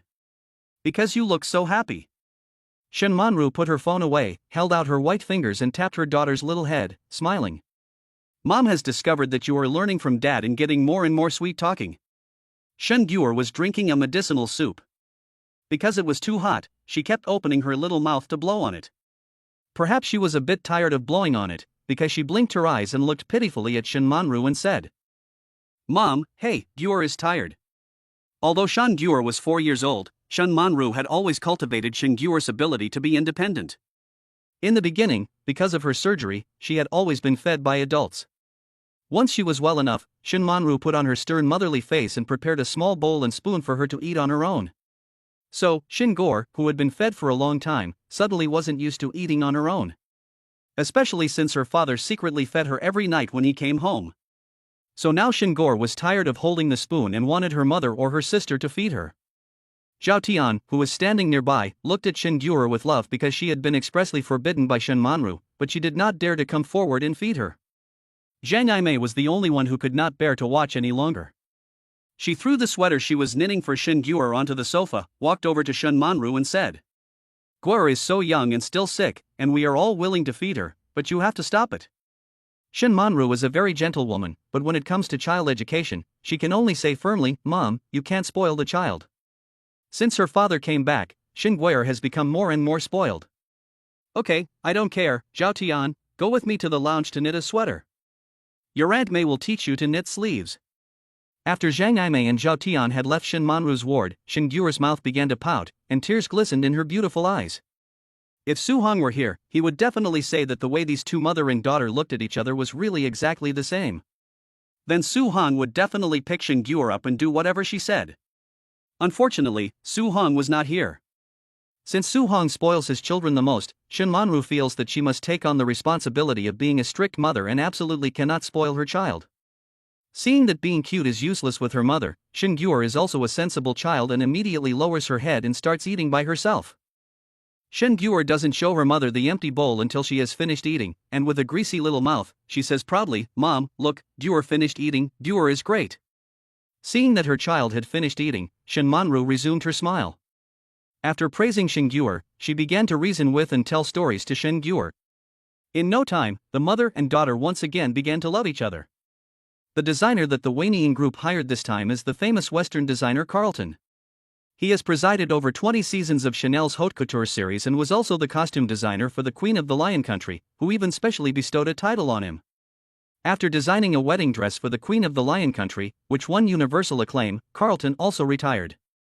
This time, Courtyard was able to invite Carlton, but it cost a super price, with the design fee reaching a full 600 million yuan. For this reason, Wan Hongyi felt uncomfortable. Not only was the design fee outrageously high, but Carlton was also insufferably arrogant. Carlton was not able to come over, and only sent his assistant to sign the contract. After Carlton's assistant signed, he observed Courtyard for a while, and then said proudly in his poor Chinese, After seeing some of your group's styles, I deeply regret your country's fashion aesthetic, but please rest assured, our great Carlton designers will show you what fashion is all about. You are smart to be able to hire our Carlton designers for just 600 million yuan. Working with the Carlton masters will be the greatest honor for your group in the future.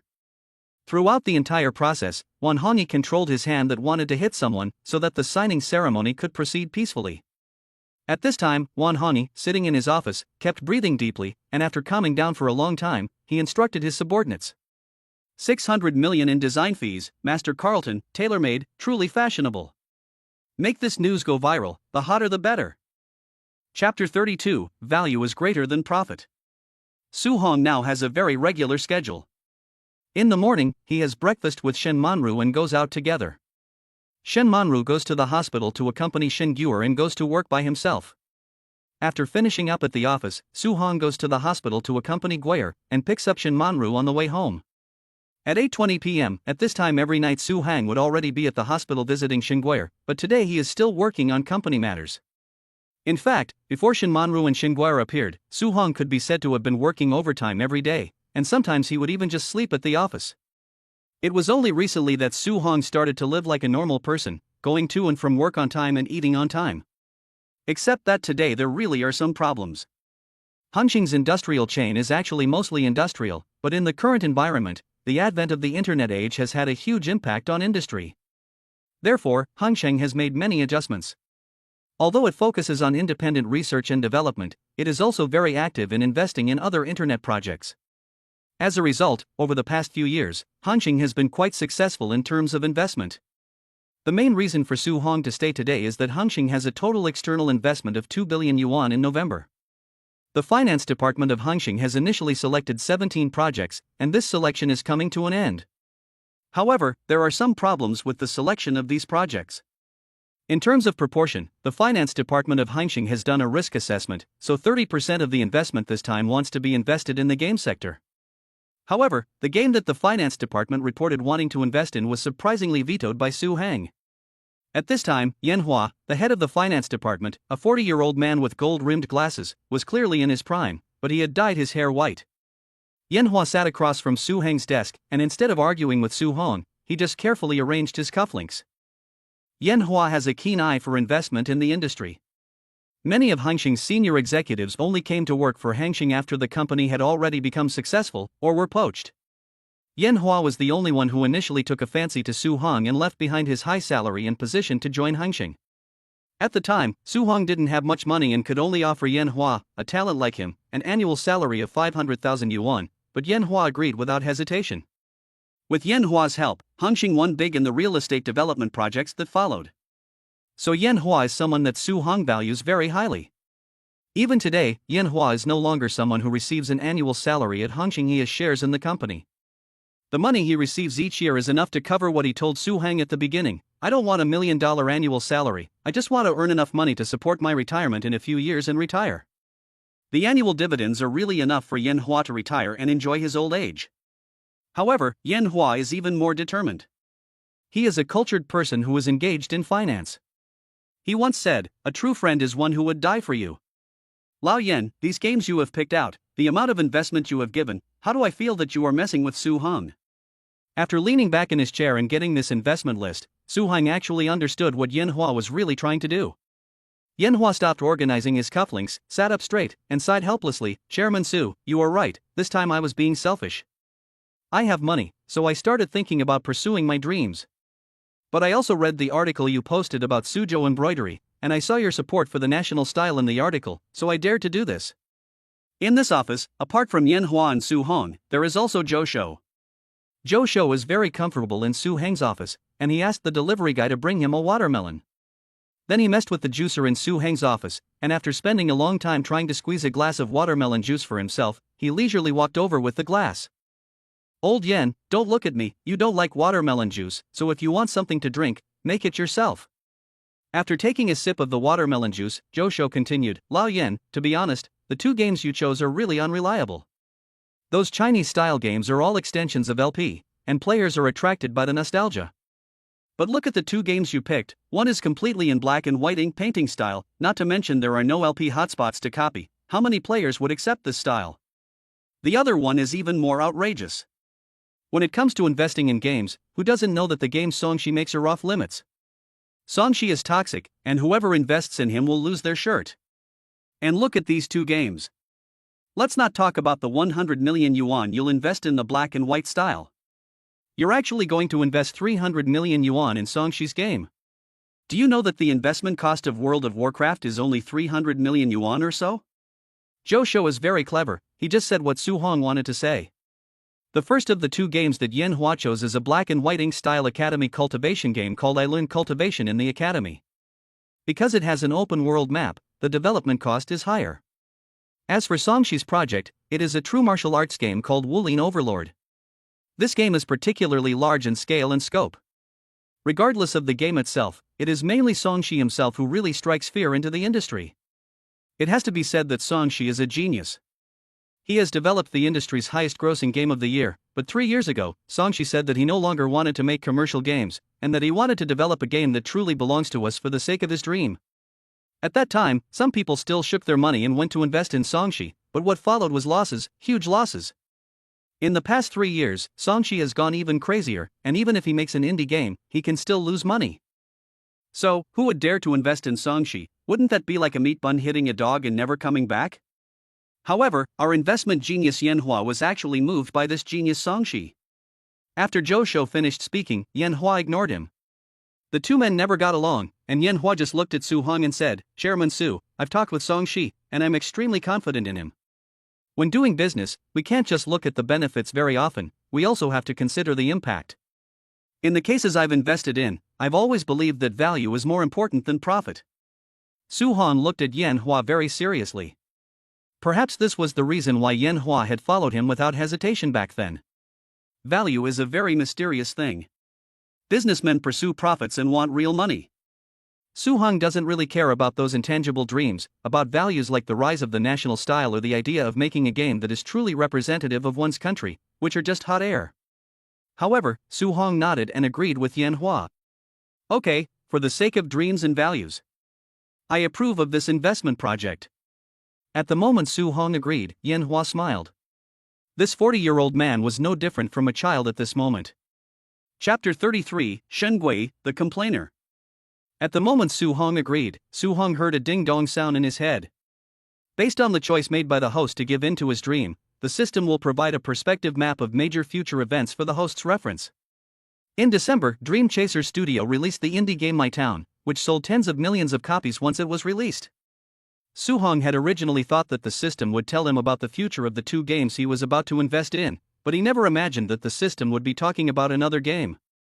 An indie game that sold tens of millions of copies? That's a bit of an exaggeration. Su Hong glanced at Manhwa and asked hurriedly, "Of the games that need to be invested in, is there one called My Town that was developed by Dream Chaser Studio?" Manhwa has a good memory. He must screen the final investment projects. He thought for a moment and nodded, "Yes, but I'm still evaluating whether this game is worth investing in." Su Hong's eyes lit up when he heard Manhwa say this. He didn't expect that this My Town is still looking for investment now, so he asked, "How much do they want?" 2 million. But I don't think 2 million is enough. Invest, double the funding, and let them develop it for me properly. Su Hong felt that this was really a good deal. A cost of 4 million, and sales of over 10 million, amazing. Manhwa didn't really have any thoughts on the matter. He originally felt that My Town was investable, but since the investment in the game aspect was already too large, he was considering whether the game was worth investing in. Since the boss had already made the decision, let's invest. It wasn't until Manhwa left Su Hong's office that Josho rolled his eyes at Su Hong. "Boss, I've figured it out. I played the part of the stern one, but you've been giving everyone favors.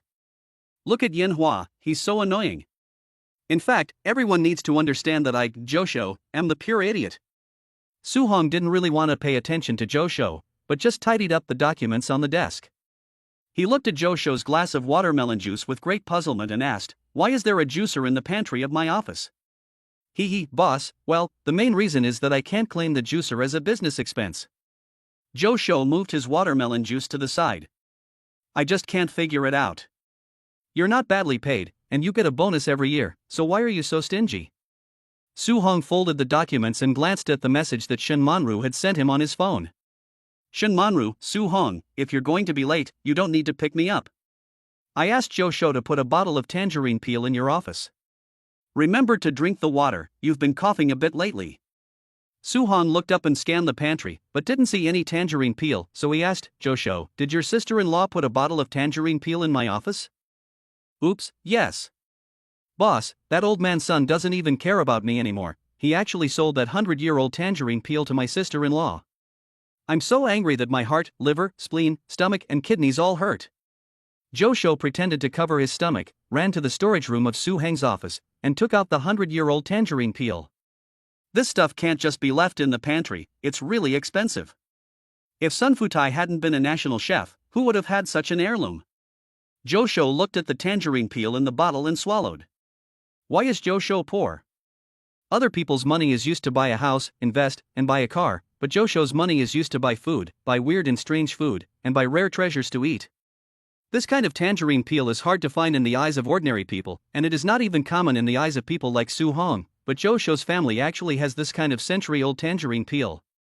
So it can be seen how reasonable it is for Zhou Shou to be poor. Su Hong didn't choose to drink it now. After all, he had to go home from work, so he got up and said to Zhou Shou, "You should buy fewer weird and strange things. When you have a family, you'll know that raising children is expensive." For example, Li Jin is renovating the villa for Su Hong, and the quotation just sent has just been sent, 200 million yuan. So, raising children is really expensive. Zhou Shou looked puzzled, and dared only to quietly complain inwardly, "What the hell? Who raises children and has to build a castle and playground for their children?" Su Hong left the company and went straight to the hospital. As soon as he entered the ward, Shen Guer, with her short little legs, rushed over, grabbed hold of Su Hang's leg, and cried out in complaint. "Dad, you weren't here today, so your wife bullied me. Guer's mouth is tired from blowing, the food is too hot, and my mom won't let the adults help me." Shen Manru looked at Shen Guer with a dumbfounded expression. Obviously, before Su Hong returned, Shen Guer was a good boy. After Shen Manru gave her a lecture at noon, Shen Guer promised to do better. At dinner that night, Shen Guer looked at her food and ate quietly. Shen Manru even felt that she had done a particularly good job with her education. Who would have thought that as soon as Su Hong arrived at the hospital, this little girl stopped watching the cartoon and immediately pounced over to start telling tales. This angered the gentle Shen Manru, her face changed, and she rolled up her sleeves, ready to spank Shen Guer's little bottom. Su Hong saw this and wanted to pick up Shen Guer up and comfort her. After all, whenever Shen Guer cried, Su Hong's heart would ache. But when he saw that Shen Manru had already turned ugly, Su Hong hurriedly took a step back and said to Shen Guer, "You need to know one thing, in our family, your mother is the boss, and she calls the shots. Dad, I can't save you this time." After Su Hong finished speaking, he closed his eyes, unable to bear the sight of Shen Manru educating her daughter. He was afraid that he couldn't hold back. Alas, Su Hong couldn't help but lament, "What good is it for a man to be capable outside? When you go home, your wife is angry, and you don't even dare to protect your own little cotton-padded jacket." Shen Manru was probably afraid that Su Hong would stop her, so she took Shen Guer directly to the small waiting room in the ward and began to educate the complaining Shen Guer. Su Hong could only stand outside the door with his mother-in-law, worried, and pricked up his ears to hear if little Guer was crying. As it turned out, the soundproofing in the waiting room was particularly good, and the two of them standing outside the door could hear nothing. Zhang Yimei frowned and asked uneasily, "Hong, how come I didn't realize that Manru has such a violent side? I always thought that my Manru was very gentle." Su Hong also nodded, thinking about the scene just now when Shen Manru dragged Shen Guer into the parlor. "I really didn't expect Shen Manru to get angry. Sure enough, being a mother is tough. No matter how gentle a woman is, she will be forced to be fierce by her child." Chapter 34, The Haoan Auction. Su Hong didn't know what Shen Manru had told Shen Guer, but after coming out of the house, Shen Guer honestly accepted a reality: no matter how much her father dotes on her father is also afraid of her mother. So Shen Guer clung to Su Hang's neck, buried her fluffy little head in his arms, and pondered the true meaning of life. Su Hong carefully held Shen Guer in his arms, watching the little one contemplate life. He wanted to comfort the little one, and whispered in her ear, "Sweetheart, when you get out of the hospital, will Daddy take you to the amusement park?" Hearing the word amusement park, Shen Guer lost her mood to contemplate life. Her little head tilted up, her big eyes twinkled as she looked at Su Hong. "Daddy, Pinky swear." After the two of them had Pinky promised, Su Hong took Shen Manru home first. At present, the two of them go back to Haicheng number 1 every day, but they still live in their own rooms. After leaving the hospital and getting into the car, Shen Manru glared at Su Hong and said in a bad mood, "Su Hong, you can spoil your child, but you can't pamper him. I also want to be a gentle mother, but I can't let Shen Guer be a brat." After Su Hong had signaled the driver to drive, he reached out and took Shen Manru's hand, sighing. "Manru, you have to trust our Guer. Guer is not a brat. I don't think it's necessary to be so nervous about raising a child. Just let her grow up freely for a while, and then we'll guide her along. If that doesn't work, I'll hire a team of experts to help you with the child rearing." After Su Hong finished speaking, he directly contacted Zhou Shou and asked him to prepare an expert education team, and to invite them home with high salaries and generous benefits to specifically educate Shen Guer. Shen Manru was dumbfounded by Su Hang's approach. She opened her mouth, blinked her eyes, and asked incredulously, "Su Hong, isn't this a bit of an exaggeration? Guer is only 4 years old, we can just educate her ourselves." Su Hong put the phone aside, squeezed Shen Manru's hand, and laughed. "It's not an exaggeration, just now our mother was shocked and said, 'I didn't know my Manru had such a fierce side.' So, in order for my wife to always be gentle, we have to hire someone to properly educate Xingguo so that she doesn't become a brat and anger my wife. Shen Manru is a strict mother in front of her children, but in front of Su Hong, she is a spoiled girl. She blushes whenever Su Hong calls her wife. Su Hong shook his head at this, and waited until the next day. After that, the word wife would truly be worthy of the name, and he would see if she was still shy. The second day, the auction at Haohan started at 3 p.m., so Su Hong left the company at 12 o'clock, thinking about picking up Shen Manru for lunch. Who knew that as soon as he arrived at the ward, he saw Shen Manru already wearing her makeup and a Rufeng haute couture style dress. The black tulle complemented the diamond necklace around her neck, making her look like she had come from heaven. Shen Manru usually didn't wear black, but today, the serious color combined with her gentle temperament made her look both noble and approachable. Su Hong reached out and pulled Shen Manru into his arms. He sniffed and whispered, "What perfume? It's all peach-scented." Shen Manru opened her innocent eyes and shook her head. "I don't like to wear perfume, and I didn't wear any today." Su Hong was about to argue with Shen Manru about the peach scent when he heard his mother-in-law coughing nearby, and the momentary beauty between the two of them vanished. Zhang Yimei couldn't help it either. She didn't want to cough either, but the children were still there. Zhang Yimei just couldn't figure it out. What was wrong with these two? Why were they getting more and more affectionate? Although, for Zhang Yimei, the two getting affectionate was a good thing, you have to pick the right occasion. If you don't stop them, won't Xiaoguo see everything? After Zhang Yimei finished her fake cough, she didn't look at the two of them, but just smiled awkwardly. "Why don't you two go to the rest room or the meeting room to continue?" Zhang Yimei's omission was fine, but as soon as she mentioned it, Shen Manru was so embarrassed that she couldn't even lift her head. She grabbed Su Hong's hand and walked outside, humming in a mosquito-like voice, "Mom, I'm going out with Su Hong, I'll be back later." "It's fine, you don't have to come back, I'll be here." Zhang Yimei immediately picked up the conversation without thinking. Shen Manru, who was angry, turned around and looked at Zhang Yimei, stamped her foot, and then dragged Su Hong away.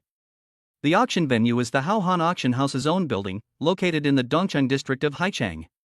Although it is not in the city center, the land price here is also extremely high. Haohan Auction House has always done business with the wealthy, so it has put a lot of effort into the venue. As soon as you enter the Haohan Auction House building, you are greeted by an overwhelming sense of luxury. Although Tang porcelain and Song paintings are not everywhere, there is one or two in this hall. In particular, there is even a bronze tripod in the exhibition area at the entrance. Therefore, the building of Haohan Auction House is heavily guarded. Especially for today's mysterious auction collection, the starting price is as high as 100 million, so Haohan has applied for national security personnel to protect it. As soon as Su Hong and Shen Manru got out of the car, Shen Manru looked at the security guards on both sides and then at the guns they were holding, before nervously tugging on Su Hong's arm and whispering, "Su Hong, I have a feeling that those are real bullets." Su Hong glanced around and nodded at Shen Manru, smiling, "It's okay, let's go straight to the 8th floor." The 8th floor is where the action is today. The main venue on the 8th floor is a large, circular-shaped reception room. The stage is the auction item exhibition area, and the audience is made up of guests in the 88 private boxes below. All the guests here are important and well-known figures. Either they were personally invited by Haohan, or they are bosses who have voluntarily registered and must have a capital of over 1 billion. Obviously, the 88 private boxes are not enough. Therefore, on Haohan's side, those invited will decide whether to come first, and those who volunteered to register will come last. A box can seat up to 3 people, and Haohan's side will not let in more people. Don't think that Haohan only earns a commission from the auction. These 88 boxes all have a box fee. If you promise to come here, your entry fee is 100,000 yuan per person. Su Hong and Shen Manru, 2 people, 200,000 yuan admission fee, 60,000 yuan for refreshments, and the auction hasn't even started yet. That's already 260,000 yuan down the drain. So, if you go home empty-handed and don't buy anything, you've really lost out a bit. You can only consider it a long and informative trip. Chapter 35, Mysterious Collectibles. Su Hong and Shen Manru's box was number 8. The box was not big, about 5 square meters, with a leather sofa and a wooden tea table, and that was about it. On the tea table, tea guanyin was being brewed, with a fragrant aroma that told you the tea was delicious. But to say that this pot of tea was worth 60,000 yuan, it really wasn't. On the armrest of the sofa is a small remote control, which will be used to bid after the auction starts. Other than that, everything and all the services are in this small 5 square meter box. Shen Manru sat on the sofa, shook her head, frowned, and whispered to Su Hong, "Isn't the box fee a bit too expensive?" Su Hong laughed, got up, poured a cup of tea for Shen Manru, and said, "You are only seeing the services provided in front of you, so you don't think it's worth it, but you don't see the invisible services provided by Haohan. Manru, look at the first 6 private rooms and see the difference with our private room." After Su Hong finished speaking, Shen Manru stuck out her little head and looked around. After a moment of confusion, she asked, "Yes, if you look closely at our private room, you can still tell who is sitting inside. Those 6 private rooms are completely sealed off. Those 6 boxes are not just sealed, there are even separate passages inside the boxes. You have no idea when the people inside will enter or leave. The privacy of guests who can sit in these boxes is protected in great detail. Su Heng's identity is rich enough, but he is not yet wealthy enough, so he is not qualified to sit in this kind of box." Su Hong pointed to some unboxed seats at the back of the meeting room and said to Shen Manru, "Those seats are all taken by reporters. The media coverage of reporters who can come here must be in the hundreds of millions. Later, if any boss wants to publicize or attract attention after they have purchased a lot, these media outlets can definitely satisfy them. So, the invisible services provided by Haohan not only ensure that those who want to attract attention can do so, but also ensure that those who want privacy can have it." Shen Manru finally understood, sat down next to Su Hong, looked at Su Hong with her big round eyes, and whispered, "The auction items here will definitely be sold for a lot of money later." Su Hong just wanted to reach out and rub Shen Manru's head, but she immediately grabbed Su Heng's hand and covered her head in alarm, saying, "No, I've been working on my hair for a long time. Okay, I won't move. If you like something later, you can just bid on it. Your husband is rich. I'm not going to bid on anything. And you shouldn't bid on things either. After buying gifts for our clients, let's not buy anything else." After Shen Manru finished speaking, she seemed to feel that what she had said was not right. After all, some things can appreciate in value and can be considered an investment. So she added, "Of course, things that can appreciate in value can still be bid on." While the two were joking, the guests all sat down in their own boxes, and the auction officially began. The auctioneer hosting this time, Ji Changshu, is actually a doctoral supervisor in the history department of a 985 university. Not only is he knowledgeable, but he has also hosted a variety show called Dreaming Back to History, which is very popular online. The auction hosted by Ji Changshu can be described as a history lecture, with allusions coming easily and vividly, and even the unofficial history being described vividly. There were more than 20 lots in a row, and Su Hong originally only came to buy the last mystery lot, but as a result of Ji Changshu's explanation, he also bought a blue and white porcelain. After the blue and white porcelain was auctioned off, Shen Manru blinked when she saw the final transaction amount of 20 million, and kept telling herself that she wasn't spending 20 million on a vase, but on an antique that would appreciate in value, which was an investment. Finally, she persuaded herself for a long time before her heart stopped beating so fast, and Shen Manru let out a long sigh of relief. After Su Hong took a photo of the bottle, he glanced at Shen Manru and noticed that she was surprisingly accepting. He couldn't help but smile, thinking that she had made progress. Until the last mysterious auction item appeared, the entire venue instantly became a bit more tense. It seems that there are quite a few people who like this collection. Ji Changshu pointed the auction item in the box at the light and displayed it for a while before smiling and saying, "Lot 32. A hairpin given by Emperor Xiaozong to Empress Xiakangjing. Since ancient times, it has been considered the law that there are 3,000 concubines in the harem of an emperor, but Emperor Xiaozong of the Ming dynasty, Zhu Yuzhang, only had one empress in his life. They were friends in times of trouble and also close confidants. Their lives were harmonious and their love for each other was deep. Emperor Xiaozong loved only one person in his life, and he also gave this gift of a hairpin to his wife, which imbues it with so much charm and meaning. The hairpin represents a token of love, expressing the meaning of being married. Giving the hairpin shows devotion, and being married shows affection, without doubt. The starting price is 100 million, and the price cannot be lowered by more than 1 million at a time. After Ji Changshu's introduction, the hairpin given to the wife was displayed to everyone in all directions under the lighting. This hairpin can be used as the final mystery item for 2 reasons. First, because the empress wore it, it has the value bestowed by a celebrity. Second, because this hairpin was given by the only empress in the history of the harem, Xiaozong, then this hairpin naturally has a kind of representative significance of being a pair for life. Third, the hairpin is in good condition and has excellent craftsmanship. It has been passed down because someone has preserved it for generations. In short, this hairpin is worth the price. Su Hong did not rush to bid first. He just looked around and noticed that the guest in box 9, the seat he was leading, also seemed determined to win the hairpin. In box 9 sat a well-known rich second-generation internet celebrity who had smashed dozens of luxury cars, including Ferraris and Lamborghinis, in the street because of a broken heart. This rich second-generation man, Yao Ji, was most talked about online for his love life. Yao Ji had recently started seeing a new girl, who was pure-looking and had a slender waist. Overall, Yao Ji felt that he had finally found the person he was destined to be with. Therefore, he had to bid for this hairpin to show the girl how sincere he was. The current bid had reached 120 million yuan and was in a white-hot state.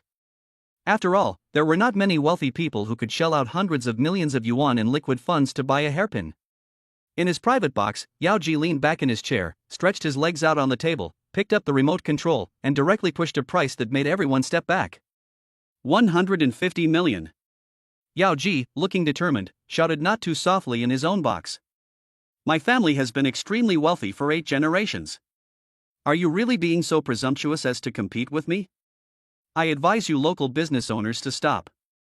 Don't blow all your business's working capital, or you'll be bankrupt and that won't be fun. Chapter 36, Will You Marry Me? Yao Ji dared to speak so recklessly because he really had the means to do so. Unlike these Haicheng businessmen, his family specializes in banking investments in the Jingang province. Although Yao Ji is famous, his father's Dayo Group is even more famous. With the port as its backing, special policies, a prosperous gambling industry, and the privately owned Dayo Bank making a splash. As Yao Ji said, their family has been in business for 8 generations, and compared to the Dayao Group, these Haicheng groups are really nothing. What does it mean to have been in business for 8 generations? It means that they have been rich for 8 generations. So in Yao Ji's eyes, are all the businessmen who have come to Haohan today suddenly rich local bosses? Especially since Yao Ji has seen the guest list for the event, apart from the people in the first 6 boxes, whom he doesn't want to offend, there really aren't many others who are worthy of his attention. And when it comes to auctions, you have to have the air of someone who is determined to win, so that everyone who wants to compete with you will back off. Especially since Yao Ji has already bid 150 million yuan. You have to know that in the whole country, there aren't many people who are willing to spend 150 million yuan on a hairpin. First of all, businessmen definitely consider the return on investment when they spend money, and their liquid capital can create even greater benefits. So Yao Ji felt 100% confident that he could win the hairpin. However, there was a bid from box 8. 160 million. Su Hong wanted to swear. What a coincidence, he had to deal with a rich second generation coming to stir up trouble. It was obvious that the 120 million was raised to 150 million by that idiot second generation, and he had to buy it, so he had to raise the price. After Su Hong quoted the price, Shen Manru immediately reacted, looking at Su Hong with disbelief in her eyes, and anxiously asking in a small voice, Su Hong, isn't this price a bit high? What do you want this hairpin for? To propose to you. Su Hong looked at Shen Manru, leaned over and whispered in her ear, we will be husband and wife after tying the knot, and our love will never waver. Will you marry me? Su Heng's gaze was burning, like a fire, fixed on Shen Manru. For a moment, all the sounds outside the box seemed to be suspended, and in the 5 square meter box, only Su Heng's voice was drifting. Will you marry me? Yes. Shen Manru looked up at Su Hong, her eyes full of stars, without the slightest hesitation. I do. As soon as Su Hong made his offer, Yao Ji in the next booth immediately followed suit, but this time he learned his lesson and didn't raise the price by tens of millions, just offering 165 million. When Shen Manru saw that Su Hong was about to bid again, she immediately held his hand and shook her head vigorously. Don't buy it, I've already agreed, there's no need to bid on this hairpin. Shen Manru understood the significance of this hairpin, so for her, there was no need to bid on it. You want me to propose with a blank check and wait 100-odd years, and then what if you bring up old business with me? Shen Manru's small hands could not hold Su Hong back, and Su Hong directly raised the price to 170 million. At 170 million, Yao Ji in box 9 stopped bidding. It wasn't that Yao Ji didn't want to continue bidding, but mainly because he didn't have enough funds. Yao Ji's father gave him money every month, 200 million yuan every month. As a result, the top second-generation rich man was a spendthrift every month, especially since it was already the end of the month and the funds in his account were running low. He could ask his family for money in an emergency if he ran out of money, but it would probably be inappropriate to ask his family for money to buy his girlfriend a hairpin. In booth 9, Yao Ji was anxious, but he didn't dare to press the bid button again. If he won the bid, but didn't have the money to pay, it would be a joke. Especially now, Yao Ji was a little embarrassed. He had already told his girlfriend Xia Xia that he wanted to bid on the hairpin. But now, someone else was about to win the bid. This was so embarrassing. Yao Ji glanced at box 8, recalled the guest list, and muttered to himself. Su Hong from Hongqing Group? I'll just buy it back from him later. If I give him a few more tens of millions, he'll be over the moon. Yao Ji reassured himself, and with no interest in seeing someone else buy the hairpin, he simply chose to leave. If Yao Ji wasn't bidding, then no one else would. Ji Changshu was on the stage, and after shouting 3 times and seeing that no one followed the price, the hammer that symbolized the transaction fell with a loud thud. Congratulations to box 8, which has won this hairpin for his wife. Shen Manru in the box, tightly hugging the remote control that bid, her little face full of disbelief. Why didn't the next box bid? 170 million yuan. Just buy this? Will this appreciate in value? Will Su Hong lose money? Okay, don't be silly. Su Hong gently tapped Shen Manru on the head. When he saw that Shen Manru had come to her senses, he laughed and said, "This is your engagement gift. Don't think about the money." But Su Hong, it's so much money, I feel bad. Shen Manru put down the remote control in her hand. Her eyes were a little red, and tears were hanging in them, about to fall. Su Hong looked at Shen Manru in this state and felt both amused and distressed. He extended his arm and slowly put his arm around Shen Manru, while with his other hand he wiped away the teardrops that were about to fall. He said, "Don't feel distressed. Tell me, are you happy?" Shen Manru found a comfortable position in Su Heng's embrace and nodded. She said, "Not only am I happy, I'm also touched. I'm especially happy. This hairpin is not only expensive, but most importantly, it has a special meaning. Not your hair as husband and wife, no doubt about your love. This is Su Heng's promise to Shen Manru. It is also Su Heng's promise to Shen Manru, using the story of Emperor Xiaozong's love for Empress Zhang throughout his life, that they will be together forever. Su Hong is rich, has status, and an unlimited future. But Shen Manru is just a girl next door, the most ordinary kind. So this marriage proposal is of infinite significance. It allows the inferior Shen Manru to see clearly Su Heng's love for her, and it also makes the inferior Shen Manru become more and more confident in this love. The two are obviously so mismatched, but they are especially well suited for each other. Because they love each other. Then, I want a couple's ring, so we can wear them together. Shen Manru broke down into tears and laughed. After figuring something out, she dared to make some small requests. For example, wearing matching rings will let others know that Su Heng is already taken. For the first time, Shen Manru had the thought of wanting to hold on to Su Hong tightly. In the past, she didn't dare to, thinking that Su Hong was so outstanding and deserved an outstanding girl, not necessarily herself. But right now, she just wanted to hold on to this person tightly. As long as Su Hong doesn't let go, she will definitely not let go. Chapter 37, We are now husband and wife, and our love for each other is unquestionable. Su Hong had a company meeting in the afternoon, so our new boss, Shen Manru, obediently returned to the hospital by herself. Shen Manru carefully held the hairpin the whole way, as if she were a thief, afraid of being seen. After returning to the ward, Shen Manru stayed alone in the restroom for a long time. She drew lines on her head with the hairpin, stared at it for a long time, and then gently touched it. When Zhang Aimei opened the door and came in, she saw her daughter, like a possessed, smiling at a hairpin. "Manru, what are you doing?" Zhang Aimei asked worriedly. Unexpectedly, this sentence did not wake up Shen Manru from her blissful state. She just kept laughing, then looked up at Zhang Aimei and continued to laugh. She didn't stop laughing for a long time before she said, "Mom, Su Hong proposed to me, and I said yes. After Guire is discharged from the hospital, we will go see Dad first, and then we will start preparing for the wedding." When Zhang Aimei heard the words propose, her mind buzzed. Were these two finally getting married? For more than half a month, Zhang Aimei had refused to go to Su Heng's house, and instead stayed in the hospital room with Shen Guer. She was just too worried. Although later, Su Hong and Shen Manru's relationship grew better and better, and the two even started dating, Zhang Aimei was still worried. Young people nowadays are always talking about breaking up, so it's never really settled. Zhang Aimei is 100% satisfied with her son-in-law Su Hong. He's rich, affectionate, responsible, and most importantly, the two of them have a daughter together. Especially the rich part, Zhang Aimei would be lying if she said she wasn't satisfied. Zhang Aimei is not a snob who loves wealth and is vain, but she knows too well the suffering of being poor. Su Hang is so rich, and in the future, her daughter's family will definitely be able to live well. So, for several days in a row, Zhang Aimei kept dreaming about when these two children could settle down for good. Well, now, what she had been thinking about day and night had been settled. Zhang Aimei was so happy that she gave Shen Manru a firm slap on the shoulder, and then burst into tears. She cried and laughed at the same time, saying, "Good, good. This is the happiest news I've heard. It's good that they can get married." Zhang Aimei slowly stroked Shen Manru's hair, her tears falling non-stop.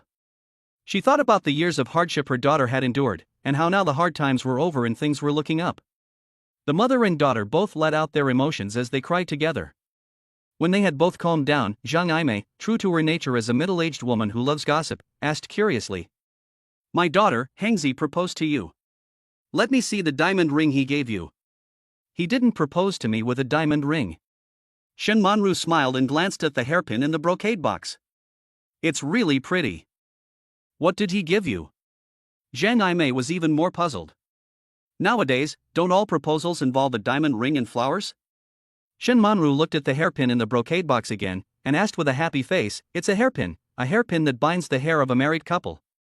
"Isn't it pretty?"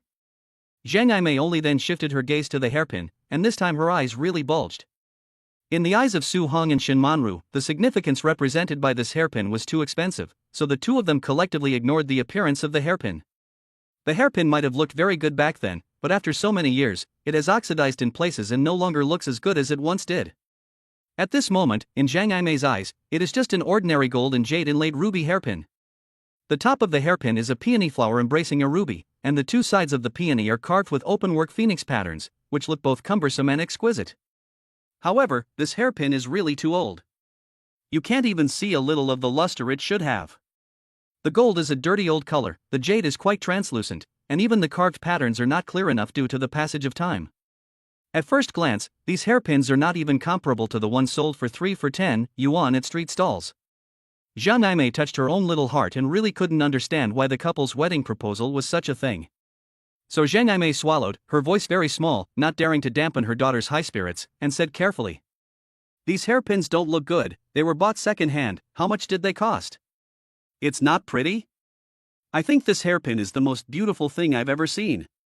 Shen Manru looked at the hairpin again, and thought it was still very pretty.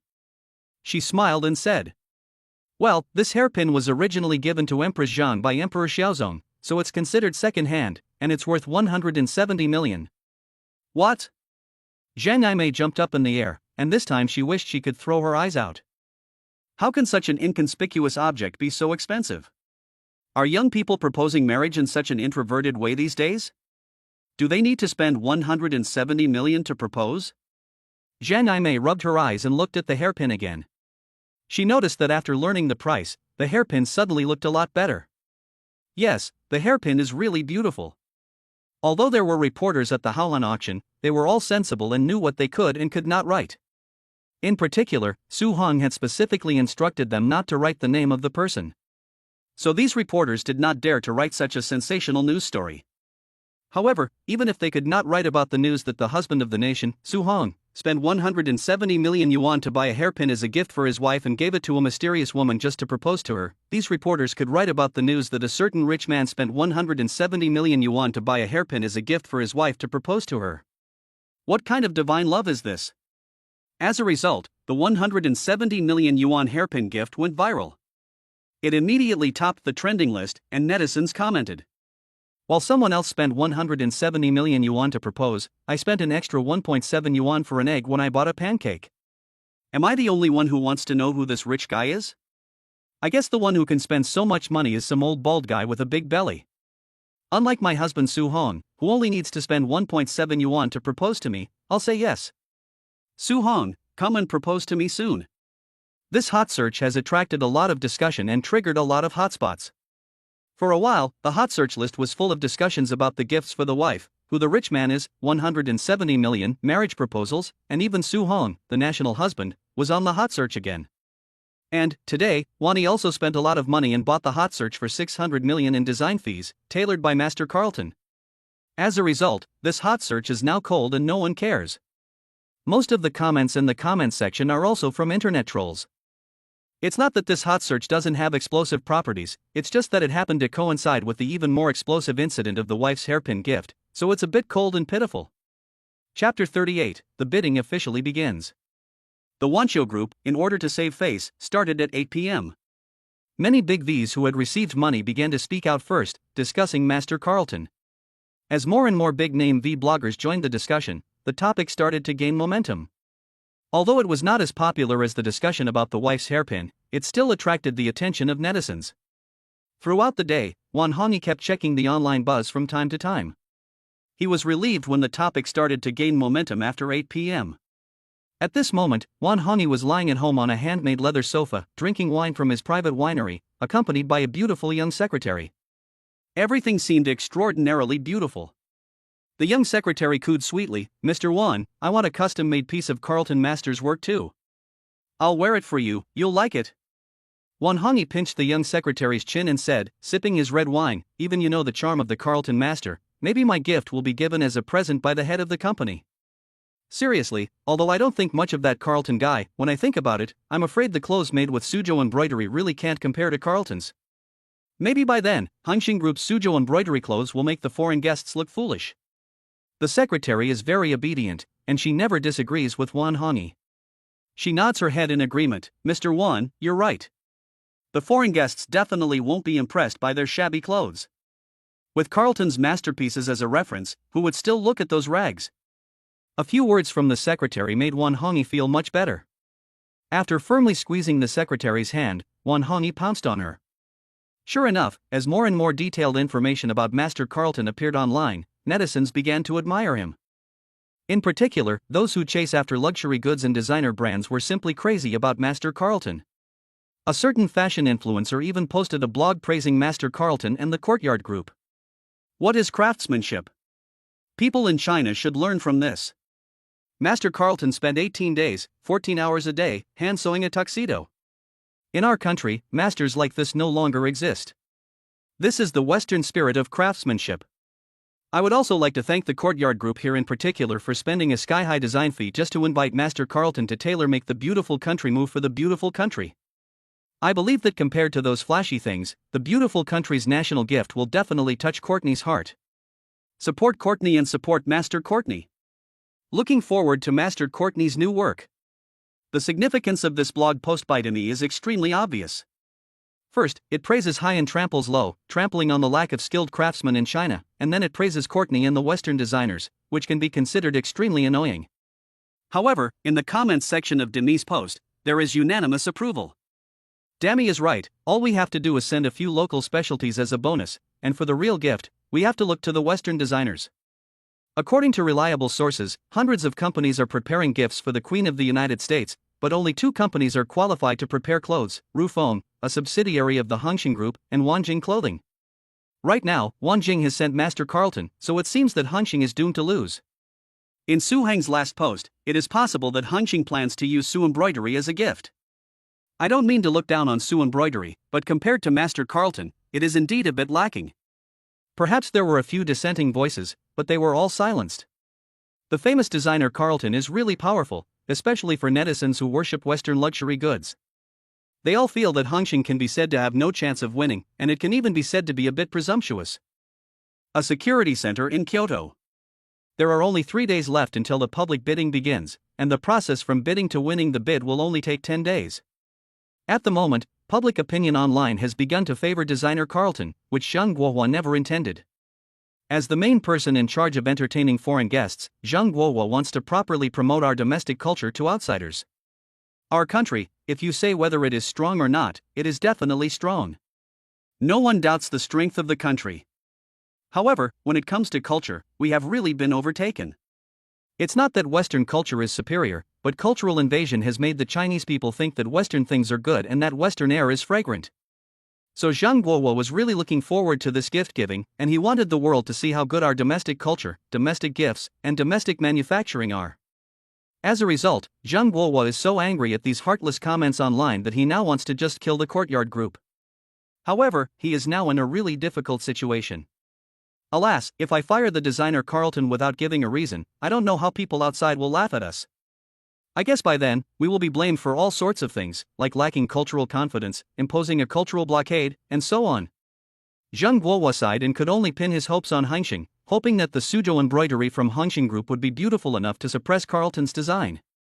3 days later, the bidding officially began.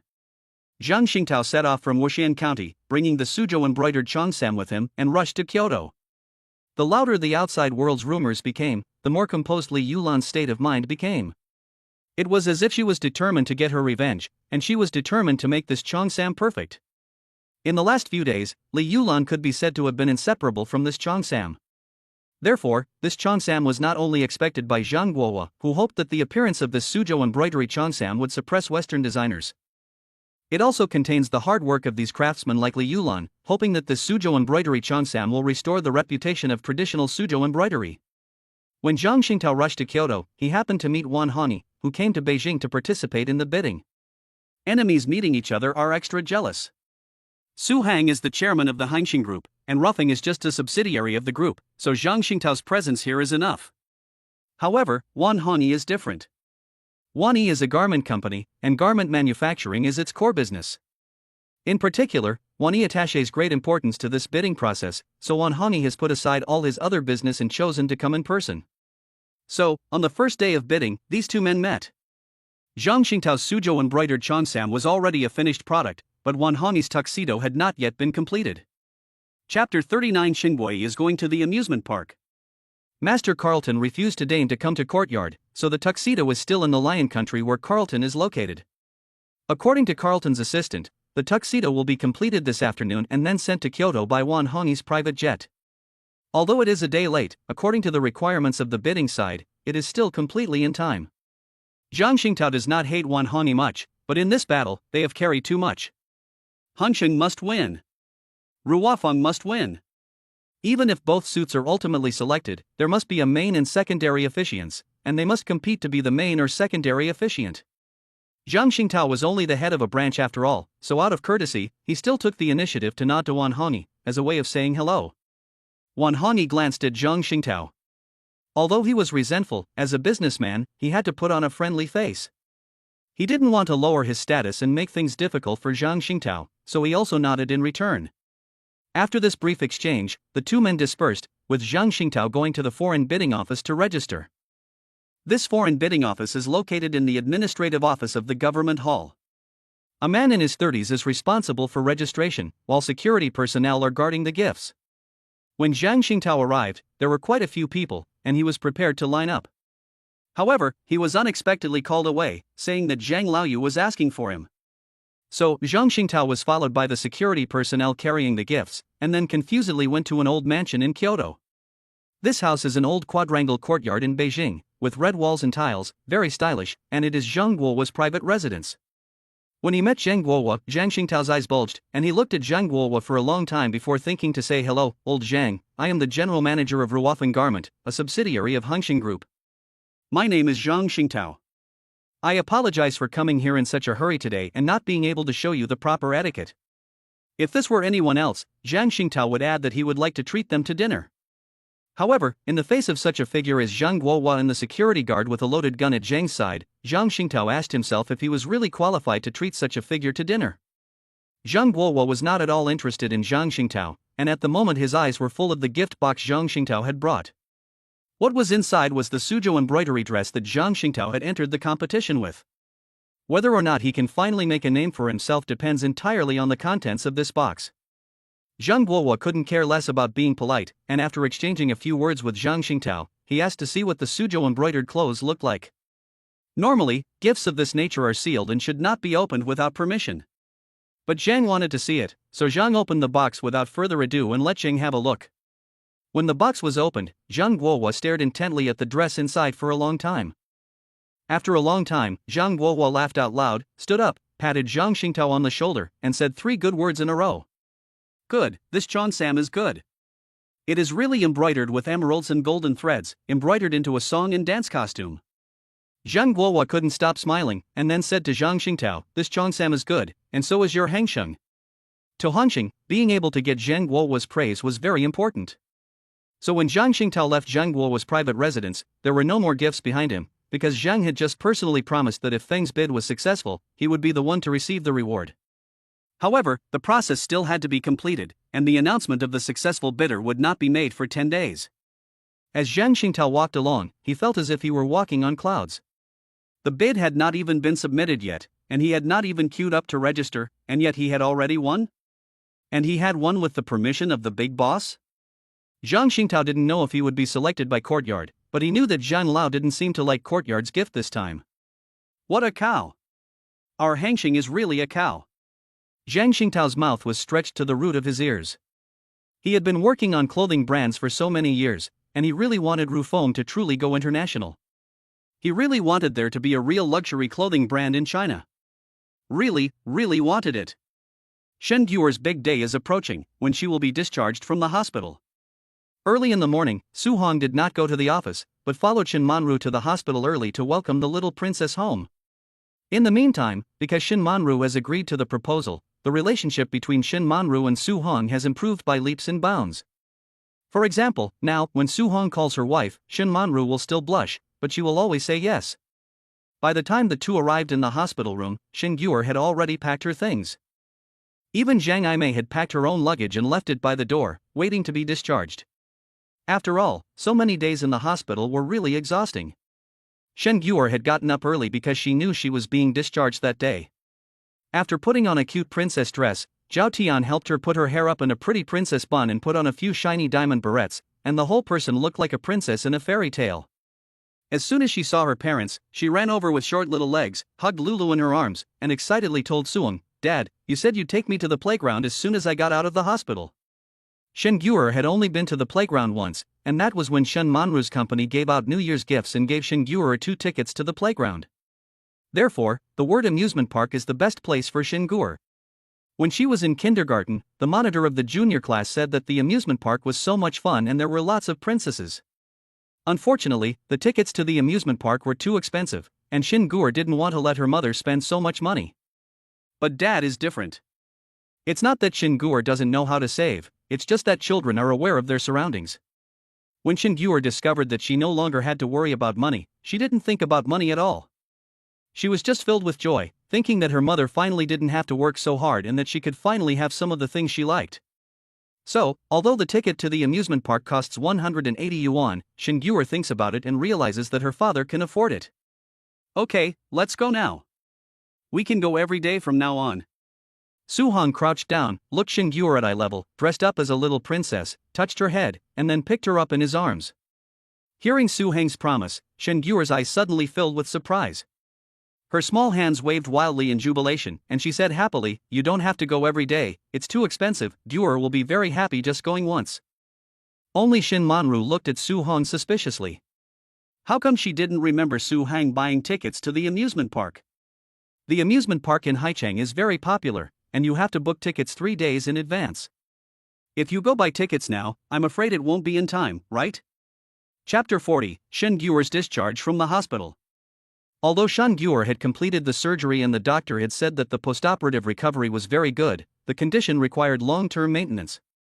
Therefore, Su Hong had decided earlier to form a medical team to take care of Shen Guer. During Shen Guer's hospitalization, Zhao Tian had indeed taken very good care of her, so Su Hong had discussed with Zhao Tian to switch from hospital care to Shen Guer's personal care, with double the salary. So today is also Zhao Tian's last day working at the hospital. Starting tomorrow, Zhao Tian will be working at the Su family home. After hearing that Su Hong was taking Shen Guer to the amusement park, Zhang Aimei shook her head. She is an old woman, and she really doesn't like amusement parks.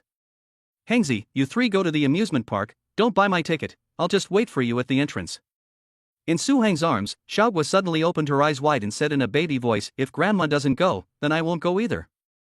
Zhang Aimei was about to persuade Shen Guer to listen when she heard Shen Manru, who was checking the ticket price on her phone, say, "We probably won't be able to go at all, there are no tickets left." Shen Manru held up her phone, and on it were the words sold out in big letters about the ticket sales for the amusement park today.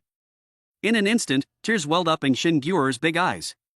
She turned around and looked at Su Hong with watery eyes, pleading, "Daddy, then I'll go tomorrow." "You must take me tomorrow." "Don't worry, we'll go today." Su-hong reached out and wiped the tears from Shin Gyur's face, hugged her, and left the hospital room, not forgetting to turn back to Zhang Yimei and Shen Manru and say, "Mom, Manru, let's go, we're going together." The car was divided into two cars, and Su-hong took Shin Gui in his own Bentley. Shen Manru and Zhang Yimei rode in Shen Manru's Lexus. Zhang Lili had already received Su Heng's instructions, saying that he wanted to surprise Shen Manru, so she only needed to take the boss's wife to the suburban villa. Along the way, Zhang Yimei was a little nervous. After all, this was her first time visiting her son-in-law's home. Shen Manru probably sensed Zhang Yimei's mood and reached out to hold her hand, whispering gently, "Mom, everything at home is ready, just waiting for you to go over. Don't worry. In a couple of days, after Su-hong has made arrangements, we'll go back together to see Dad." Yesterday, Shen Manru thought that after Zhang Yimei was discharged from the hospital, they would live together in the Haicheng No. 1 community, and she had specially chosen the bedroom next to hers for Zhang Yimei. Then she specially chose her mother's favorite aromatherapy for her mother. In short, Shen Manru understands Zhang Yimei's feelings, so she prepared everything a long time ago, hoping that Zhang Yimei can feel more comfortable these few days. Although, last night when Shen Manru was busy going in and out, Su Heng kept following behind her, nagging, saying that there was no need to prepare, that our mother likes that room and that's the one she'll live in. But Shen Manru was still very serious and prepared everything. But looking at the direction the car was heading, something didn't seem right. Shen Manru had been going back and forth between the hospital and Haicheng No. 1 every day for the past month, so she was very familiar with the route. This should clearly be the direction to turn left, but Zhang Lili had actually driven straight out of the city. "Lily, did you make a mistake?" Shen Manru looked out the window and asked with certainty. Zhang Lili was a little panicked. The boss had said that he wanted to give the boss's wife a surprise. What on earth should she say? What if she ruins the surprise? Zhang Lili felt sweat starting to form on her forehead. Was she going to offend the boss or the boss's wife? Well, the boss said to drive him to his villa outside the city. In the end, Zhang Lili decided to tell the truth. After all, she was the boss's wife's driver, so she might as well ruin the surprise. She couldn't afford to offend the boss's wife. Shen Manru was a little confused, so she didn't ask any more questions. Since Su-hong had said that, she would just go and take a look at the suburban villa. As for Zhang Yimei, she didn't really care either way. Living in a large flat in the city center or a suburban villa was pretty good. On the other hand, Shin Gyur has been like a bird that has come back to life since she was discharged from the hospital. Although Shin Gyur is a very good child, she must have been very frustrated being stuck in the hospital for such a long time. "Dad, it's really beautiful outside." Shin Gyur sits in the safety chair, but keeps her eyes on the window, not moving a muscle. For the past 5 years, the place Shin Gyur has been most familiar with is the hospital, whether it is Dongcheng Hospital, Huaxing Hospital, or any other hospital. The scenery she has seen the most is the ticking loss of the hospital's 4 drip, and the smell she has smelled the most is the strong smell of disinfectant in the hospital. Today, Shin Gyur seems to have understood one thing, and that is that she no longer has to go to the hospital every day. She no longer has to miss school to go to the hospital for chemotherapy. No longer have to be afraid of dreaming about being in bed. And no longer have to be teased by children who say she is a sickly child who will die young. It's great to be discharged from the hospital. It's great to never have to get another injection. It's great to never have to worry about dying again. The car continued on its way, and when it turned into a large iron gate, Shin Gyur got a puzzled look on her face. After all, this place didn't seem like a playground at all. Su Heng's villa covers an area of 400 acres. From the gate, there is a long driveway lined with transplanted flowers, trees, and plants. On the left side of the road is a small private park, while on the right is the ocean and a man-made beach. From an aerial perspective, the villa is rectangular in shape and surrounded by an artificial river. There is no way to enter or exit from anywhere other than the main gate. Therefore, Su-hong has strengthened surveillance and guarding on the road leading to the gate, which can be considered very safe. This villa originally had no name. Recently, Su-hong gave the villa a new name, which is still called Ru. Aru, Agua, these two are probably the most important people in Su Heng's life. There are 160 people working at the Rugua Manor, from the butler to the servants to the security guards. The butler is called Gung Ji, 46 years old, and was hired by Su-hong from the Lion Country. He speaks 5 languages, has a wealth of knowledge about life, and is highly professional. He is familiar with all kinds of etiquette, famous dishes and wines, and the maintenance of crystal silverware. In short, he is knowledgeable about everything from shopping and sending children to school to entertaining guests and astronomy and geography. Su Hong also has a lot of trust in Gung Ji. Although the two have only been working together for less than 3 years, Gung Ji is outstanding, knows when to advance and retreat, and understands loyalty. Chapter 41, Welcome Xinguer to the family. Gung Ji has long known that starting today, the lady and the young lady will officially be living in the manor, so he brought people out early in the morning to welcome them. The 160 staff members, led by Gung Ji, lined up neatly on both sides, ready to welcome the real owners of the place.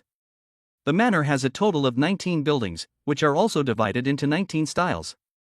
The main central building in the manor is a magnificent 6-story building, which is also the main place where the Su Hong family of 3 lives. With this main building as the central axis, on the left is the newly built Pink Castle and Playground. The Pink Castle is not built towering into the sky, but in the Gothic style, and it is decorated inside with girlish pink and dreamy crystals. This Pink Castle was built by Su Hong according to Xinguoye's dream. At the beginning, Zhou Shou gave Xinguoye the investigation data, which included the following incident. When Xinguoye was in the 1st grade, the teachers asked everyone to describe what my dream home looks like. According to the information, Xinguer was too young to express herself clearly, but she did say, "My dream home is a pink castle with lots of crystal decorations and lots of dolls to play with. I'll be like the princess of Didini. There will be Guer, Dad, Mum, Grandma and Grandpa in the house, and everyone will love Guer very much." So, that's why Su Heng's initial request to the designer was so strange. As soon as the car entered the gate, Xinguer's eyes were overwhelmed with sights. She looked at the security guard at the gate who saluted her, then at the forest and beach on either side, and then at her father again, a little confused as to where she was. Xinguer had been to the playground in Haicheng before, but it was completely different from the one here. "Dad, is this a new amusement park?" Xinguer was sitting in a safety seat, so her movements were greatly restricted, but when the car drove straight towards the building inside, Xinguer saw the Pink Castle at a glance. The castle, which was specially built for Xinguer, was next to the main building and had a total of 3 towers. The top of the first tower was designed with stars, which was requested by Su Hong, who wanted Xinguer to know that she was as bright as the stars. The next tower behind it has a drawing of Xinguer dressed as a princess, with decorative elements such as crystals on the bottom, and the very top of the 3rd castle's spire is a crown supported by auspicious clouds, which just so happens to form a kind of crown that is worn on the head of Xinguer's princess drawing. Xinguer looked at the Pink Castle, her eyes unblinking, and she exclaimed excitedly, "Dad, look, that's the Pink Castle, it's the home of the princess in my dreams. Daddy, the princess on the castle looks just like me." After parking the car, Su Hong got out and picked up Xinguer and pointed at the castle in front of them. "Baby, because you are the little princess, the princess up there is a picture of you. From now on, this will be your home, and it will also be the home of Mommy, Daddy, Grandma and Grandpa." Su Hong walked towards Gung Ji and the others, holding Xinguer in his arms, and pointed at the main building in front of them, at the entire manor, at the Pink Castle, and still further to the playground behind the castle. "Xinguer, my precious, this will be your home from now on." Xinguer's attention was caught by the castle in front of her, and she didn't see anything else. Only now, under her father's guidance, did she realize that there were so many people here, and even more houses. Gung Ji walked up to Xinguer and, after bowing, whispered in her ear, "Welcome home, little Princess Xinguer." This scene left a deep impression on the 4-year-old girl. A pink castle, a big home, and everyone calling her a princess. The romance of that moment, when her dream came true, will stay with Xinguer for a long time. Because Shin Manru's car was 1 step slower than Su Heng's car, but the moment Zhang Lili drove into the gate, Zhang Aimei couldn't sit still. Zhang Aimei sat up nervously and looked around at the scenery. Starting from the gate, there was a long driveway, and the different scenery on both sides made Zhang Aimei feel that something was wrong. She asked stupidly, "Is this an amusement park?" But adults are always perceptive. Where would there be no one at an amusement park, especially since Zhang Lili had said before that they were going to a villa in the suburbs? "Isn't this villa a bit too big? Why does it feel like the land it occupies is bigger than our old home?" Zhang Aimei was like an old woman visiting a manor for the first time. She found everything incredible. Zhang Aimei had been prepared for the luxury of the Haicheng No. 1 residence, as her daughter had told her. But was this really comparable to the word luxury? Especially when the car pulled in, and 160 people shouted welcome home at Zhang Aimei, and a butler called her madam. Zhang Aimei felt dizzy. Zhang Aimei is old and doesn't know much, but Shin Manru was not much better. Shen Manru kept her mouth open the whole time, dumbly listening to Gengji's introduction. She heard Gengji shouting, "Madam, this is the cloakroom prepared for you. Building 9 also has high-end brands from various brands. You can go over there to choose if you have time. The clothes, bags, and jewelry here are mainly placed according to your usual habits. Madam, I have arranged for a special caretaker and hairdresser for you. Please take a look and see if you like it. If you don't like it, I will help you hire someone else. Madam, these 12 people are mainly responsible for the Chinese kitchen, and they can cook all 8 major cuisines. Madam." Shen Manru looked at Gengji, then at the main building in front of her, which Gengji introduced as the main building for living, and then at her dizzy mother. She said to Gengji, "Su Hong? Are you calling Mr. Su? Or are you calling? You were saying, sir. Sir has gone with Miss to the playground next door. Are you going to go and find her?" Gengji waved his hand, seeing that Shen Manru might want to go and find the book, so he told a servant to follow with an umbrella, and said to Shen Manru, "Madam, it's too sunny outside, you must be careful not to get sunburnt." Shen Manru looked at the servant with the umbrella, sighed, and didn't choose to refuse. This is a rather strange experience, looking for your husband at home while carrying an umbrella. After leaving Gengji, Zhang Aime's dizziness eased a little. She looked at the servant leading the way with an umbrella in one hand and then at the huge courtyard in front of her. Zhang Aime suddenly understood something. What is meant by a long-distance relationship between security and cleaning? I couldn't understand it before, no matter how big the house was. Today, I finally know how superficial I was. Chapter 42, Guer wants to sleep with her parents. Su Hong built this playground for Xin Guer, which covers an area of more than 3,000 square meters. Although it can only be considered a small playground, it has all the necessary amusement facilities. From the indoor naughty fort, building blocks, ball pit, and adventure climbing, to the outdoor carousel, roller coaster, bumper cars, and even a Ferris wheel, there are also video game facilities, and even more than 10 claw machines. The playground is built behind the castle, and the words Guer Paradise are written on it, making it Xin Guer's exclusive paradise. Guer Paradise is divided into 4 areas, each of which is supervised by a dedicated person, so there is no need to worry about Xin Guer's safety at all. When Shen Manru and Zhang Aime entered the park, even Shen Manru was overjoyed and lost in a dream, because the park was really amazing. Have you ever imagined that when you can't sleep at night, you can go for a ride on the Ferris wheel at home and look at the stars at night? When you're unhappy, you can drive a go-kart on the track at home and feel instantly relaxed? Shen Manru never imagined that there could be an amusement park at home. Zhang Aime's mind is already spinning. She has been reminded of her long-forgotten girlish heart by the Pink Castle, and she can't wait to go inside. After all, Gengji just told her that there are 13 princess-themed rooms inside the castle, as well as 16 Chinese-style palace rooms. Shen Manru and Zhang Aime are looking for the father and daughter throughout the amusement park, while the father and daughter have already gone up into the sky on the Ferris wheel. The Ferris wheel was also built in a pink and pastel color scheme, which completely fulfilled Xin Guer's princess dream. After Su Hong hugged Xin Guer and got on the Ferris wheel, the people below pressed the start button. As the Ferris wheel slowly rose, Xin Guer wriggled around on Su Hang's body, pointed to the castle that belonged to her, and happily shouted, "Dad, Guer's castle." When the Ferris wheel reached the top, the entire If manor was in full view. In Su Hang's vision, he had originally wanted to ride the Ferris wheel with Shen Manru. When the Ferris wheel reached its current height, he could have put his arm around Shen Manru's waist and told her, "This will be our home from now on." Unfortunately, all of this was ruined by his own little girl. Shen Guer had been completely unable to walk when she saw the Ferris wheel, and she insisted on taking a ride with her father, no matter what he said. So at this time, Su Hong could only take his daughter to watch this romantic scene together, and then gently tapped Shen Guer's little head and said, "You just promised your father, if you don't keep your word, I will lock up your Guala paradise so that you can't enter either." Shen Guer's little face was pressed against the window, and she looked back at Su Hang. After rolling her eyes, she hurriedly nodded. "Dad, Guer keeps her word."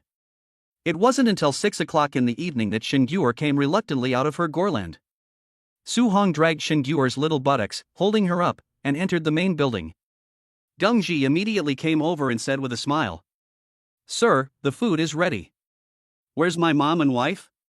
Su Hang glanced around and noticed that neither Shen Manru nor Zhang Aime were there, so he asked. It's mainly because the whole day, Xiaoguo was at the park having so much fun that she didn't want to go home at all, except for lunch when Su Hong had time to run out and settle his mother-in-law and Shen Manru. The master bedroom in this building is for Su Hong and Shen Manru, and it has also been redecorated according to Su Hang's requirements.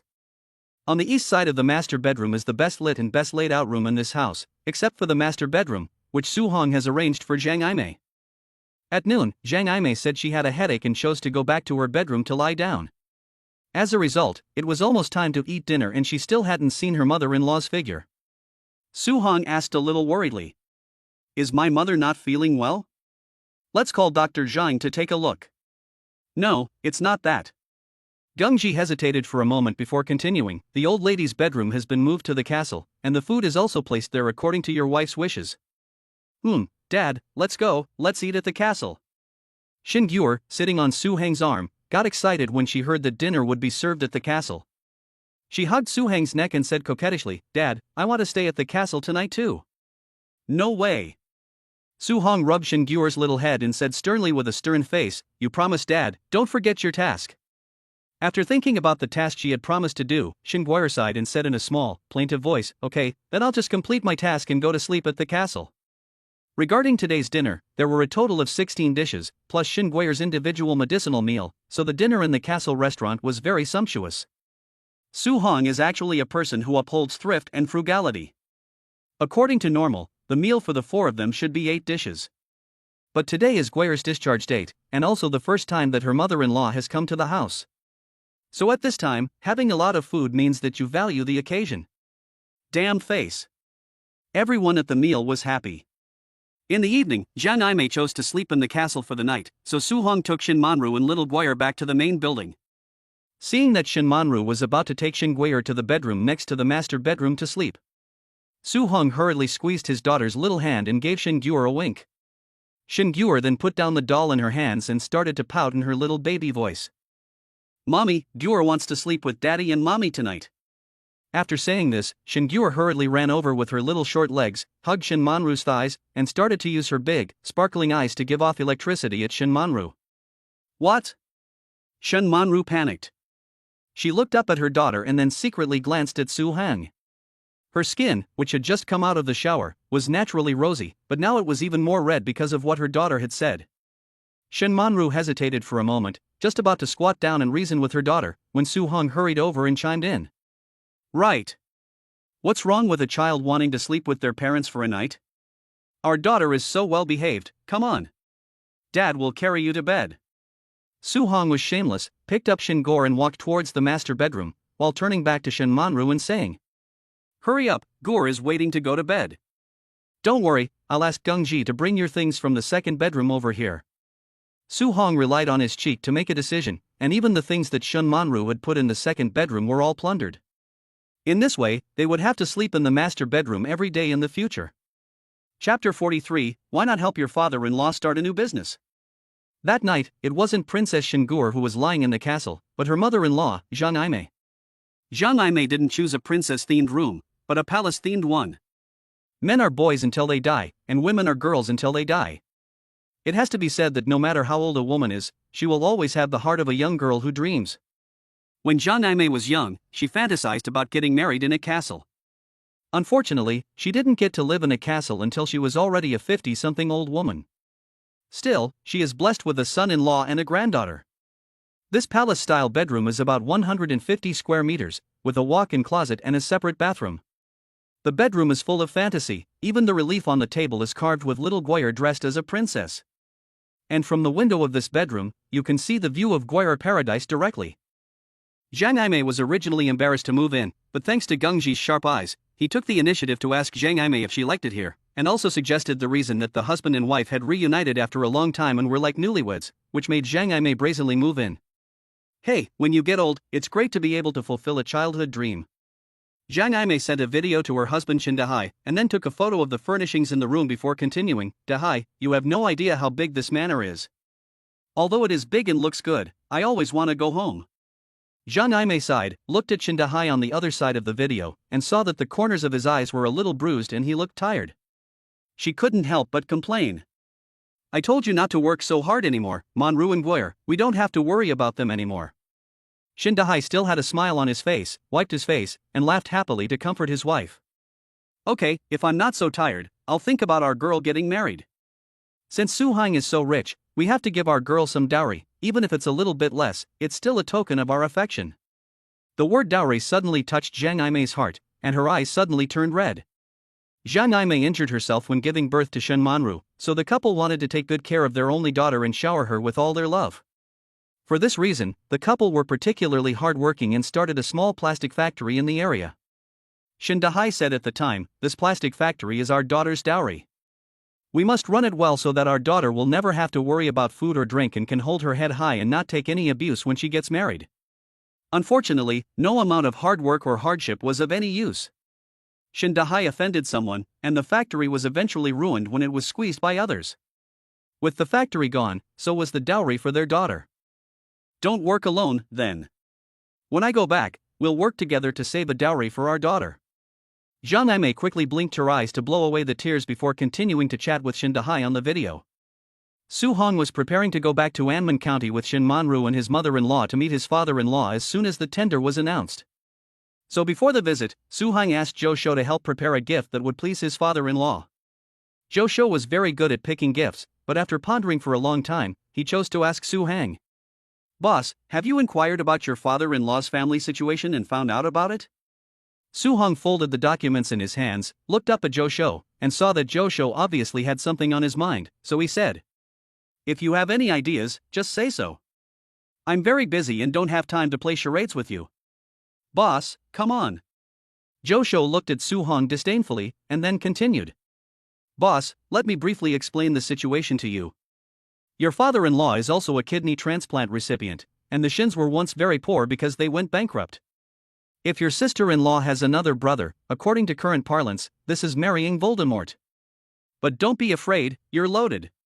The most important thing is that your father-in-law is a man of principle and will never let you marry Voldemort.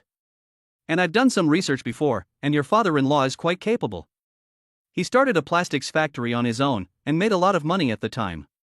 He was quite a character. It's just that he went bankrupt overnight and no one helped him, so he got worse and worse. Zhou Shou feels very good about Shen Manru, but he is a bit worried about the Shen family. After all, the Shen family's conditions are really poor. As the saying goes, bamboo door against bamboo door, wooden door against wooden door. So in Zhou Shou's opinion, since the eldest brother has chosen to marry Shen Manru, he must be prepared. This is not about marrying one person, it is very likely that he is marrying the whole family. Fortunately, the eldest brother is rich. Therefore, I don't know if Su Hong has noticed this situation or not, so Zhou Shou said these words. Su Hong looked at Zhou Shou and smiled. He first appreciated Zhou Shou's concern, and then said, "Manru's parents, like Manru, are self-respecting and self-reliant. What I'm more afraid of is that they are unwilling to accept help. In the past 5 years, if it weren't for the help of Manru's parents, the little cotton-padded jacket might have long since disappeared. And I appreciate the brotherly love." While there was still time before the tender, Su Hong had also been considering what kind of help he should provide to his father-in-law and mother-in-law. Su Hong had previously asked Shen Manru to give Zhang Yimei some money, but Zhang Yimei had never touched the money, and had instead saved it for a rainy day. Su Hong was also aware of Shen Daha's current situation. Even today, his father-in-law was still working odd jobs. And his mother-in-law was probably thinking about returning to Anmen County to continue working. Su Hong knew exactly what kind of life Shen Manru had been living for the past 5 years, and what kind of life his father-in-law and mother-in-law had been living. Because of Shen Manru and Shen Guer, Su Hong really feels grateful towards these two elderly people, and wants to let them enjoy their twilight years in peace, and to be as filial to them as he would to his own parents. As the saying goes, a son-in-law is half a son, and Su Hong really wants to honor these two elderly people. But it's difficult. Not to mention giving them money, it may not even work to help them improve their living environment. "Boss, why don't we help your father-in-law start a business again? Help him make a comeback. Let him support himself." After listening to Su Heng's words, Zhou Shou didn't dwell on whether the boss would marry a Voldemort. As long as it was harmless to the boss, Zhou Shou was willing to agree, so he quickly helped Su Hong think of ideas. "Boss, someone like your father-in-law is worth investing in. Maybe by then, your wife will also be a rich second generation." Su Heng's eyes lit up, as if he were thinking about something. Chapter 44, Winning the Bid. October 31st was the last day of October, and the winning bidder was announced. Su Hong had learned the news a long time ago, but when the official document arrived at Hongxing Group, Zhang Xingtao was still very excited. Especially when Zhang Guohua said that Su Feng's Suzhou embroidery cheongsam would be presented as the main gift. Zhang Xingtao's tears almost fell. In Su Heng's office, they had just received the notification documents. There would be a total of 3 officiating gifts. The first was the Suzhou embroidered cheongsam, named Full Moon and Blossoms. The second was 13 sets of porcelain from the most famous porcelain town in China, named Prosperity and Peace. The third was 5 types of tea, selected from 7 major manufacturers. It can be said that among these 3 officiating gifts, Hangxing's Suzhou embroidered cheongsam really stole the show. The Hangxing group is really in a good mood at the moment, but the Wanqi group is not very happy. Wanqi spent 600 million yuan on the design fees and hired Master Carlton. Although the tuxedo was selected, it never became the host in the end. That's 600 million yuan. Including the later online hype, Wan Hongyi also specifically allocated tens of millions of marketing expenses, but the result is this situation, which really makes Wan Hongyi spit blood. A shabby cheongsam can be better than the dress I had Carlton make? Wan Hongyi threw the document in his hand onto the floor and began to swear at Wang Zhe, the director of the marketing department. Every year, the marketing expenses you are given, do you feed them to the dogs? I spent 600 million yuan on the design fees, and it just lost like that. Wan Hongyi took out his anger completely on Wang Zhe. He thought about it over and over, but just couldn't figure out why his 600 million yuan design fee dress could not even beat a Suzhou embroidery cheongsam. It's so damn ridiculous. Wang Zhe hurriedly crouched down to help Wan Hongyi pick up the documents, and then respectfully placed them on the desk before smiling and saying with a low voice, "Mr. Wan, you think it's impossible, so let's just find someone to start writing the script, saying that Hangxing cheated, otherwise how could it possibly compare to Master Carlton?" Wang Zhe is a specialist in marketing, and he is best at planting evidence to frame people. He is really cunning. Sure enough, Wang Zhe's words made Wan Hongyi sway, so he waved his hand and told Wang Zhe to hurry up and take action. So that afternoon, some small online media started questioning the topic, led by a big V called Pineapple Media. He wrote in the article, "It is reported that the main winner of the bid to present gifts to state guests this time is actually Rufeng Clothing, a subsidiary of the Hangxing Group. The one selected is a cheongsam with Suzhou embroidery produced by them. However, not long ago, Rufeng went bankrupt and was acquired by Hangxing. So I ask, with a clothing brand like this, which was acquired due to bankruptcy, does it really have the strength to make a cheongsam for foreign guests? However, not long ago, the Courtyard Group spent 600 million yuan in design fees and hired the well-known designer Master Carlton to design a dress that didn't even become the main gift. There is no cat and mouse behind this matter, and we don't know anything about it." With these words, the true intentions of Pineapple Media's Sima Zhaoshan are clear to all, and it's just a matter of saying outright that Hangxing is cheating and there is something fishy about this tender. Sure enough, netizens were provoked. After all, the 600 million design fee was a hot search. Master Carlton, and he has never done a piece of Suzhou embroidery cheongsam? This is simply ridiculous. Could it be that talent will ultimately lose out to capital? And last time, during the 600 million design fee hot search event, a certain fashion industry big V, Rice, who jumped for joy the most, once again came forward. She also posted in support of Pineapple Media. Only here will talent ultimately lose to capital, which is a kind of sadness. Even a masterwork like Carlton's is forced to become a secondary gift, which fills me with humiliation. I feel sad and I feel sad. I am heartbroken that talent cannot compete with capital. I feel sad for the Courtyard Group, which is willing to spend money to support the arts. A few words from Demi have completely determined the nature of this matter, and netizens have begun to comment. Yes, there must be something fishy going on. If such a masterpiece cannot be the main attraction, then what about the cheongsam? If Master Carlton's work is not the main attraction, and instead a cheongsam is chosen, it's not embarrassing.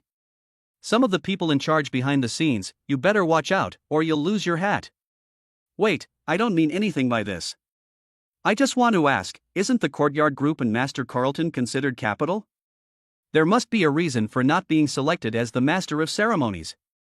No matter how many awake netizens there are, this matter has been instigated by the marketing department of the Courtyard Group, and the whole thing has changed its flavor. Now, most people feel that there is something fishy about this matter. Not choosing Carlton and choosing a cheongsam as a gift is a disgrace. No one is better than Master Carlton. A center in Kyoto. Zhang Guohua looked at the online public opinion and simply didn't care. Even if the Suzhou embroidery cheongsam really wasn't as good as the Carlton tuxedo, he would still put the cheongsam in the main position. Not to mention that Suzhou embroidery Cheongsam was really good enough. So at the moment, Zheng Guohua was not afraid at all, and his reputation was just fine. He just wanted to see how many people with ulterior motives there were online. The security center knows exactly who is stirring up public opinion online. The main source of this matter is the work of the Courtyard Group. But as the matter developed, many people with ulterior motives emerged, such as that person called Dammy. Zheng Guohua has every reason to suspect that this Dammy is definitely the so-called 500,000, and his heart can be condemned. Zhang Lao, according to this investigation, there are 68 suspicious self-media and 82 suspicious Big V as Zheng Guohua's subordinates submitted the investigation results. Currently in China, there is such a group of people, their hearts are crooked, towards the Western countries. They even use every means to spread their opinions, trying to help the Western countries do evil. Such people should be killed. Zheng Guohua took the list and, after reading a few lines, his eyebrows furrowed more and more. The number of followers of these big Vs on the list is really not low. If they are allowed to speak randomly online every day, won't netizens be brainwashed by these people with ulterior motives? After Zheng Guohua put the list together, his eyes were solemn, and he had already made up his mind. To deal with this group of people, you really have to do something serious, otherwise this group of people will never know fear. Chapter 45, Departure for Anmen County. The next day, as online opinion continued to intensify, Mama Media No. 1 released a video. In the video, two outfits were worn on separate mannequins, which were then placed next to each other to allow for a comparison. On the left is a nude-colored evening dress with silver sequins and rhinestones that sparkle like dewdrops on the dress, and each sequin and rhinestone makes you feel the ethereality of the sea. The dress flows with the wind, and with the transparent tulle sleeves and delicate embroidery, it has a kind of elusive girlishness, but the heavy work on the hem reveals the cut and lines, and it makes you feel that solemnity in the dreaminess of the dress. It can be said to be perfect. But when you watch this video, your eyes will inevitably turn to the Suzhou embroidered Cheongsam on the right. It is exquisite, beautiful, like a lonely orchid in the valley, like a bright crescent moon. It is the style that belongs to the very soul of the Chinese people. In this Suzhou embroidered Cheongsam, you can almost see a gentle lady in the rain-drenched lanes of the Jiangnan region, holding an oil paper umbrella. With her curvy figure, she is beautiful wherever she goes. In particular, the exquisite embroidery pattern brings the whole Cheongsam to life. Every stitch contains charm. In particular, the characteristics of Suzhou embroidery are that it can express the interest of mountains and rivers in the distance, the depth of pavilions, the vivid emotions of people looking into the distance, and the intimate relationship of flowers and birds. When the artistic effect of Suzhou embroidery is combined with the graceful Cheongsam, it is a kind of charm that cannot be described to outsiders. The video posted by Mama No. 1 Media is accompanied by a paragraph. It is not talent that has been defeated by capital, it is talent that has truly defeated capital. This was made by Li Yulan, the inheritor of Suzhou embroidery, and 28 embroideresses, taking 29 days to complete, stitch by stitch. This is true craftsmanship. Don't let people with ulterior motives sway the rhythm. A comment from Mama No. 1 Media has completely sealed the fate of this matter. The comments are beginning to pour in, expressing joy. I'm so happy. Yesterday's hot search was ridiculous. I don't know what everyone thinks, but I'd rather believe that a foreigner's design will work. But don't you want to think about how beautiful our country's Suzhou embroidered Cheongsam will be? The funniest thing is that someone actually said that talent has been defeated by capital. Open your eyes and see who is capital and who is talented. To put it bluntly, some people just think that foreign air smells better. Come on, open your eyes and take a look. When compared to a Suzhou embroidered Cheongsam, the evening dress of some famous designer is nothing but trash. One is tacky beauty, the other is soulful charm. This is the aesthetic of our country, the Dragon Kingdom. I heard that Ruofeng Clothing is going to sell Suzhou embroidered Cheongsams to the public. I really want to buy one. Zhao Tianjin has always believed in Western manufacturing, and in her heart that is what is luxurious and beautiful. She was so angry that her work was not selected because it was a copy of Master Carlton's work. In the dormitory, she was furiously pounding on the keyboard, trying to do Master Carlton justice online at the same time. She was whining and complaining.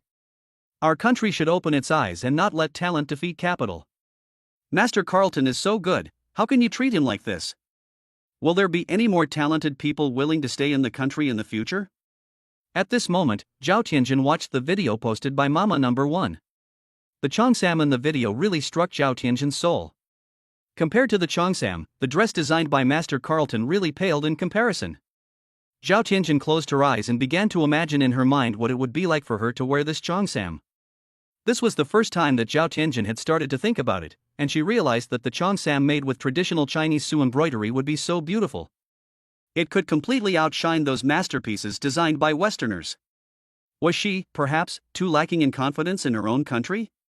Was she, perhaps, a little too blindly trusting of the Western world? Li Lei is a young girl who has loved traditional Chinese culture since she was a child. When the piano became the mainstream instrument, she became fascinated with the guzheng. When her parents wanted to send her to study abroad when she grew up, she firmly decided to stay in China. When she grew up, Li Lei even went out of her way to learn some traditional arts.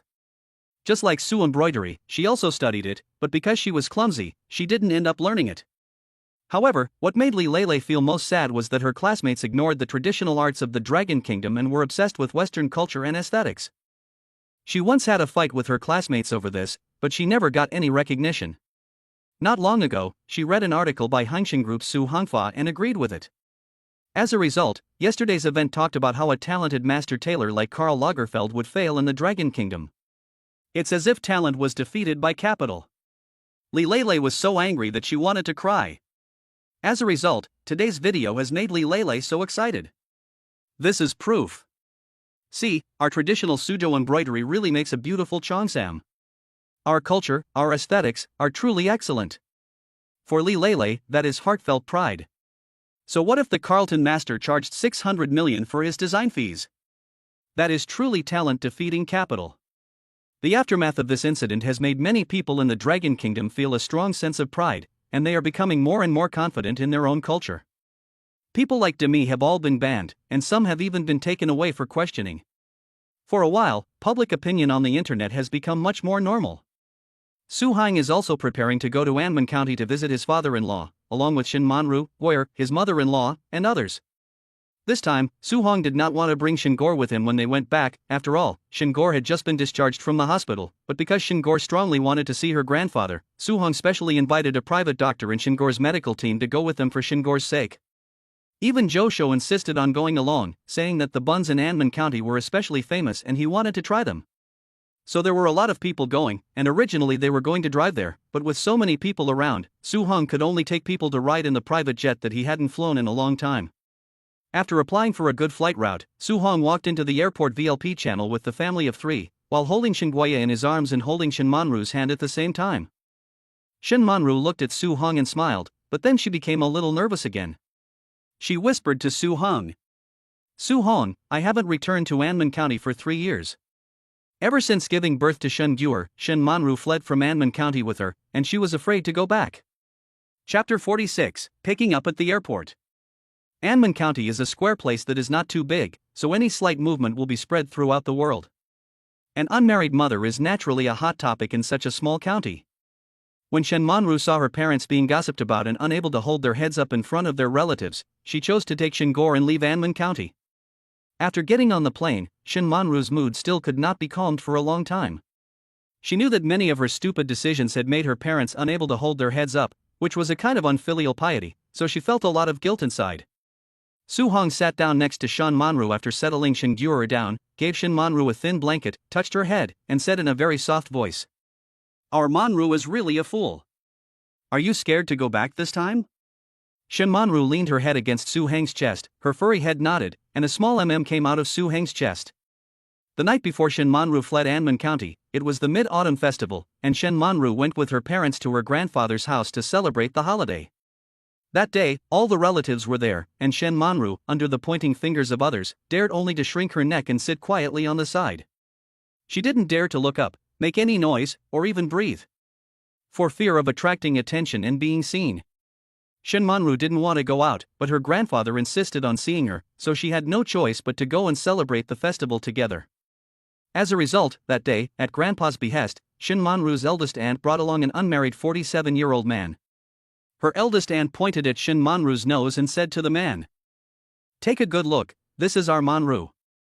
What a pretty girl she is, and she's still a university student. If you agree, we can have the wedding in a couple of days, and the girl will be yours." All of a sudden, all the relatives started chiming in, trying to get rid of Shin Manru's shame as quickly as possible, no matter what kind of person the other party was. At that time, Shin Dahai was so angry that his face turned green, and he almost overturned the table before the farce ended. But Shin Manru still remembered what her aunt and the others had said. It's a disgrace that the Shin family gave birth to such a thing as you. Who knows where the child Shingyur came from? Maybe you were a prostitute and got pregnant with a bastard. Ugh, it's so dirty, it's a real shame. If she won't marry a man who's 20 years older than her, who else will she marry? I only have the best intentions, I hope she can get married. Shin Manru may have been at fault, but these insults were even more at fault. After that night, Shin Manru never dared to stay by her parents' side again, and never dared to stay in Anman County. She knew that even if she left, the scandal would not go away, but as long as she disappeared, her parents would face less gossip. Su Hong looked down at the increasingly pale face of Shin Manru in his arms, and quickly squeezed her hand, sighing gently. Don't be afraid, little fool. Your husband is going with you this time, to slap them in the face for you. I have always believed that a woman's right to give birth is a freedom. Although we have skipped many steps, having children before marriage, we will not allow some people to say nonsense. Su Hong knows what Shin Manru has faced before, so when he goes to Anman County this time, he wants everyone to see that Shin Manru will live a very good life, and Shingyur is not some kind of bastard. Shin Manru looked up, her eyes full of love, and smiled. With you, I'm not afraid of anything. Anman County, although a small county, does have an airport. It's just that the airport is particularly small and only has one flight a day. Since Zhang Yimei took the private jet, she had given Shindaha a few points of arrival information, so Shindaha had been waiting at the airport for a long time, waiting for his wife, daughter, and granddaughter. The person who came with Shindahai to pick up the plane was Li Honglong. The main reason was that Li Honglong's family had a car that could pick people up. At this time, Shindahai was restless. After all, his son-in-law was also coming. Shindahai really didn't know what kind of attitude to face Su Hong with. Li Honglong scratched his head. Today, he had changed into a neat suit of clothes, just to meet people. He beamed at Shindahai and said, Brother Hai, I haven't seen Manru for a few years either.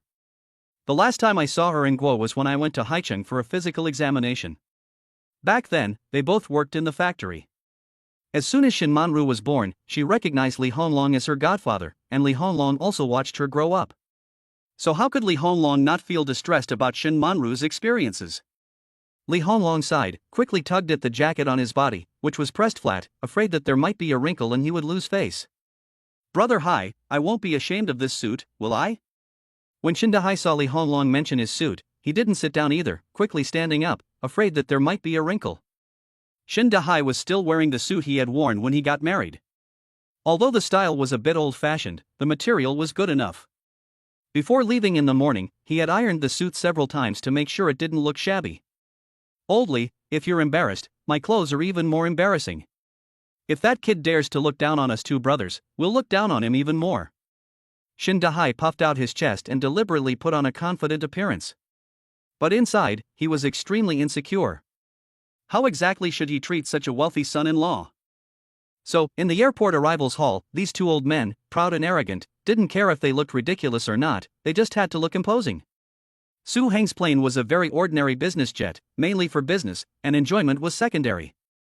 Therefore, Zhou Shou particularly disliked Su Heng's private jet, which is rigid and boring, and not at all luxurious.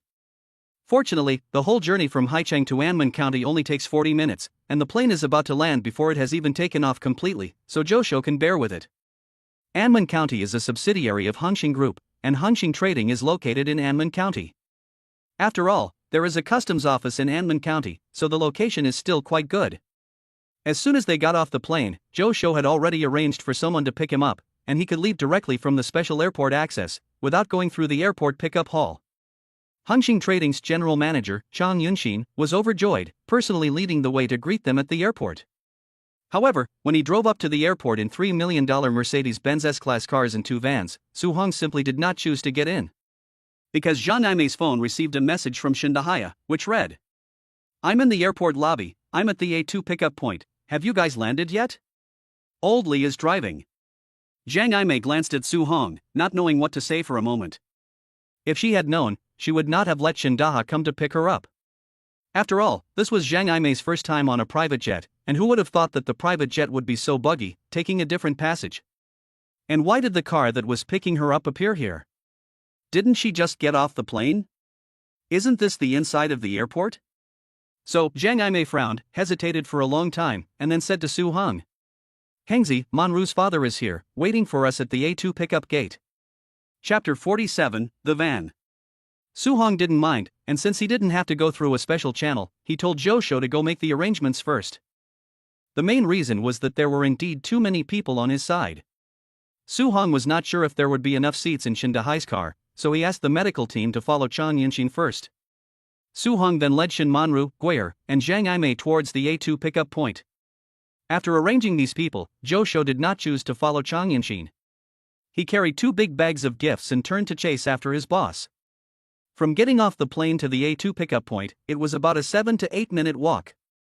When Su Hong appeared in the lobby of the pickup point with Shin Guo in his arms, he saw his father-in-law from afar. Even if Shin Dahai couldn't recognize Su Hong, just by the fact that Su Hong was carrying Shin Guo in one arm while following Jiang Aimei and Shin Manru with the other, Shin Dahai knew that this was Su Hong. Shin Dahai had made a lot of preparations for this meeting. But when Su Hong appeared, Shin Dahai suddenly felt a lot more at ease. Su Hong was tall, and because he had held a high position for many years, he had a very strong aura about him. Even when he was wearing casual clothes, you could feel the extraordinary quality of the clothes from the cut and fabric. But even though he is clearly such a person who is unreachable in terms of both status and wealth, at this moment, while he is holding the baby, Shin Guer's little shoes, although she is very well behaved, have stained Su Heng's black shirt, and because Shin Guer is being held, there are many folds in Su Heng's clothes. However, Su Hong doesn't care about any of this at all. He was obviously very tall, but he would bow his head and follow Jiang Aimei with a friendly smile, and even Jiang Aimei could affectionately call him Hengzi. As for Shin Manru, the gentleness that she showed in the details was unmistakable. For example, Su Heng's eyes were always on Shin Manru. During the walk just now, Shin Manru was distracted and almost bumped into someone, but Su Hong was able to protect her in time. At that moment, Shin Dahai's heart sank. He approved of this son-in-law from the bottom of his heart. When the two sides met, Su Hong was not quite sure whether to call him dad or not. After all, Shin Dahai did not seem to be as gullible as Jiang Aimei. Especially since Su Hong had become a father himself, he absolutely followed a policy of killing on sight any pig that dared to come near his cabbage. So, when he considered Shin Dahai as a father in his capacity as a father, he felt a little intimidated. However, Shin Dahai first nodded to Su Heng. Although he couldn't manage to smile broadly, he spoke in a gentle manner. You've had a hard time along the way. Su Hong, I, Shin Dahai, am especially grateful to you. Shin Dahai's words of gratitude were not empty. From the moment Su Hong appeared, Shin Dahai had actually been grateful to him, from the bottom of his heart. Shin Dahai didn't dare imagine what consequences his granddaughter Shin Gui would face if it weren't for Su Hong. Fortunately, Su Hong appeared. Su Hong saw this and understood the thoughts of this father-in-law, and he felt relieved. Su Hong had already imagined that if his father-in-law started beating him as soon as they met, he would just say that he was responsible for Shin Guer. Dad, we are all family, there is no need to be grateful, but I will accept your thanks, so that you can always trust me with these 2 treasures in the future. Su Hong solemnly promised. At that moment, the father-in-law and son-in-law reached a consensus, and both knew each other's character. When they got out of the airport, Zhou and Li Honglong were having a lively chat. They talked about the buns of Anmen County and the pastries of Anmen County. Li Honglong was an old Anmen County native, and there was nowhere he didn't know. So he promised Zhou that he would take him out to eat everywhere starting tomorrow. Li Honglong's car was parked outside the airport. When the group of people reached the curb, Li Honglong took a few short steps and ran to unlock the car. At this moment, Zhou finally got a good look at what kind of car Uncle Li drove. A Wuling Hongwang van. And it was a van with a very nostalgic feel. If this car were put on the used car market today, it would probably sell for 6,000 yuan at best. Li Honglong's wife sells vegetables from a stall on the street, so the car is mainly used for deliveries. But today, Li Honglong cleaned the car very well in order to pick someone up. Zhou is dumbfounded. How much is the boss worth now? Has the boss ever ridden in a car like this? If a reporter saw this, it would definitely be the headline: Su Hong, chairman of Hongxing Group, is suspected of going bankrupt and has switched his mode of transportation to a van. Zhou didn't know what to do. Should he invite the boss to ride in the van, or should he refuse in all righteousness? Zhou realized that this was the first time in his many years of work that he had encountered such a dilemma. The question was, how should I, as the assistant, help the boss out of this situation when his father-in-law has asked the multi-billionaire to ride in the van? Joe Shou closed his eyes, shook the gift in his hands, and began to play deaf and dumb, refusing to answer. As for the tension, it wasn't just Joe Shou, but also Zhang Yimei and Shen Manru. However, Su Hong smiled and began to chat with Shen Dahai and Li Honglong. Sorry, Uncle Li, please take us to Dad's place, and then we'll go out for dinner together. Dad, you know that Guire is not well, so I brought the doctor along. Every night, Guire has to go to the doctor's for a checkup. Su Heng's few words abruptly ended the awkward atmosphere at the scene. When Su Hong arrived, he was actually prepared to adapt to the situation at Shen Manru's house. Eating, clothing, housing, and transportation are based on the situation at the Shen family's house. This is polite. It is also a sign of respect for Shen Manru. So whether they are in the minivan or living in Shen Manru's small house, Su Hong can adapt. After getting in the car, Shen Dahai sat in the passenger seat, and he and Li Honglong exchanged glances. They were both happy and satisfied. Manru really has found a good husband. Hengzi, we're not going out to eat. I'm ready. Dad is going to show you what I can do today, let you taste my cooking. Shen Dahai was happy with Su Hong, and his smile grew wider and wider. After the minivan left, Chang Yunxin, who was sitting in the Mercedes-Benz, was dumbfounded. Did he just see something wrong? Chang Yunxin was originally a little uneasy after Su Hong refused to take the cart he came to pick him up, fearing that it was because he did something not so good that made Chairman Su unhappy. So after arranging for Su Heng's people to be sent to the hotel, Chang Yunxin himself dawdled for a while, trying to see what the boss wanted to do. As it turned out, this was a big deal. The boss would rather take the van than his own car. Oh no. It's really not easy being a worker these days, you can't guess what the boss is thinking no matter how hard you try. Chapter 48, A Gift from Su Hong. Shen Dahai's family only had 3 small bungalows. The middle room held a large round table, which would be used for dinner. As soon as she returned to the house, Zhang Yimei felt more at ease. She quickly changed into the clothes she had worn when she worked, and began cleaning the house, which was free of dust. She also did not forget to chat with Su Hong. Hengzi, I'll make you a pot of good tea. This tea is your father's private reserve. Zhang Yimei felt at ease, but Shen Manru felt a little apprehensive. The wall surrounding the small courtyard outside the bungalow was not very high, and when they had just returned, a neighbor had already noticed. Shen Manru was afraid that in no time at all, everyone would know that Shen Dahai's worthless daughter had returned home. Shen Manru hid in the house, afraid to go out and help. Su Hong patted Shen Manru on the shoulder, handed Shen Guerher to Shen Manru, and told the little girl to go comfort her mother. As for Zhou Shou and Li Honglong, they were both busy in the kitchen with Shen Dahai. Since the dishes had been prepared in advance, the meal was ready at a little after 12 noon. There were fish, shrimp, and crab, meat, vegetables, and good wine. There were a total of 18 dishes, all of which were prepared by Shen Dahai. Although they were not as exquisite as those prepared by the chef at Su Heng's home, they were full of color, fragrance, and taste, and looked very attractive. Li Honglong refused to sit down and eat with them no matter what, grabbed his jacket and ran, leaving behind the words "call me if you need me." After driving over to pick them up, he took off. At the dinner table, after drinking 3 rounds of wine, Su Hong said to the 2 elderly people bluntly, "Dad, Mom, in theory, this matter should be brought up by my parents and the matchmaker, but I, Su Hong, have no parents, and there is no matchmaker between Manru and I, so I can only bring this matter up. If I have not done the etiquette properly, I hope you 2 will forgive me." As soon as Zhang Yimei heard Su Hong say this, she became excited and said, "Perfectly thorough." Shen Dahai also had a grave expression on his face, resting his hands on his knees. Because they were sitting across the table, you couldn't see that his hands were shaking slightly. "Dad, Mom, this is my gift to you both. I hope you like it." Su Hong glanced at Zhou Shou, who hurriedly went to get the 2 gift boxes he had been carrying around.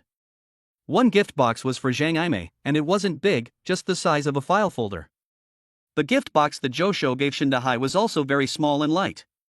When Zhang Yimei and Shen Dahai opened the gift boxes, their eyes widened in surprise, and then they collectively went dumb. Shen Dahai picked up a stack of papers in the gift box and then looked at the stack of papers in Zhang Yimei's gift box again and again, before looking at Su Hong and shaking his head. Shen Dahai's hands trembled a little, and the few pieces of paper in his hands felt as heavy as 1,000 caddies. "Why can't we accept it? Dad, do you think this is a gift?" The gift boxes that Su Hong gave to Shen Dahai and Zhang Yimei were actually 2 contracts. The contract in Zhang Imei's hands was an acquisition contract for an Anman County weaving factory. And the contract for Shin Dahai was a cooperation contract between the Hongxing Group's roughing garment factory and the weaving factory. Since that day when Zhou Shou mentioned to Su Hong that he should let Shin Dahai start his own business, Su Hong had known what to do. After picking up Zhang Imei and Shin Gur at the manor, Su Hong had also wanted to buy some clothes for his mother-in-law or do something for her, but Zhang Imei had refused to accept anything. Moreover, from the conversations he had had with Zhang Imei, Su Hong was certain that all Zhang Imei had been thinking about was going back to Anman County to work hard and never become a burden to Su Hang. Especially when he saw Shin Dahai again today, Shin Dahai's attitude completely put Su Hang's mind at ease. People are sometimes very strange. When someone shamelessly tries to take advantage of you, you will definitely be calculating, but when someone doesn't want anything, you will want to help them. Especially the couple Shin Dahai and Zhang Imei, they made Su Hong feel especially warm.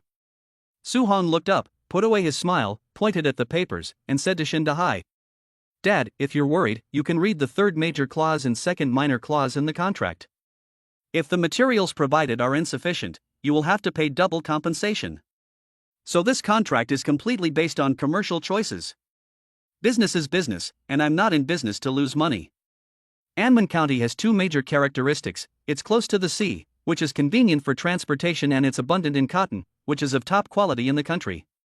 So it's reasonable for me to use the fabric made in your factory." Shin Dahai's face turned red, his eyes a little sore, and his whole brain buzzing.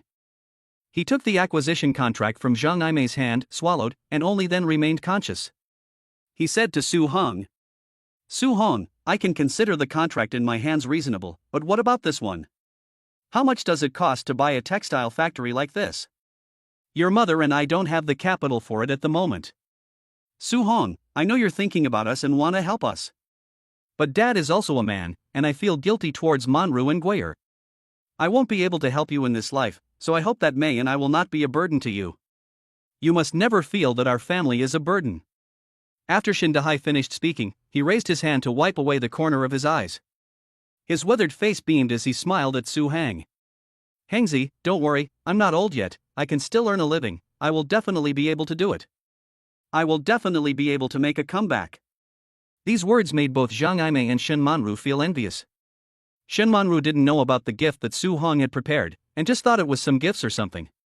So when the two contracts were taken out, Shin Manru was also very surprised. She originally wanted to persuade Su Hong to take them back, but now Shin Manru was a little hesitant. Because in Shin Manru's memory, as a child, Shin Dahai always exuded confidence, even when he was tired, and his back was straight. Since going bankrupt, Shin Dahai still wears a smile on his face, but his back is getting more and more bent. Shin Manru wanted to say something, partly out of selfishness for her father, but also because she knew that her parents shouldn't take so much money from Su Hang. Su Hong, on the other hand, shook his head, drained the glass of wine in front of him, and laughed. "Dad, think about it this way, you can just pay me back the money you used to buy the factory. I've done some research, and I found that when you started the plastics factory, you borrowed the money from the Rural Credit Cooperative. If you could borrow from the credit cooperative back then, why can't you borrow from me now? You're not afraid of a comeback, so what are you afraid of borrowing from your son-in-law?" Zhou Shou also put down his chopsticks and hurriedly came out to add his voice. "Yes, Uncle Shin. Don't think that just because Hongxing and you signed a contract to buy fabric first, you can sit back and relax. If the goods are not good, we at Hongxing will not accept delivery. The factory you are buying has nothing in it, and there is a group of workers waiting to be paid. You will have to put in a lot of effort to get that factory up and running again. The deposit we paid for the fabric contract can be used as working capital to get the factory up and running, but if you can't deliver the goods, you'll be in trouble. Uncle Shin, you have a lot of responsibility and it's going to be difficult. Don't think it's going to be easy." Su Hong and Zhou Shou each gave a speech, both of them were deadly serious. "Yes, the money is borrowed, not given away. And this factory is not something that can be taken lightly. So Shin Dahai, are you afraid? Do you want to start from scratch again, just like you did back then?" Time passed, and neither Zhang Imei nor Shin Manru dared to say a word. Shin Dahai wiped away the tears in his eyes, slammed his hand on the table, and laughed. "I, Shin Dahai, was able to make it back then, and I won't be pretentious now. Since my son-in-law is willing to help me, I will definitely be able to do it again. Su Hong, I accept you as my son-in-law. I appreciate your kindness. I will repay the money I borrowed with interest, without fail. Hangzi, you are a good man. From now on, I, Shin Dahai, will treat you as a dear brother. Shin Dahai had come to terms with his situation, and his whole being was filled with a sense of purpose.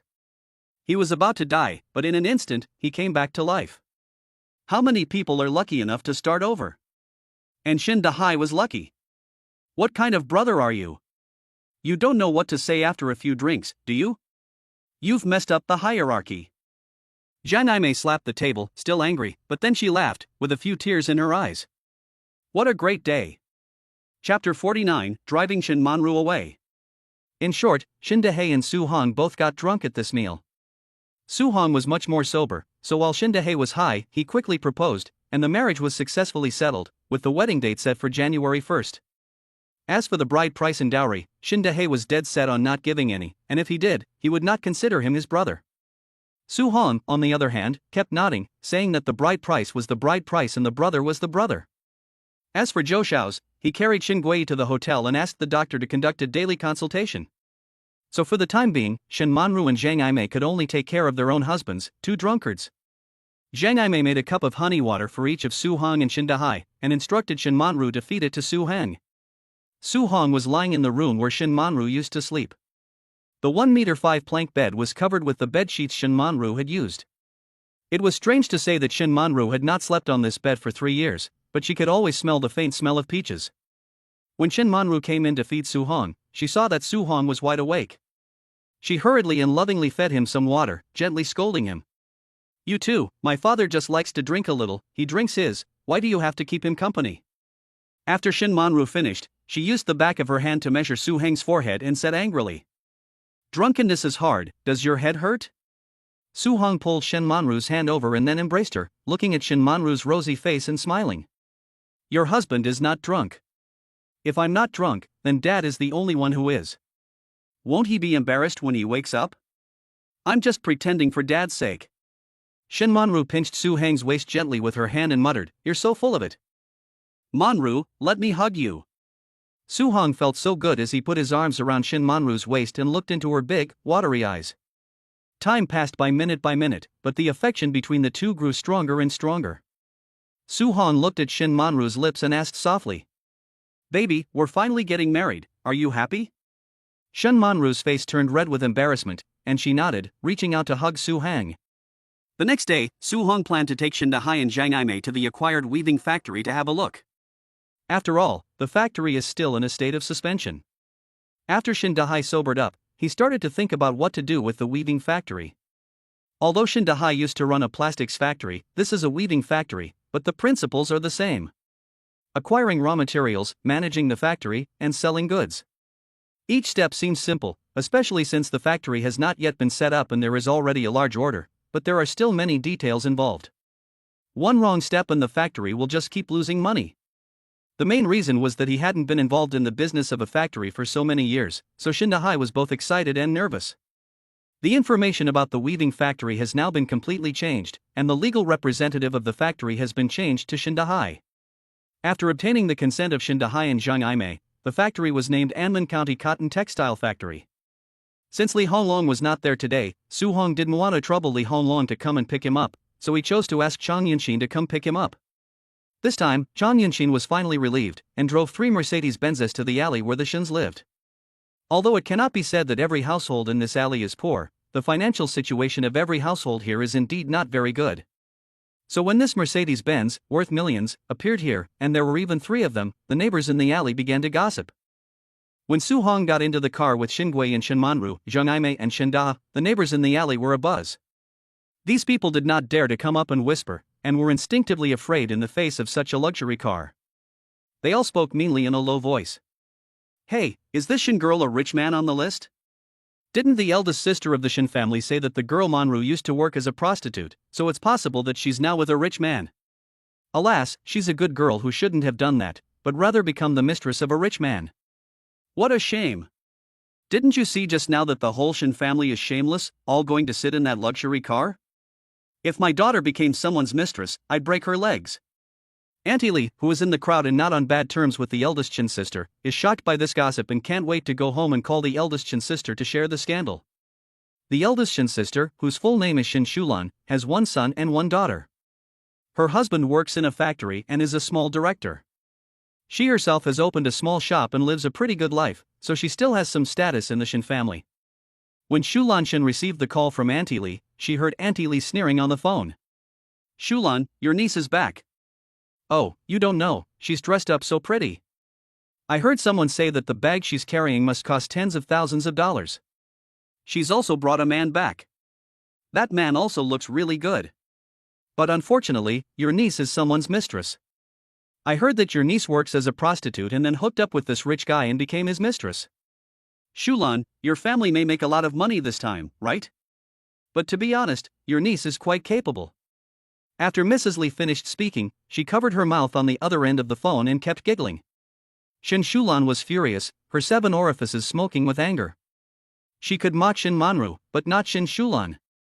She thought about it. Shin Shulan was not a big shot in Anman County, but her husband was successful, her children were filial, and everyone said that she was lucky and blessed. But that shameless Shin Manru had really humiliated her. How dare that little brat return to Anman County? Shin Shulan let out a long breath and yelled into the phone.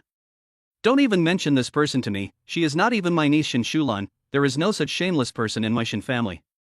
That shameless little slut, whether she goes to be someone's lover or becomes a prostitute and dies of an illness, it has nothing to do with our Shin family."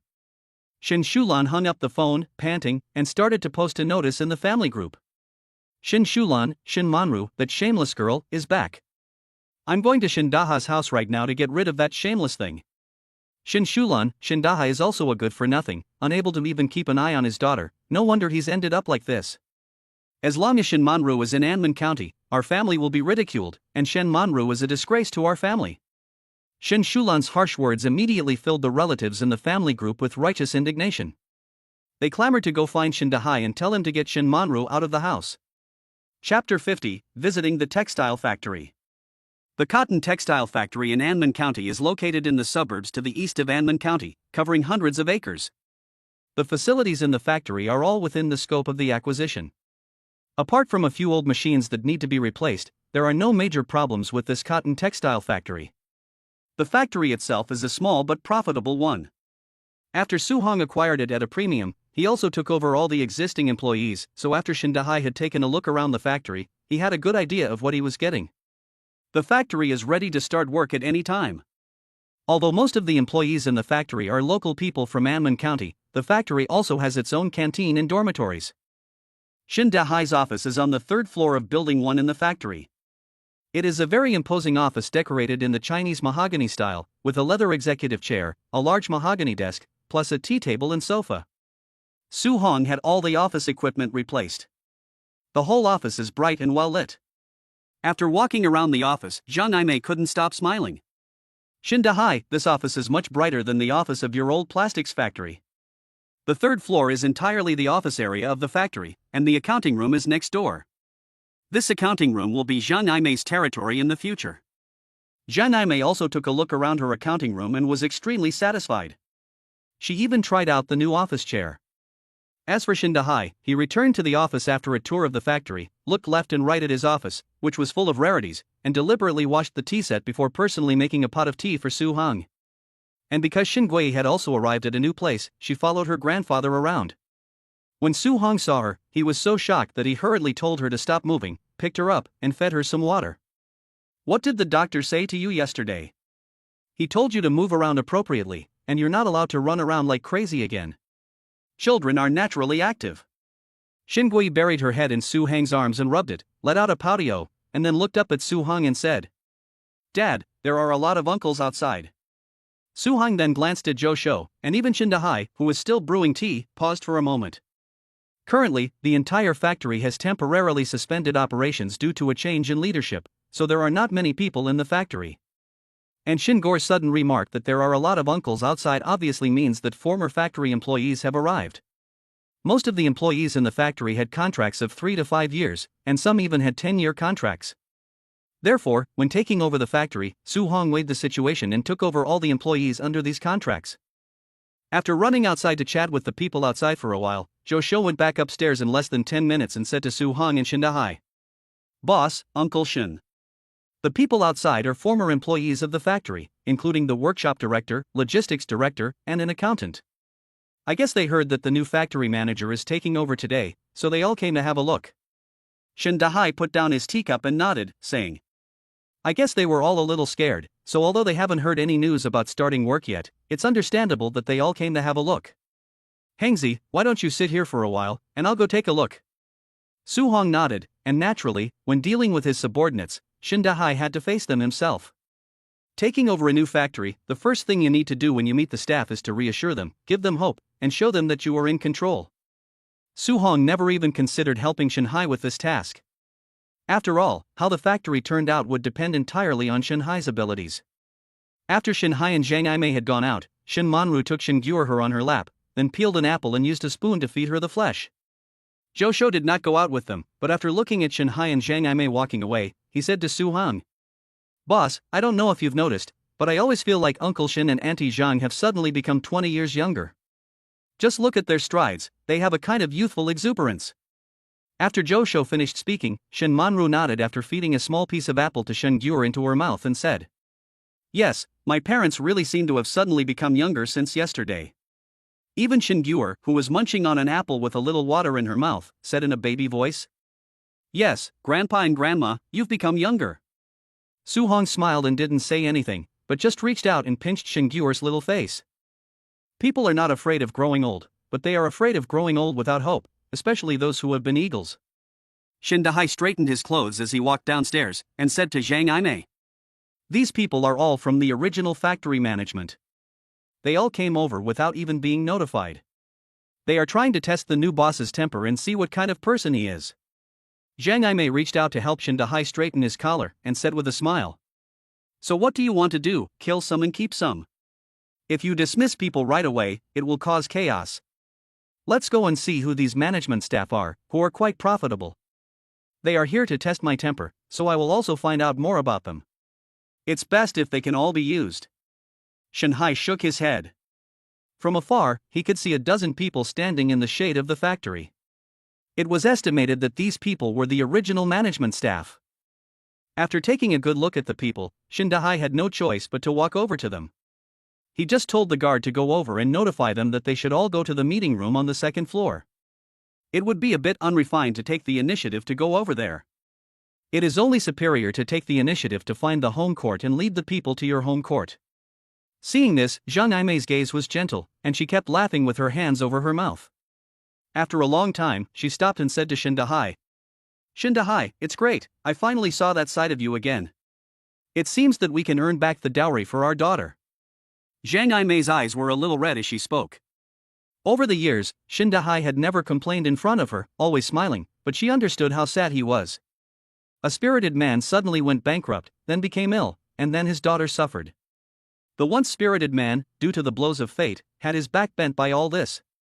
So over the years, Zhang Aimei clearly saw Shinhai's back getting more and more bent, but he was full of smiles at home, trying to shoulder his responsibilities. Zhang Aimei felt terrible. Until today, the Shin Dahai who once filled her heart with boundless joy has returned. Shin Dahai reached out to wipe away Zhang Aimei's tears, then held out his arm and said to her, Come, wife, hold on tight. My dear wife, you'll have to work hard again and go with me to earn a dowry for our daughter. Chapter 51, Oh, so my brother-in-law is the new factory manager? The conference room on the second floor of the Anman County Cotton Textile Mill. A total of 12 former management members of the textile factory, led by Dong Jigang, sat down in groups of 2 or 3. While the new factory manager had not yet shown up, everyone began to murmur. Jigang, you insisted that we come here first to see if the new factory manager is easy to talk to, but you see that he called us into this meeting room a long time ago and hasn't shown up, so it's clear that this new factory manager is not someone you can easily get along with. Yes, the new boss is on fire. Let him burn, I've never made a mistake in my accounts, and I won't be fired anyway. Dong Jigang is fidgeting with his phone, annoyed. It's mainly his wife, who keeps sending him messages, and it's making his heart, liver, spleen, and kidneys ache. Look, it's only been a short time, but the number of WeChat messages from his wife has already reached 99 plus. Dong Jigang opened his phone and saw that it was full of his wife's expletives. Shin Shulan, Dong Jigang, you hurry back to me, I'm going to Shin Daha's shitty rented house right now to kick Shin Daha's shameless daughter out of Anman County. Shin Shulan, I'm so angry. That shameless Shin Manru actually has the nerve to come back. She's found a sugar daddy and gone off to be someone's mistress, what a disgrace. Shin Shulan, Dong Ji Gang, hurry back to your mother. Shin Shulan, plus 99. Dong Ji Gang's head was spinning. He really wanted to say something back to Shin Shulan, but what the hell did it have to do with her? But then he thought about the pain in his ear when she grabbed it, and all he could say was, Dong Ji Gang, honey, just a moment, our new factory manager is here. I need to meet him, I'll be right back. After thinking about it, Dong Ji Gang added, just calm down, don't get worked up. After finishing, Dong Ji Gang closed the phone and thought about his brother-in-law's family. To be honest, Dong Ji Gang really looked down on Shindaha's family.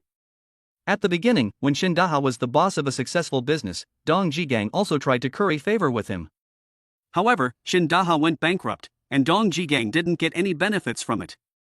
The funniest thing was that Shindaha also got sick, and out of respect for his relative, Dong Ji Gang even gave him a sponsorship fee of 2,000 yuan for free. So for the Shin family, Dong Ji Gang felt that it was best to stay away from them. The family was poor, sick, and one daughter had a child out of wedlock. What bad luck! Ugh, bad luck. Dong Ji Gang, as the logistics director of the Anman County textile factory, had a good job with good benefits, and really didn't want to get involved with these poor relatives. He raised his head, looked at the management present, and said with a smile, Don't think I'm exaggerating. I heard that the factory was bought by a big group from Haicheng, so it's likely that the management will be replaced by their own people. If we don't talk to the new factory manager, we'll be replaced too, right? Don't worry, the workers listen to us. Maybe if we talk to these big leaders, we can even get the workers a pay rise. Dong Ji Gang's words were very clear. He came here today, thinking of threatening the new factory manager. If you dare to fire the leadership and not raise wages, we will dare to take all the workers on strike. In the small world of Anman County, employees are really not a good sign, so Dong Ji Gang is a man who can be described as determined to win. At this time, Dong Ji Gang was gloating when Shin Dahai and Zhang Imei walked in.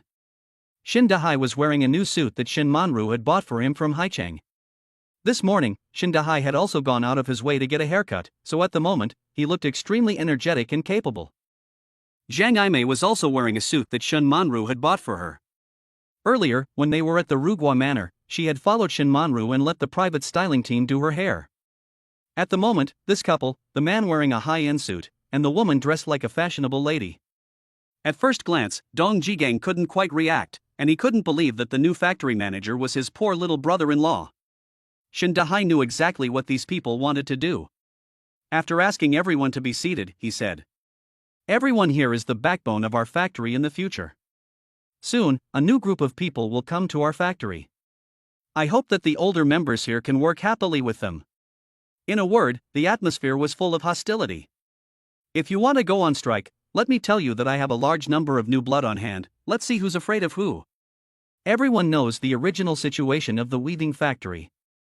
Originally, I only liked this factory because I planned to mechanize it. But, your original boss was a good person. He told me that everyone was having a hard time and asked me to take on all the employees of the factory. Shin Dahai sighed and continued. I thought about it, and I'm also from Anman County, so I must support the employment rate in Anman County, so I agreed. I hope to make progress together with everyone in the future. The second sentence completely killed it. Let's be clear, I don't want you guys at all, and if you dare to mess with me, I'll be more than happy. Shin Haidong was able to start from scratch and make a name for himself back then, and he was the best of the best. In just a few sentences, he instantly took control of the situation. The crowd, who had been thinking of following Dong Ji Gang's lead, began to laugh and quickly agreed. Director, you're joking. We came here to see if there's anything we can help with. Our factory needs to start working quickly, after all, there are still a few small orders waiting to be delivered. Yes, Director, don't worry, with me, Lao Yuan, here, I will definitely manage the workshop for you. Anyway, no matter what everyone thinks, the atmosphere is exceptionally harmonious at the moment. Su Hong, who was eavesdropping outside, exchanged glances with Zhou Shou, who then gave a thumbs up and whispered, Boss, your father-in-law really is quite something. Su Hong laughed, but looked through the glass window of the meeting room at Dong Ji Gang, who was sitting in the western seat, and sneered. Is that Shin Shulan's husband? Hey, boss, let's get rid of him today. Zhou Shou immediately showed his teeth and looked like a hero from the Liangshan Mountains. Su Hong looked at Zhou Shou with disgust, and when he turned his gaze back to the conference room, Dong Ji Gang finally reacted. Isn't this new factory manager his brother-in-law? Dong Jigang stood up with a start, his eyes wide with disbelief as he looked at Shindahai and Zhang Aimei, his mouth opening and closing for a long time. In the end, Dong Jigang was very accommodating, and a smile quickly appeared on his lips.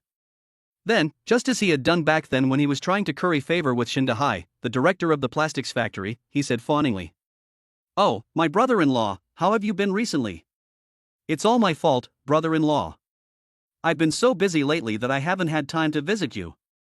Your sister told me this morning that she wanted to go to your house and bring you some pheasant to help you build up your strength. Dai Hai, don't worry, as long as I, Dong Jigang, am alive, I will help you run the factory well." Chapter 52, The new factory director's wife is a bit ruthless. At this moment, Dong Jigang was baffled. What was going on? How had his poor little brother-in-law suddenly turned over a new leaf?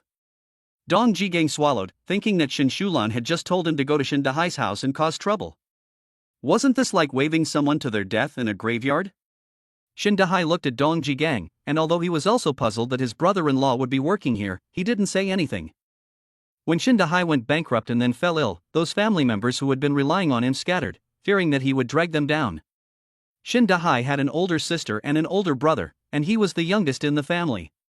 When he was successful, he tried his best to help his family, buying his parents a new building, his brother a tractor and a new car, and his sister a shop to run a small store.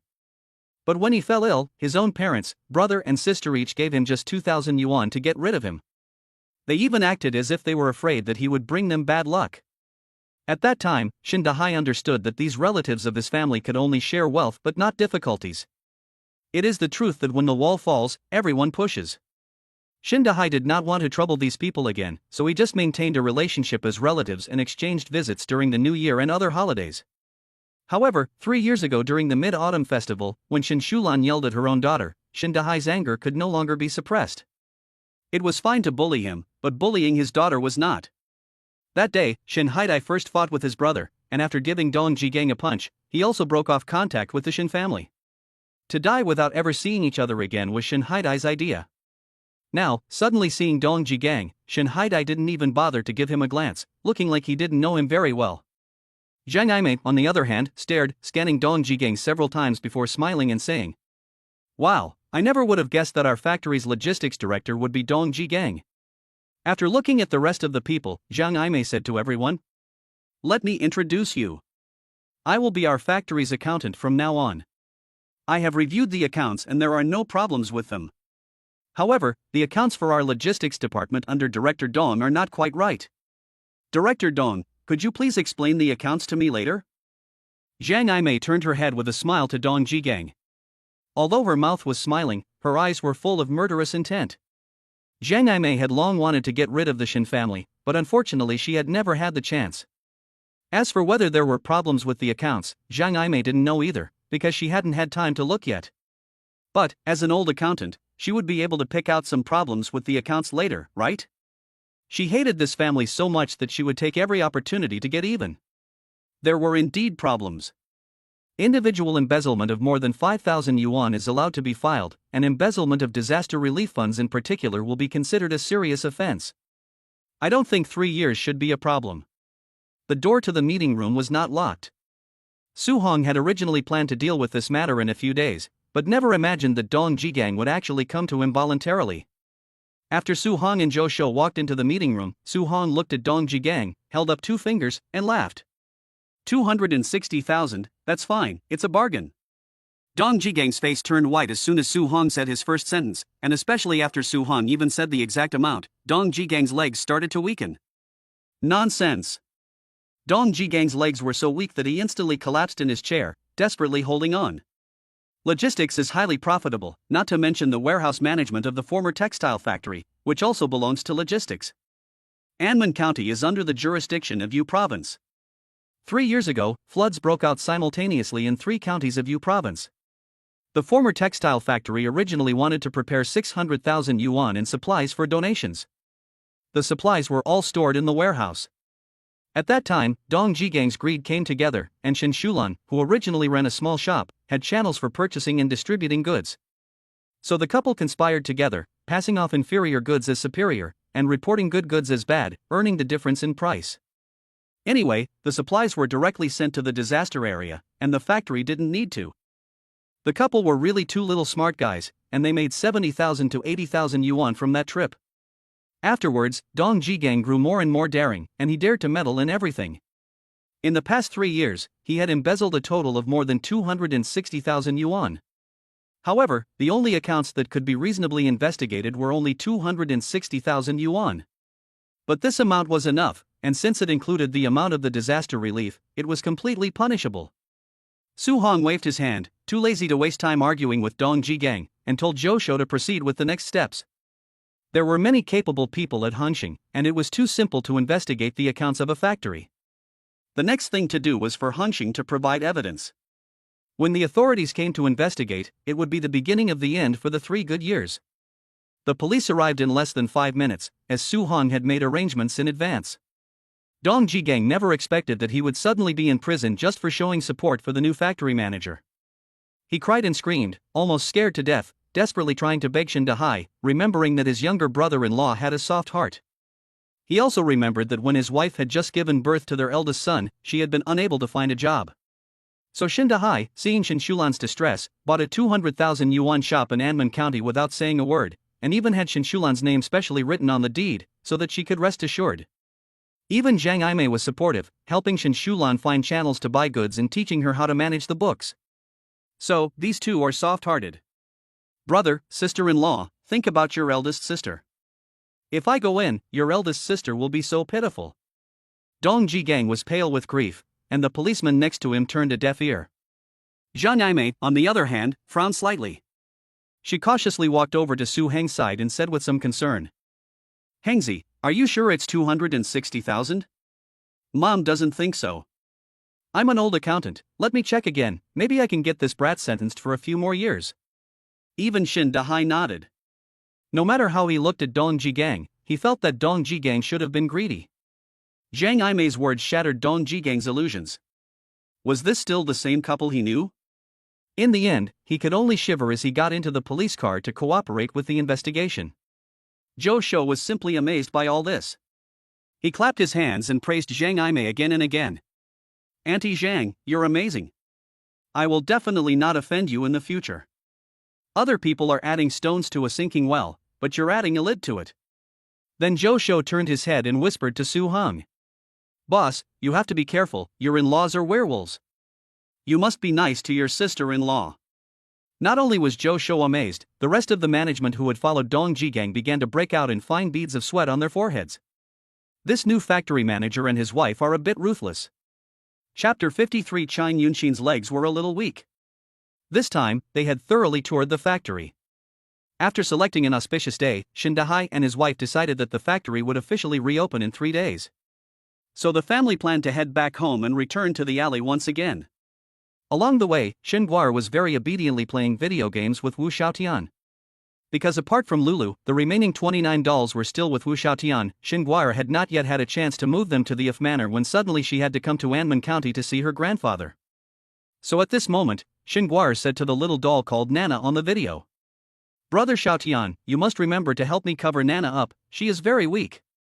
Wu Xiaotian has been keeping Shen Guiya's doll for a while, so his relationship with Shen Guiya has improved by leaps and bounds. He quickly promised, "Guier, don't worry, Xiaotian will take care of Nana for you. You should take care of yourself too." The two got more and more excited as they chatted. Zhou Shou, who was sitting in the passenger seat, looked back inside. There are more and more flatterers these days. If he doesn't work harder, he'll be surpassed. When Shen Guer got off the phone, Su Hong reached out and stroked her furry little head, teasing her. "Guier, Nana is weak because she doesn't eat her vegetables, so you have to eat more vegetables and fruits in the future." As a result, Shen Guer looked at Su Hong with full of questions, and even wanted to hold out her little hand to her father to take his temperature, and asked in horror, "Dad, don't you know that those are all dummies? And Nana can't even eat?" Su Hong turned his head and looked at Shen Guiya, who had an expression of "Is my dad retarded?" on his face. Suddenly, he didn't know what to say. How did a child's brain grow? Hey, if you knew they were dummies, why did you let Uncle Xiaotian take care of them? 1 minute he was giving medicine, the next he was giving water. "Dad, I like dolls, so I think every doll has a life." Shin Gyur's little face fell into deep thought, racking her brain for a way to explain to Su Hong. With a sigh, she continued with her rounded profile. But that doesn't mean that Gyur doesn't know they're dummies. So, daddy's being silly, Nana can't even eat. Shin Gyur's little face had already become a bit plump, like a little steamed bun, soft and squishy. She sighed, and the soft flesh on her little face trembled a little. Shin Gyur suddenly felt that her father was silly. What should she do? Su Hong. Su Hong glanced at Shin Gyur and resisted the urge to smack her bottom. This is a cotton-padded jacket, you can't hit it, you have to spoil it. Chang Yunshin had insisted on being the chauffeur for the big boss, so at this moment his hand holding the steering wheel was shaking a little from smiling. No, I'm an outstanding general manager in the workplace, I can't smile.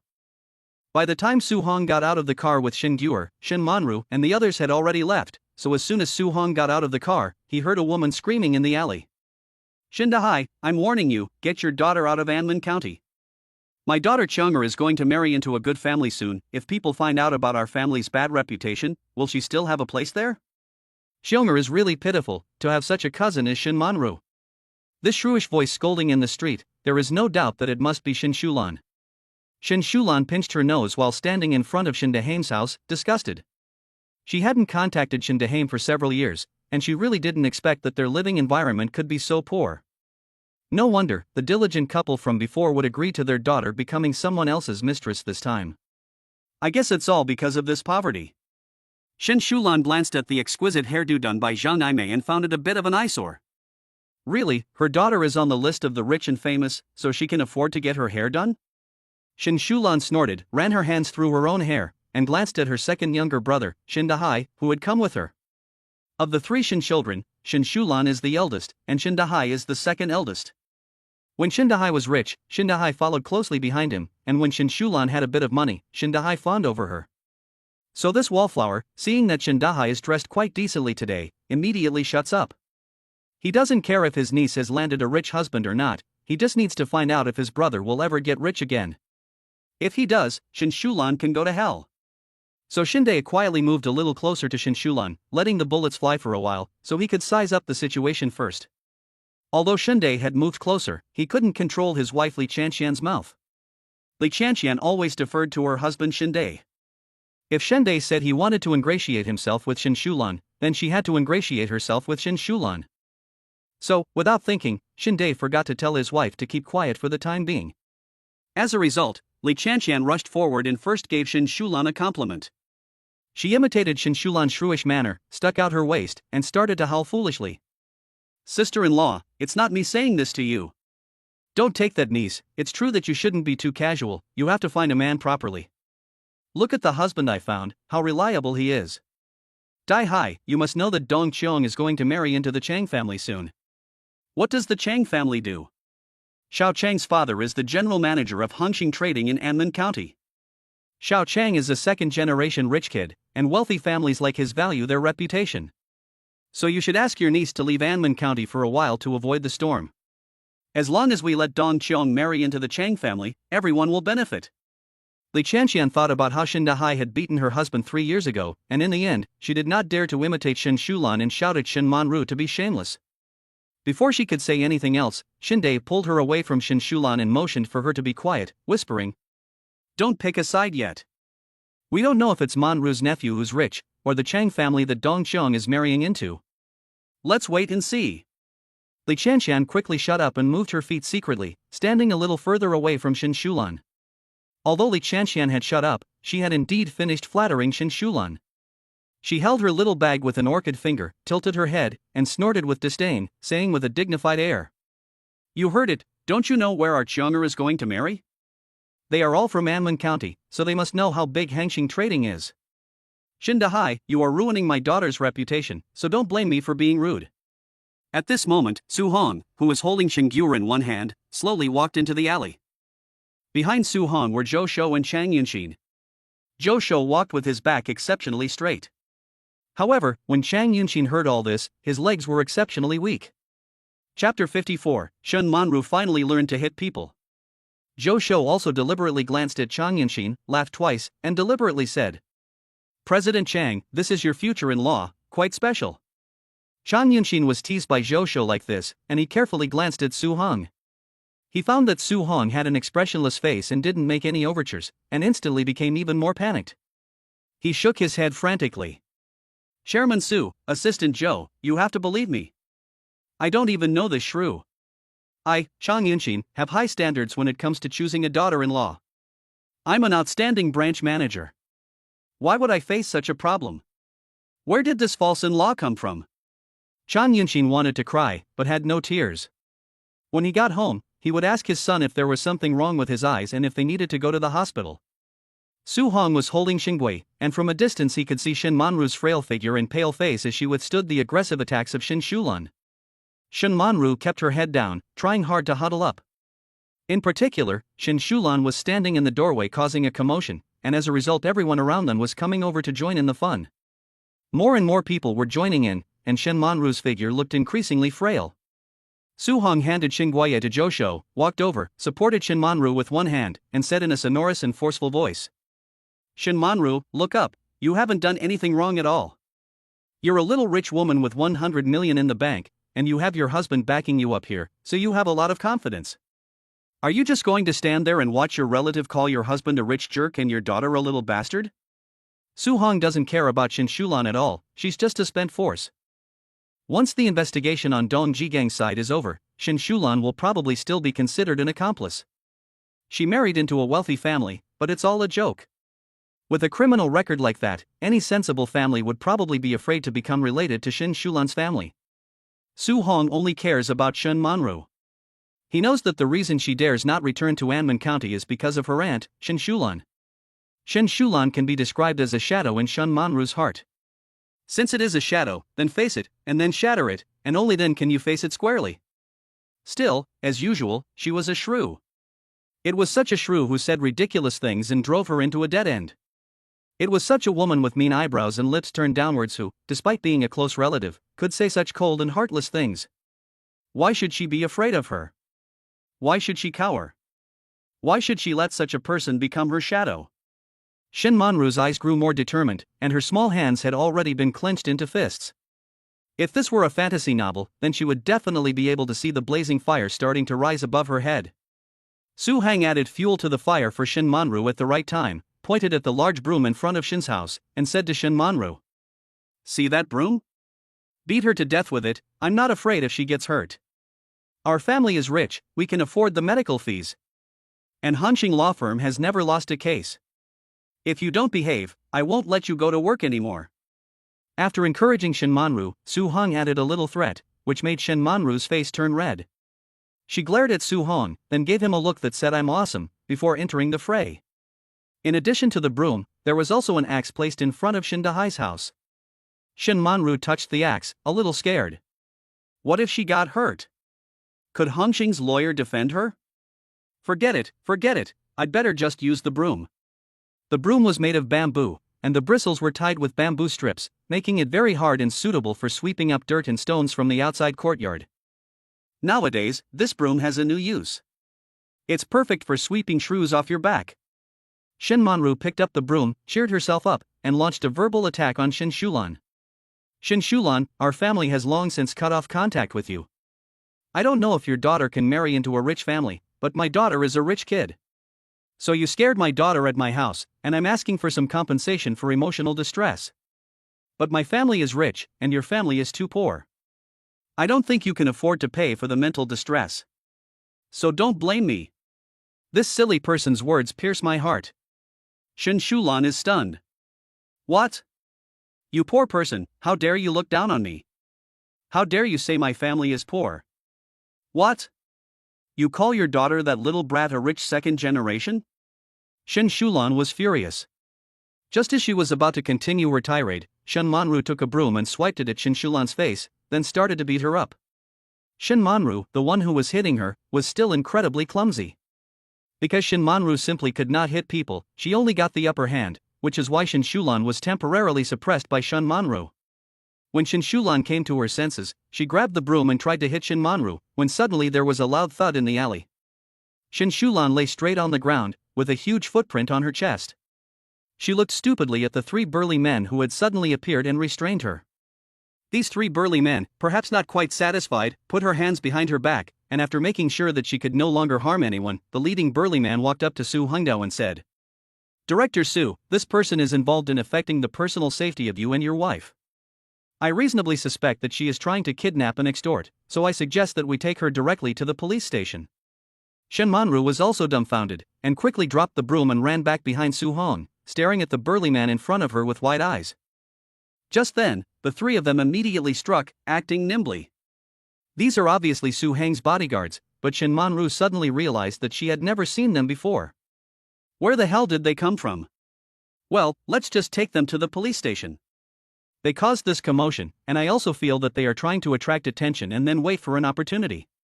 Let's see if there are any accomplices, and send the accomplice who helped her for investigation as well. Su Hong nodded and looked at the couple of wallflowers, Shen Dahua and Li Chanxian. This time, it was finally Shen Dahai and Li Chanxian's turn to tremble. They now had one feeling: this death stare came so quickly. We clearly didn't do anything. What does it have to do with us? How did this involve attempted kidnapping? The two of them were shaking so much that they couldn't even speak, and they just looked at Shen Dahai with pleading eyes. Chapter 55, Household Register. Shen Dahai looked unhappy, and after giving Zhang Yimei an unhappy look, he sighed. Zhang Yimei patted Shen Dahai's shoulder lightly and whispered, "Don't be sad, even though we weren't able to help this time, there will be plenty of opportunities in the future. Look how valiant our daughter just was, she even knows how to hit people." Shen Dahai nodded, and whispered to Zhang Yimei, "I regret that when she was little, I only sent her to learn useless things like piano and dancing. If I had known, I would have sent her to learn martial arts and taekwondo. Look at the way she just hit someone. She can't even hold a broom steady, so she'll be at a disadvantage if she ever has to fight." Zhang Yimei shook her head, not quite agreeing. What fights is she going to get into in the future? Can't you see that Su Hong has bodyguards? I just felt it, and I think there are more than just these three hidden bodyguards. The couple muttered to themselves, not noticing Shen Daha and his wife at all. As the chairman of Hongqing, Su Hang is extremely wealthy, and he always has hidden bodyguards around him. He just found an excuse to get Shen Shulan and Shen Daha out of the way, so they wouldn't be an eyesore. However, this reason was not going to get them sent in for a few years. They were just going in for a few hours to take their statements and to keep these people busy. Chang Yunxin was extremely proactive when the three burly men escorted the people in. He patted his chest and said to Zhou Shoudao, "Assistant Zhou, you have to put in a good word for me later. I really don't know these people." Zhou Shou was accompanying Xingui, and in order to prevent the child from seeing what she shouldn't, he had been staying outside the alley the whole time. At that moment, Zhou Shou was braiding Xingui's hair. While watching an online instructional video, he braided a centipede-like plait for Xingui and said to her in a deliberately sneaky voice, "Gui, is Uncle Zhou better than Brother Xiaotian?" Xin Guer was very understanding of the times. Since Wu Xiaotian was not there, she nodded vigorously and kept praising Uncle Zhou as the best. Delighted, Zhou Shou gave Chang Yunxin a few good looks, and he said to Chang Yunxin, "Then you go deliver it. Do you know anyone here?" Chang Yunxin nodded busily, and whispered to Zhou Shou with a wink, "Of course I know them. Hongqing Trading donated a building and 20 cars to the police station last year. I'm not trying to obstruct justice, I just want them to investigate properly. This is no small matter, trying to extort and kidnap our boss." So after a while of winking and nodding, the two of them together, Chang Yunxin ran over to hand over the suspect. The gossiping neighbors who had gathered around were shocked and wanted to disperse in all directions. They were afraid that if Su Hong thought they were accomplices, it would be terrible. But Su Hong looked at these people and smiled, saying, "Shengui is my child. Shen Manru and I got married a long time ago, but we didn't have a wedding, which caused a lot of trouble. So this time, in order to put an end to this trouble, we chose to get married on January 1st. They hadn't even gotten a marriage certificate yet, but Su Hong had no choice but to make up a story for the sake of Shen Manru's reputation.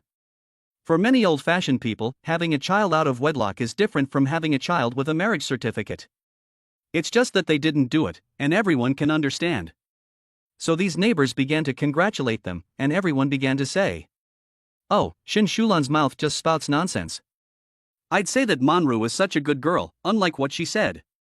Manru is such an honest and well-behaved girl, and when someone throws dirty water over your head like that, you don't know how to defend yourself. I don't think anyone will dare to spread rumors in the future and turn a nice girl into something like that." That's really mean. The people saying these things at this time did not mean that they had not previously spoken ill of Shin Manru. It was just that circumstances had forced their hand. Shin Manru's husband was obviously a powerful man, so everyone collectively chose to be submissive. Su Hong didn't care what these people thought, as long as they kept their mouths shut. He reached out and rubbed Shin Manru's head, and the family could finally enter the house with peace of mind. As soon as they entered the house, Zhang Aimei hurriedly took out the household register and placed it in Su Heng's hands, saying, "Hengzi, here, Manru's household register.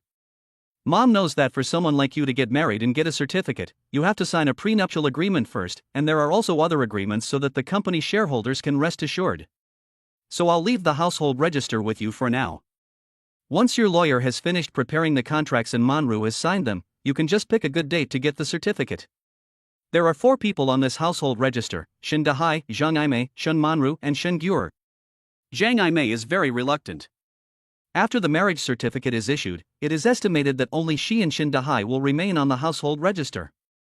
Su Hong took over the household register and did not refute what Zhang Aimei had said. This is the truth. His wealth does not just belong to him, but also to Hongxing Group. He had long wanted to discuss signing these agreements with Shin Manru, but had been worried and had not spoken up. Who would have thought that Zhang Aimei would speak up first? After Zhang Aimei finished speaking, she patted Shin Manru's small hand and whispered to the two of them. "Although you have to sign an agreement first, it will not affect your relationship, it is just for the better." Shin Manru blinked, nodded, and smiled at Su Hang. She didn't care about any of this at all. Even if she really couldn't get a penny from the divorce, she didn't care. Shin Manru glanced at the red booklet Zhang Aimei handed to Su Hong, and remembered that there was only Su Hang's name and Su Hang's household registration. Suddenly, she felt a little heartbroken for Su Hang. When they were in college, Shin Manru had tried very hard to find out everything about Su Hong.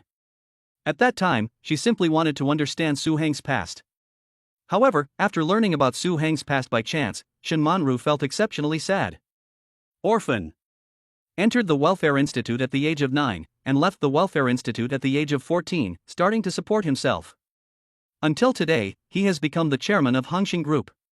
Shin Manru hugged Su Hong with pain in her heart, and pointed to her own household registration booklet and said, "Su Hong, there will be 3 people in our family register in the future. You will no longer be alone." When Su Hong took Zhang Aimei's household register, he really felt that his own was quite thin. Thinking about his own affairs, his heart really felt uncomfortable. But seeing Shin Manru's innocent expression, his mood improved a lot. Yes, he will finally have a family. It's still a family of 3. He reached out and pinched Shin Manru's little face. It felt good, soft and plump, so he teased. "Yes, your little face is rounder and plumper, you can eat it." Shin Manru hurriedly held her little face and frowned. "You can't pinch it anymore, if you pinch it too much, what if it drools?" Chapter 56, Su Heng's Family Matters. The next day, Su Hong took Shin Manru and Shin Gyur with him as he chose to return to Haicheng. After what happened yesterday, Su Hong discussed with his father-in-law and mother-in-law about changing the living environment for the two of them. However, Shin Dahai firmly disagreed, saying that his factory was about to start up, and if he was given some time, he would definitely be able to improve it on his own. So Su Hong gave up, and with the textile factory getting busy, it is estimated that his parents-in-law will also put all their efforts there. What is more, there are dormitories in the factory area, so it is unlikely that the 2 elderly people will live in this old alley again in the future. There is no feast that does not end, and with Shanhai and Zhang Aimei having the support of their future business, and their own wedding date with Shin Manru set, there is nothing left to settle. Zhang Aimei gave Su Hong 2 bags of specialty wild mushrooms from Anman County, and then cried as she said goodbye to the group. Shin Manru wasn't doing much better, her eyes red as she kept tugging on Su Hang's sleeve. Shin Gyur was too young to feel much about the separation, but she was still hugging Zhang Aimei's arm, her eyes full of little tears as she cried and cried, calling out to her grandmother. The 3 women were on the verge of crying their hearts out. Shin Dahai was busy comforting his old wife, vowing, "Don't worry, next year we'll buy a house in Haicheng. We'll expand the factory and do business in Haicheng." Su Hong saw this and really wanted to agree right away, so he simply followed her back to Haicheng and offered to help out, and naturally the factory would become big. He would save himself the trouble of dealing with the 2 people in front of him, one big, one small, crying like a baby. But as soon as Shin Haixia finished talking, Zhang Aimei really stopped crying. She wiped the tears from the back of her hand and, seeing that Shin Manru was still crying, said disdainfully, Your mother is not like you. I am a career woman, unlike you, who is still crying. Just you wait. Next year, your father's factory will become bigger and bigger, and you and I will be even more different. Your mother has to manage so many things. Ouch, a strong woman like me can't cry anymore. After Zhang Aimei finished speaking, she carried 2 sacks of wild mushrooms from home and handed them to Zhou Shou. Zhou Shou was already carrying 2 sacks of wild mushrooms, and now he had to carry 2 more sacks. He obviously couldn't hold on to them anymore. Just as he was about to throw the mushrooms to Chang Yinxin, he heard Zhang Aimei say, "Shou, these 2 sacks of wild mushrooms are for you. Don't you think the mushroom buns in our county are delicious? It's the wild mushrooms that give them that fresh taste.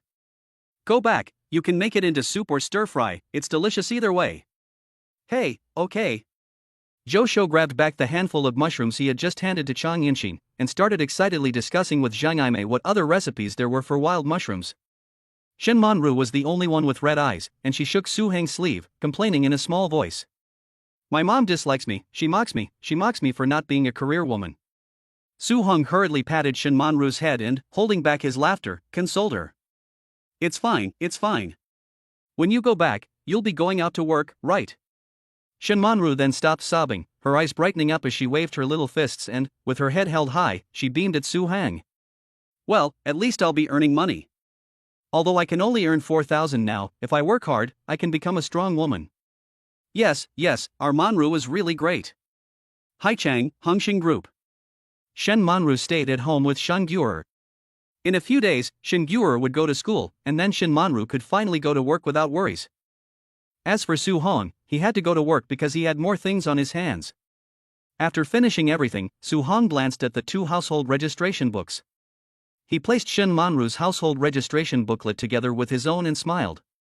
He had already made a special application with the Civil Affairs Bureau, and a specialist would be at their door in 3 days to carry out the marriage formalities.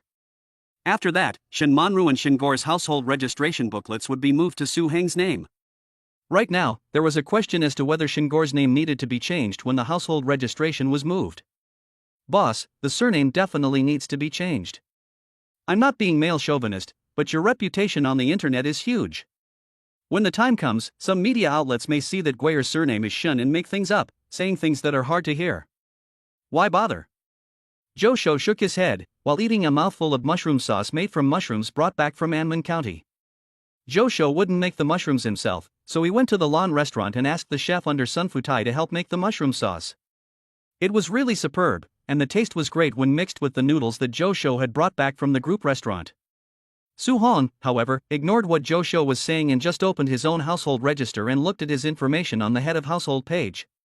The character Su was like a thorn. Su Hang wasn't even sure if he had the surname Su or not, or if he should have the surname Su. When he was 9 years old and moved into the welfare institution, he was asked his name and he chose to be called Su Hang. In Su Hang's childhood memories, he remembers a vague figure who would hold toys and keep teasing him. "Su Hong, be good, eat some more, and mommy will give you the toy to play with." He remembers the man who called himself his father would also lift the little him up high and smile kindly with him. Our Su Hong has grown so tall that even daddy can't lift him anymore. But then, one day, his name suddenly became Gao Sheng Tian, and he got new mommy and daddy. And those new mommy and daddy chose to abandon him when he was 9 years old because they finally gave birth to their biological son. So, Su Hong himself is not sure whether his name is Su Hong or not. It wasn't until he grew up that Su Hong realized that he had been abducted once. He just didn't know if the person who sold him was the kidnapper or his biological parents. After all, when he was a child, he had heard the couple surnamed Gao talking about how his family was poor and sold him to their family. Su Hang smiled indifferently as he remembered these past events. Over the years, he has suffered so much, but he has been able to stand up on his own and achieve what he has today. As for the pain of the past, let's just pretend it was a dream. Nowadays, he has a wife and a daughter. Although his wife is a bit silly, and although the little cotton padded jacket occasionally leaks air, he really likes this kind of life. Let's call her Su Gur, and when we change the household registration in 3 days, we'll change her name to Su Gur. Su Hong deliberated for a long time, and finally decided to change Shen Guiya's name. After all, Shen Manru also agreed. Little cotton padded jacket, after taking his surname, it may not be easy to leak wind. Chapter 57, Things will get better and better. In the Dongcheng district of Haicheng, in an old office building, There is a place called Dream Chaser Studio, as prompted by Su Heng's system. It is already very cold in the Haicheng November sky, and in this old office building, the air conditioners in other small companies have already been turned on. The only people in Dream Chaser Studio are the 12 people inside, each curled up on one side while frantically coding and drawing. The head of Dream Chaser Studio is Cheng Hongyi, 22 years old and fresh out of college. Of the 12 people here, including Cheng Hongyi, 8 are recent graduates who came here with their dreams, while the remaining 4 came here after being frustrated by other companies. So these 12 people, with a passion, want to make a game that will amaze the world and make them stand out from the crowd. Cheng Hongyi stopped frantically tapping on the keyboard, scratched his head in pain, and after a long while, as if having made a big decision, he said to the remaining 11 people, "If we can't find any more investment, we'll have to castrate this game and put it on the shelves for sale next month." After Cheng Hongyi said this, it was as if the entire studio had been hit with the pause button. They had been working hard on this game for a long time, and everyone knew that there wasn't enough funding, so they had saved as much as they could. Especially in the past month, everyone has run out of money, but they still can't bear to give up. They would rather live on instant noodles and hope to save enough money to release the game successfully. However, the money is still not enough. In fact, everyone here knows that success is difficult. The number of new games on Steam in the past year has even exceeded 10,000. But not every independent game can succeed, and 99% of these independent games have disappeared without a trace. There are 50,000 independent game developers in this industry, and 99% of them are dead. Everyone knows that they may be the next to die. But they still scream like crazy every day, cheering themselves on. If you want to castrate this game, I agree. Meng Xiaohao rubbed his eyes, reluctant but unable to do anything but agree. It will be released in December, and this game will no longer be the game everyone had in mind back then. It can be said to have been castrated by half. But so what? Meng Xiaohao knows that everyone can't hold on any longer. Castrating the release is the only way out. After Meng Xiaohao finished speaking, the entire studio fell silent again, and an atmosphere of reluctance, conflict, and sadness spread through the studio. But everyone knew that the person who had put the most effort into this game was actually Cheng Hongyi, and that Cheng Hongyi was the one who was suffering the most. When everyone wanted to comfort Cheng Hongyi, they heard Cheng Hongyi shout, screaming frantically, "Ah! I didn't read it wrong. Hongxing Group has invested in us." Cheng Hongyi's eyes were full of blood, and he looked at the letter on the screen nervously, his eyes about to pop out of his head. It was a communication letter from the finance department of Hongxing, which had decided to invest 4 million yuan in his Dream Chaser studio. Cheng Hongyi blinked and carefully counted the funds on the letter again. 1, 10, 100, 1,000, million. After confirming that it was 4 million yuan, Cheng Hongyi began to laugh. He pointed at the notification on the screen and said to the crowd, "Hongxing is going to invest in us. We can hang in there. We have money. We don't have to castrate our game. No one wants to give up their game, but no one can keep generating power with love." Hongxing's investment was like a shot in the arm, bringing the entire studio to life. Meng Xiaohao's eyes were even redder. He had fallen out with his family in order to develop this game. Everyone said he was stubborn and ignorant. They forced him to give up and go out to work. Only he himself knows that he wants to go crazy for his dream.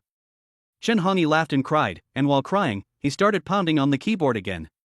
He said to everyone, "Since Hongxing Group can invest for us, then we should work even harder. Get to work. Come on. You province, Anmen County." Xin Dahai's factory is also officially up and running, and the new logistics director is Li Honglong. Li Honglong was once an old technician at Xin Dahai's plastics factory, but he lost his job when the factory went bankrupt. Now Li Honglong works odd jobs, his wife only sells things at a stall, and the family has a child going to college, so the family is also in relatively difficult circumstances. Xin Dahai is a person who knows how to repay kindness. When he was in trouble, all his relatives abandoned him, but Li Honglong has always treated him like a brother. The second reason is that the factory needs someone reliable for logistics. Dong Jigang, the logistics director, is like a rat. To find a logistics director who is not trustworthy is no different from putting a rat in a rice container. At this time, Li Honglong had already got up at 6 a.m. Li Honglong's home is an old-fashioned building. Although the house is very run down, the couple live a very warm life. He first made breakfast for his wife before starting to wash up.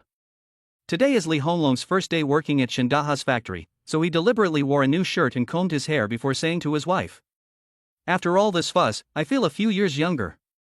Li Honglong finished and deliberately laughed a few times. Yes, you've definitely become younger. Li Honglong's wife, who had been getting up early to sell vegetables for many years and had wrinkled hands, helped Li Honglong straighten his clothes and continued with a smile on her face. The Daha family really appreciates you. For so many years, Li Honglong's family has not been wealthy.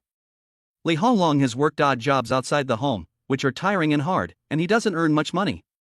Li Honglong's wife felt so much pain. But what could they do?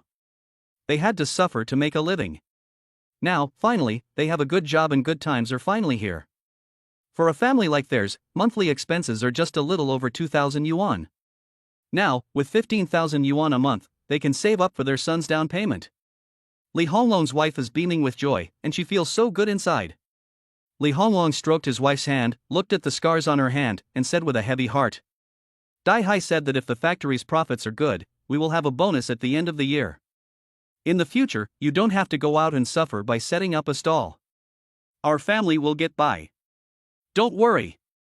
The husband and wife smiled at each other, and their hearts were filled with warmth. Life is finally getting better. Chapter 58, They got their marriage certificate. 3 days later, Su Hong and Shin Manru officially became legal husband and wife after they picked up their marriage certificate.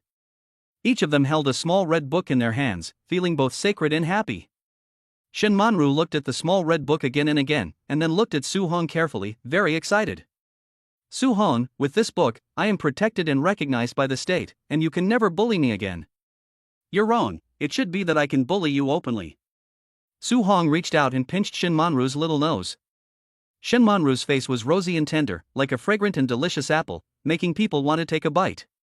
For a moment, the atmosphere between the two was beautiful. Today, not only did they get their marriage certificate, they also officially changed Shin Gyur's name. From now on, she will be called Su Gyur. Su Guire's health is getting better and better. Su Hong has discussed with the family education team that he has hired, and originally wanted Su Guire to take classes at home. However, the education team believes that a better education is to let Su Guire integrate into social groups first, and they are more supportive of letting Su Guire go to kindergarten. So, Su Hong discussed with Su Guire to see if Su Guire wanted to go to the previous kindergarten or go to a different kindergarten. In Su Heng's mind, he wanted Su Guire to transfer to another kindergarten, but he was afraid that the child would like the familiar environment, so he wanted to discuss it with Su Guire. When Su Guire was with Shin Manru before, she attended classes at the Happy Tree Kindergarten in Haicheng East District. This kindergarten is a public kindergarten, but it is not a key kindergarten, so the monthly tuition fee is 900 yuan. Su Hong wanted to ask Su Guire for her opinion and see what the little girl thought. At that moment, little Guire was playing with her Lego, while Zhao Tian was by her side. Zhao Tian was like a child who never grew up, and these past few days she had followed Su Guire around and explored the If Manor. Right now, the two of them were playing with their toys, one after the other, having a great time. Su Hong walked over, rubbed Su Guire's little head, and asked her, Guire, tomorrow you'll have to go to kindergarten. Do you want to go to your old kindergarten or switch to a different one? Su Guire's hand suddenly stopped playing with the toy. She looked up at Su Hong with some fear in her eyes and asked carefully, Dad, is it okay if I don't go to school? Su Hong was about to shake his head and say no, but then he thought about the educational concepts he had learned from the education team, and chose to sit down and play Lego with Su Gelly. Then he began to talk to Su Gelly. It's okay not to go to school. Can Gelly tell Daddy why she doesn't want to go to school? Su Gelly stopped playing with her toys, just blinking her big eyes and looking at Su Hong with a clear expression in her eyes. After saying this, Su Guire sighed, and she lost interest in playing with toys. She chose to leave the playroom and go find her mother. Su Hong was left with a lot of question marks in his head. Those so-called education experts are all liars. What children like is equal communication, understanding children, and interaction. Bullshit. What the hell is this nonsense? Su Hong has suffered losses in negotiations in business situations before, but this was the first time he had been so frustrated in a negotiation. Zhao Tian was the only one who was hunched over, giggling quietly. She pretended to be absorbed in her own thoughts when Su Heng's face turned increasingly green from anger. Do you know why she doesn't want to go to kindergarten? Su Hong was worried that Su Guire had some bad experiences at that kindergarten in the past, so he was anxious. Seeing that Zhao Tian always seemed to get along well with Su Guire, he chose to ask Zhao Tian. However, after rolling her eyes for a while, Zhao Tian didn't know what to think, and after thinking for a long time, she said to Su Hong, Su Dong, although I am your home medical staff, responsible for Guire's medical care, and although I have a good relationship with Guire and I like her very much, it seems that education is not my responsibility as a medical staff. Do you want more money? Su Hong interrupted directly, not very patient. No, Chairman Su, it's not about money. Zhao Tian shook her head furiously. Even if she didn't have any conditions, she was prepared to talk to Sister Manhwa about this matter. Now that Chairman Su had taken the initiative to come over, she only thought about mentioning her conditions. No money? Su Heng's eyes immediately filled with caution. Generally, as long as a woman asks for no money in front of him, then she is up to no good, and it's usually about a man. Su Hong glanced at Zhao Tian and took a few steps back, choosing to stay away from her. He planned to call Hua Xing later and get rid of her. This was in his own home, and the appearance of someone with malicious intent made Shen Manhwa furious. Zhao Tian was mortified at Su Heng's behavior. Zhao Tian gritted her teeth, wishing she could resign right now, but she held back. After adjusting her mood, Zhao Tian smiled very artificially, but still managed to keep herself smiling, and said politely, Chairman Su, I just hope you can help. I want to get in touch with Assistant Zhou. Can you ask him to add me on WeChat? Zhao Tian was mad. She had wanted to maintain her feminine reserve, but because of Su Heng's misunderstanding, she could only blurt it out. After she finished speaking, Zhao Tian held her breath to recover, her hands still slightly shaking. Su Heng glanced at Zhao Tian and sold his brother some information in return for some information about his daughter. It seemed like it was quite worth it. When Su Hong learned from Zhao Tian what Su Guire was thinking, his face instantly turned dark and scary. Su Guire was in the younger class at Happy Tree. Because she was always sick and weak, and because she didn't have a father, she was often teased. The cruelty of children is often inexplicable. They may do it for fun or just to follow the crowd. They don't know right from wrong, but they can cause a lot of harm. No matter how tough she is, Su Guire is just a little 4-year-old girl. Once, Su Guire's best friend, Lulu, was pushed into a puddle to protect her. As a result, Su Guire and Lulu were ostracized by everyone, until Su Guire was hospitalized. So when Su Hong asked, Su Guire didn't want to go to kindergarten at all, but she didn't know how to describe it. Because she had also told on her teacher before, but the teacher said everyone was just joking. So little Guire didn't want to go to school anymore. Zhao Tian didn't dare speak after Su Hong left, and shook her head at Su Heng's back, muttering, Bah, pu xin nan. Assistant Zhou is so outstanding, but she's not as confident as you. Chapter 59 The Evil of a Bratty Kid. When Su Hong came out of the game room, Su Guo ran over with her little short legs and hugged him. With her little head held high, her eyes full of stars and the sea, she whispered, Dad, Guo has thought about it and still has to go to kindergarten. Because she wants to see Lulu.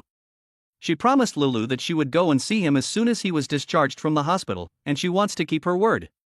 Su Hong picked up Su Guire in his arms and, after thinking for a moment, said to her, Okay, then tomorrow Daddy will take you to kindergarten, and then we'll go and see Lulu together, okay? Yes, together. Su Guire smiled happily, showing a few small front teeth. The next morning was a very special day for the Su family. Shen Manhwa was going to work, and Su Guire was going to school. Shen Manhwa was carrying her bag, her face hesitant. She didn't want to go at all, and just nervously looked at Su Hong. While Su Guire was putting on her jacket, she said to Su Hong, I want to go to school with her too. You're not thinking of doing anything today, are you? Su Hong reached out and brushed the bangs in front of Shen Manhwa's forehead, put his arms around her waist, helped her into her business car, and told Zhang Lily to drive carefully before turning to Shen Manhwa and saying, Don't worry, I can't do anything, I won't do anything. I hope you do something about it. Shen Manhwa sighed and said with some self-reproach, I didn't know she would be so unhappy. If I had known, I would not have sent her to kindergarten. I would rather play with her myself. Everyone told me that children are happy in kindergarten. I even chose that kindergarten carefully, but it still made her so unhappy. Shen Manhwa had no choice at the time. She had to work and take care of her child at the same time. Sending her child to kindergarten was the only way.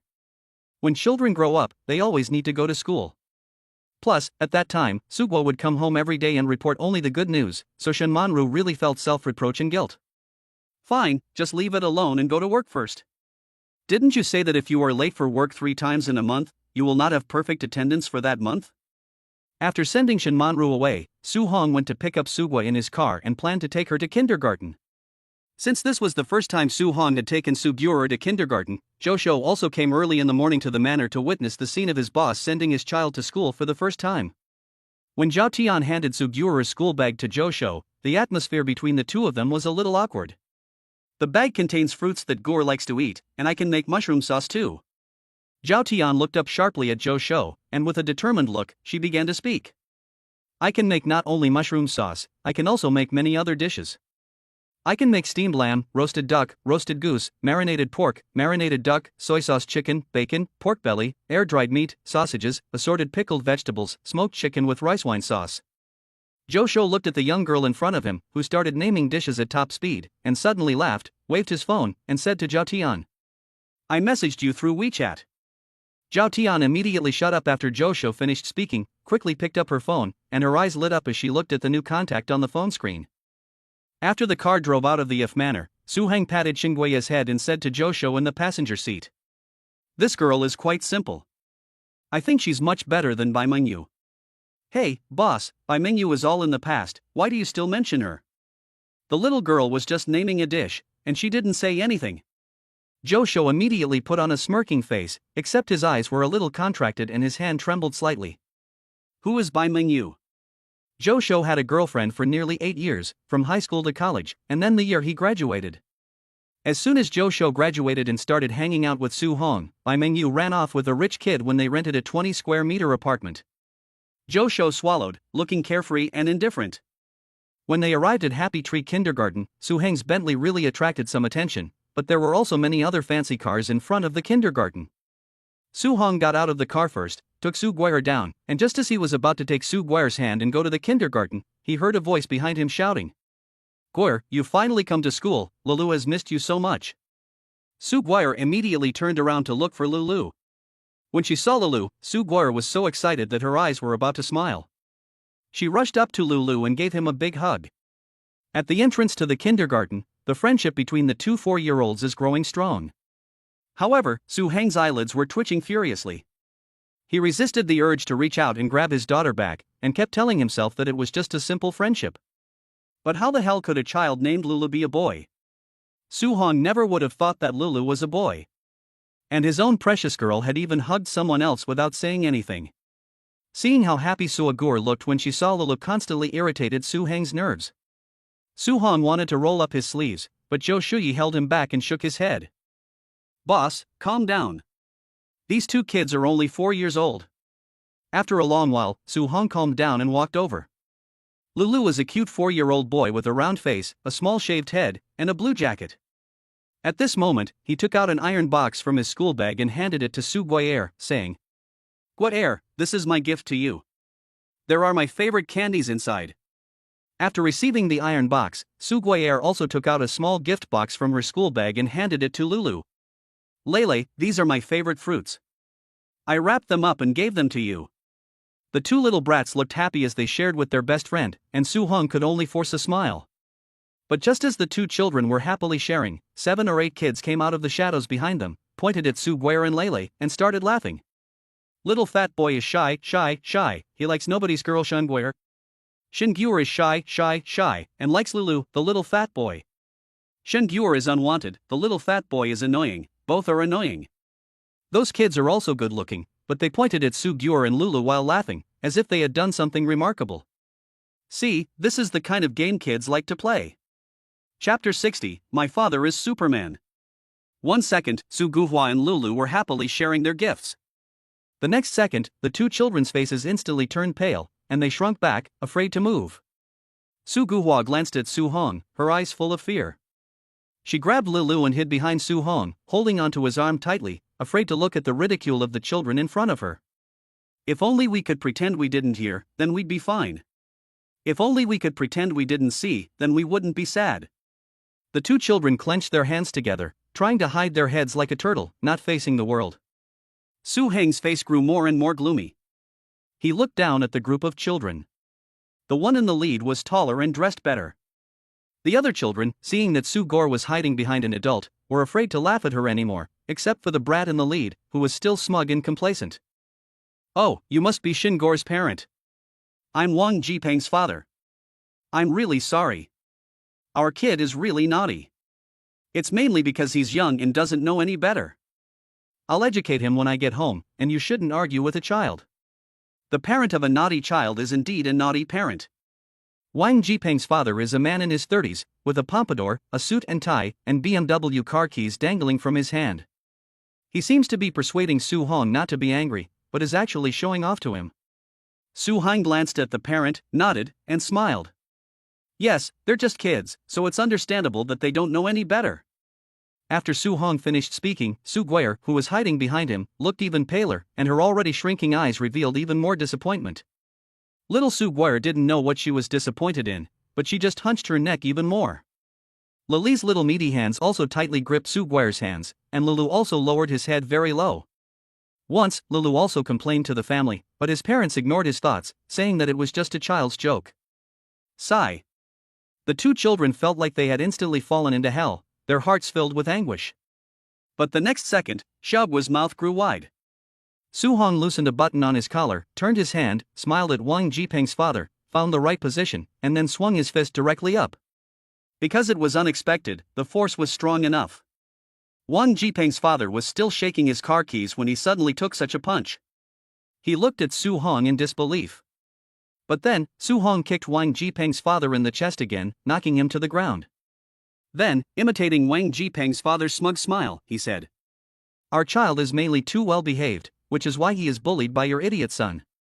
I can't control whether you teach your son at home or not, so I'll teach you first." After Su Hong finished speaking, Wang Jipeng's father looked as if he had seen a ghost and started howling. Because he had received a punch, there was some bleeding at the corner of his mouth. He pointed at Su Hong in a miserable manner and said, "You just wait, I'm calling the police right now, I'll make sure you die." Su Hong was completely uninterested in people like this. He waved at Zhou Shou and said to him, "You call our lawyer over here, and follow him to handle the follow-up." After Su Hong finished speaking, he walked over, picked up Su Guier in one arm, and then looked at the chubby Lulu.